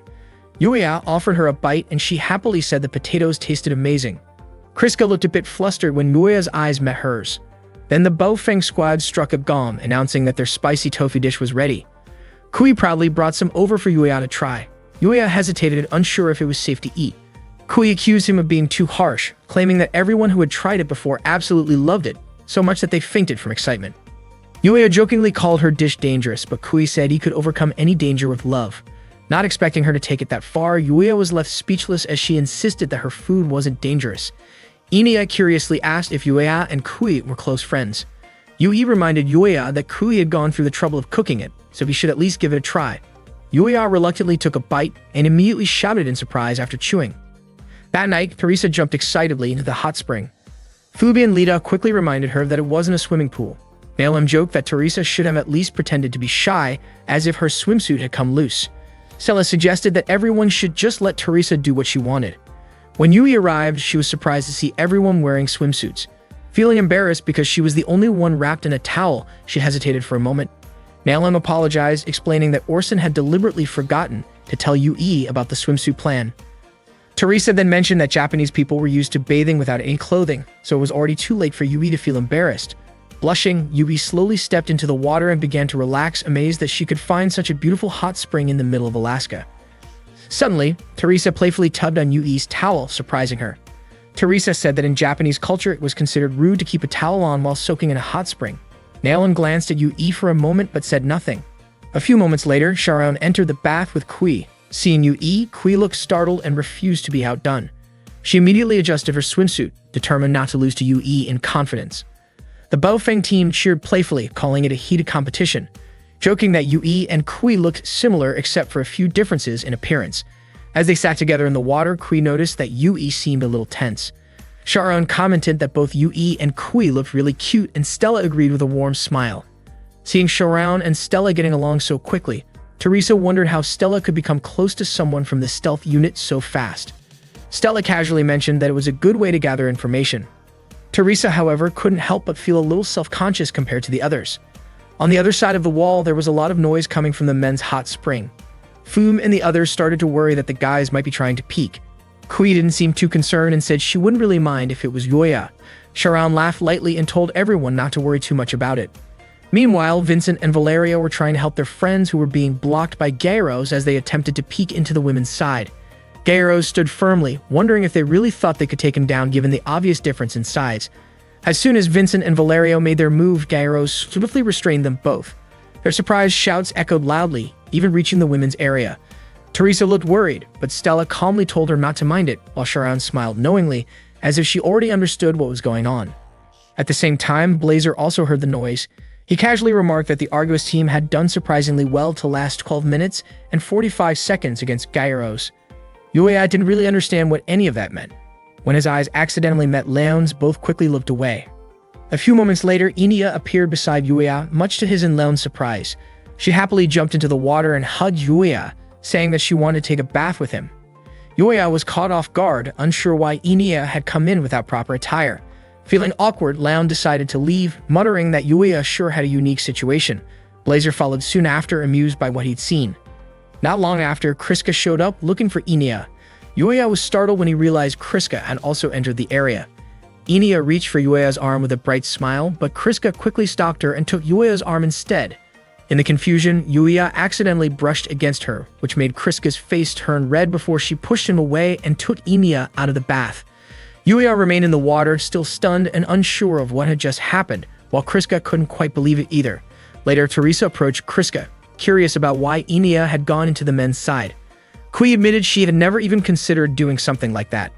The next day, Ibrahim gathered the Argos team to inform them that they needed to start preparing for their upcoming match against the Infinities unit.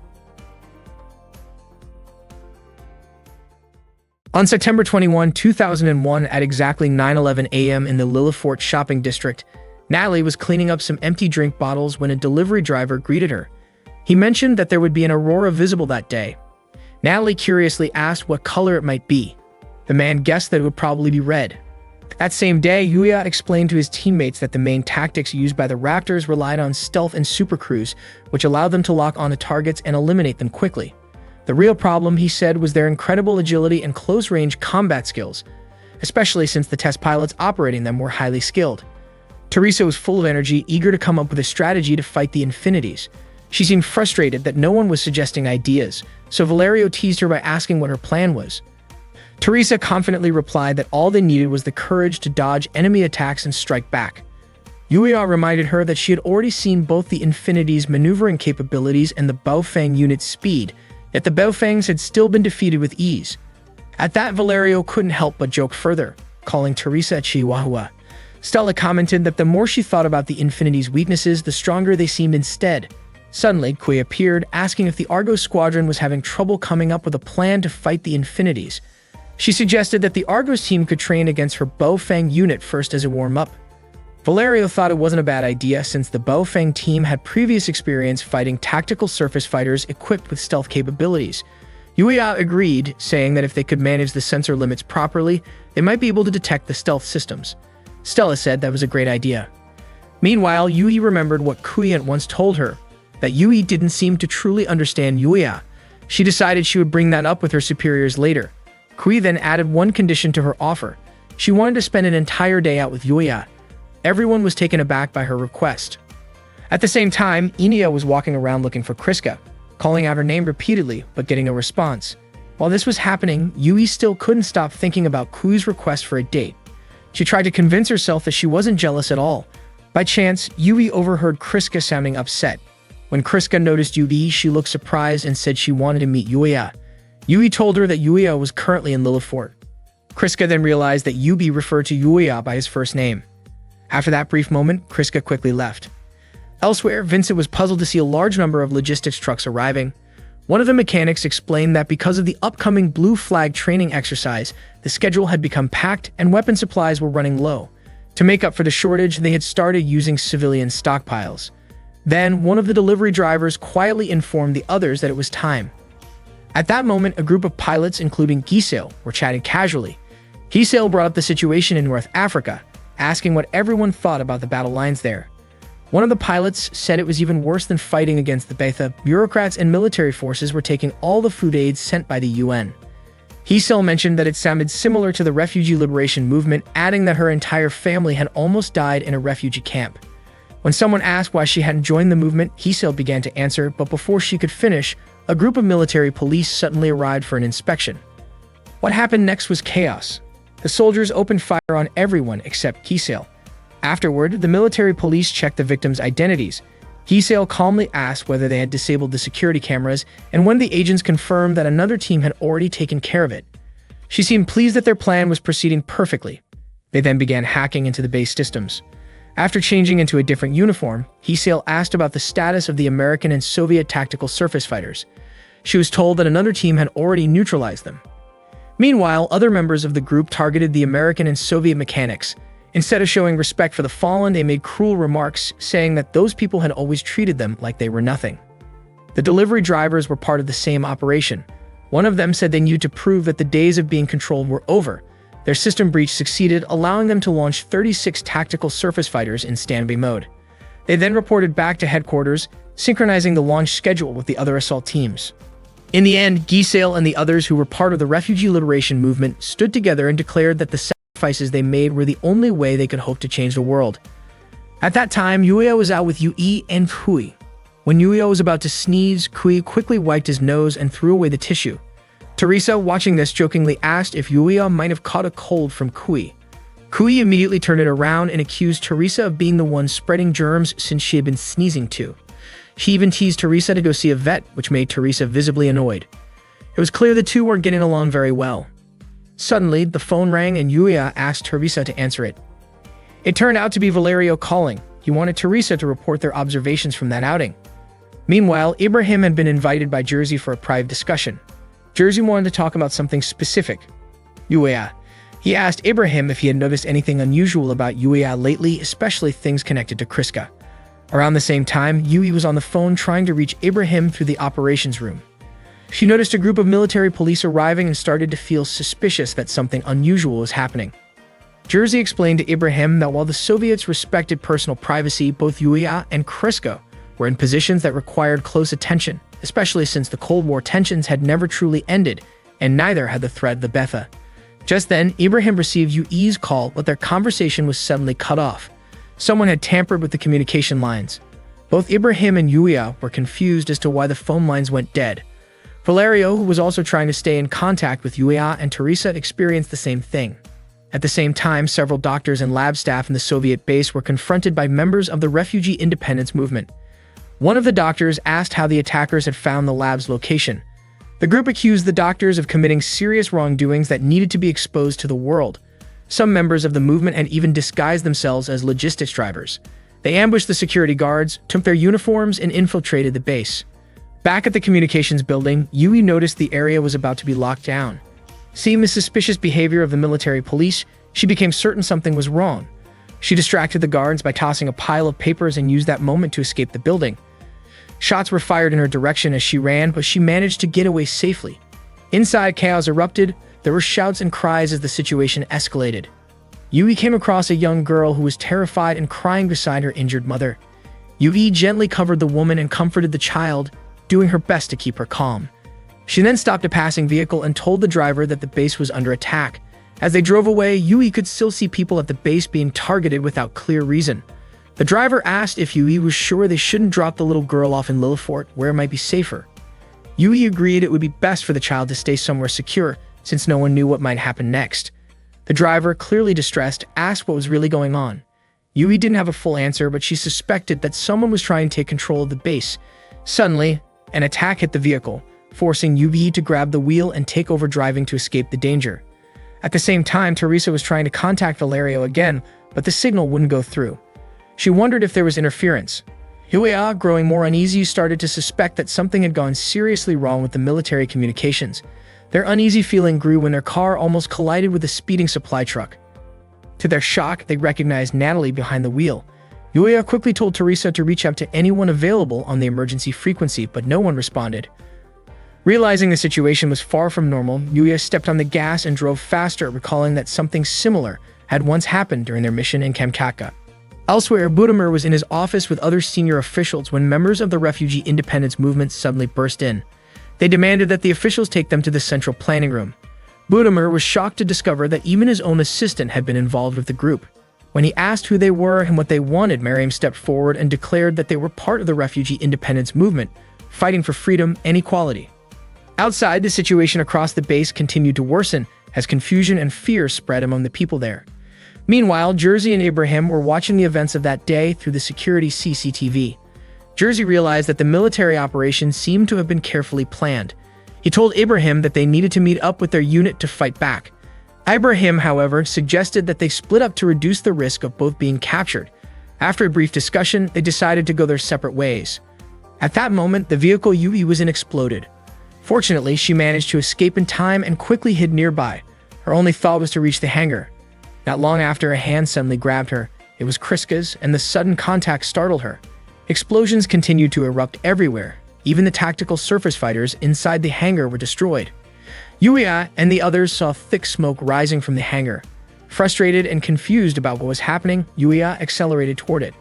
However, their path was blocked by a logistics truck. The opposing soldiers opened fire, and when one of the bullets hit their tire, their vehicle lost control and flipped over. The group hid behind the overturned car. Moments later, they saw Natalie step out of a vehicle. She raised her weapon toward them, warning them not to move. Natalie said that the base was already under their control, so resisting would be pointless. Teresa couldn't believe what she was hearing. She thought Natalie was joking and asked her to explain herself. Natalie fired a warning shot and told Teresa that as an Asian, she should understand what had happened to the refugees from Eurasia. According to Natalie, the United Nations had decided who in the world deserved to live while ignoring those who were weak. That was why the refugee liberation movement aimed to rebuild the world. Natalie declared that she would free their friends in Eurasia and stand against those who hoarded wealth. She even invited Teresa to join her cause. Natalie believed that Teresa couldn't possibly accept the so-called peace that existed and said that someone needed to stand up against discrimination. Hearing her words reminded Yuya of Fiketsia. Teresa rejected Natalie's invitation, explaining that she had made a promise to her family, who had already passed away, to avenge them.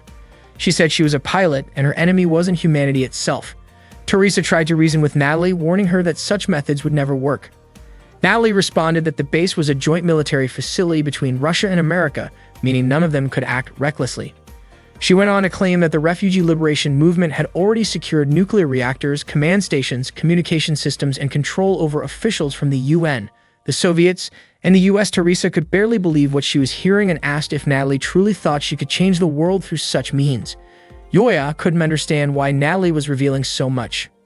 Natalie then said that the refugee liberation movement had also taken control of American UN and Soviet military assets, and that they planned to destroy all the prototypes that had drained enormous funding.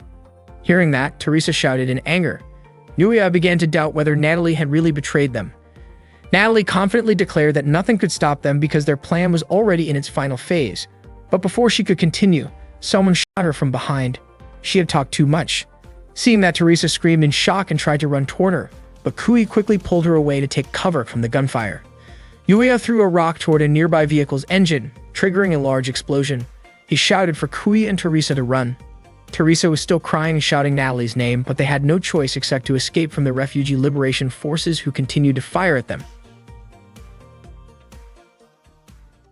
People in the hangar were trying to contact the command center, but there was no response. A few moments later, Yui knocked on the hangar door. Once it was open, she entered with Kriska. Yui told Vincent and the others that the command center had just been attacked. Vincent asked what was really going on, but Yui told everyone to immediately prepare for the launch of the tactical surface fighters. Yui then asked where the pilots were. At that moment, Valerio and Stella were changing into their protective suits, while Yuya and Teresa still had returned. Yui instructed everyone to hurry and get all the tactical surface fighters ready for launch, emphasizing that they would be useless if they weren't deployed. Meanwhile, members of the Refugee Liberation Front had already taken control of the laboratory and the command center. They captured everyone inside and restrained them. At the same time, Yuya, Kui, and Teresa were on their way to the hangar. The Refugee Liberation Front had also connected the base's communication system to their main headquarters. The people in the base couldn't do anything except follow their orders. Miriam quickly reported to headquarters that she and her team had successfully taken over the Yukon base. She explained that everything had gone according to the plan ordered by their leader. Yuya, Kui, and Teresa kept running toward the hangar. Yui felt relieved when she saw that Yuya had made it back. Kriska asked if he had seen Emiya, but Yuya said he hadn't. Yui then contacted Vincent to prepare the launch of all tactical surface fighters because she was heading to the Imperial Japanese base. The crew started refueling the fighters right away, but Teresa looked downcast after what had happened to Natalie. At the same time, Jersey was ordering his own unit to get their fighters ready for launch. Kriska was not there. When Jersey looked out the window, he saw tactical surface fighters firing around the area. He didn't worry about Kriska at that moment. His main concern was Enia's safety. Meanwhile, Stella was activating her fighter and trying to connect to the battle data system, but there were no updates. Yui reminded everyone to stay alert and watch their surroundings. Yuya guessed that the main targets were the security forces since the attackers were armed. Valerio was confused as to why the Refugee Liberation Front would even attack them when they only had practice ammunition. Kui asked Yui to let her borrow one of the remaining tactical surface fighters. The only one available was a Striker Eagle from the US military. Kriska also requested one since the enemies were already closing in. Stella then informed everyone that the battle data they were receiving was fake, so she told them to switch to short-range communication and adjust to local range. Unfortunately, even after switching to local mode, they still couldn't detect the enemy. Yui asked Vincent to prepare the Striker Eagle immediately and said she would take full responsibility for it. Kriska and Kui had already finished putting on their protective suits. Teresa urged Vincent to hurry, but he warned her not to act recklessly. Valerio asked why she was in such a rush, and Teresa, looking heartbroken, said that Natalie had been killed. Vincent was stunned to hear that. Teresa explained that Natalie had been shot while trying to warn her about what was happening. The memory made Teresa both angry and sad. Valerio told her that they needed to accept what had happened, even saying that next time could be any of them. Yuya believed Natalie's death might have been because she tried to protect them. Suddenly, a huge explosion shook the area. The enemy had approached within 12 kilometers from the southeast. While the Arvas team was still refueling, they prioritized loading the Shirinu units first. Meanwhile, the Infinities team began their mission to counter the terrorists. Kriska activated her tactical surface fighter and prepared to launch. Yuya didn't understand what she was planning to do, but Kriska said she would hold the enemy back. She started moving the fighter even though its connectors were still attached. Vincent warned her that the unit wasn't armed and that she could get herself killed if she went ahead. Kriska said she would push the output to full power anyway. The mechanics quickly ran for cover. The tactical surface fighter, piloted by Kriska, launched forward at high speed. She immediately pushed back the enemy unit and skillfully dodged its counterattack. Kriska reported that 8 new enemy tactical surface fighters had just been detected. Kui prepared to launch, and once again the mechanics were taken aback by the sudden movement of Kui's machine. Kui struggled a little, still not used to the controls. The enemy mechs kept firing at her, but she moved swiftly to avoid the shots. Moments later, Vincent reported that Yuya and Teresa were ready to depart. He reminded them to take good care of their swords, since they were property of the Imperial forces. Yuya launched and quickly swung his sword toward an enemy unit, cutting it down in a single strike. Soon after, Yui arrived and destroyed another enemy tactical surface fighter with one clean slash.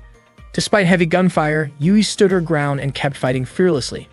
Meanwhile, Miriam reported to Christopher that the communications control center was now under her command and that she had successfully hacked into the satellite network.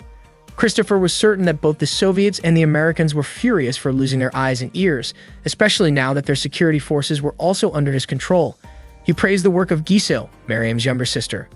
Budamer shouted, demanding to know who was behind their operation, whether it was the Americans, the African Union, or the Oceanian forces. Mary informed Christopher that Bunimer was from the Soviet side and that the commander of the main base was currently in a coma at the hospital. Christopher explained that their purpose was simply to punish those at the base for disobeying orders from their higher command. Suddenly, the leader of the refugee independence movement scolded Christopher, telling him not to stir up unnecessary trouble and to focus on making sure their plan went smoothly. Before long, one of the movement's operators reported that they had lost track of the Infinities unit. The Infinities had already left the base before the attack began. Christopher only smiled, calling them lucky hyenas. He also learned that the Idar forces had fled and the refugee independence troops were already pursuing them. Christopher ordered the other units to surround them, refusing to let anyone escape. He wondered why they had fled so quickly. Mary mentioned that someone from the nearby building had contacted them. She said she would investigate and return once her task was done.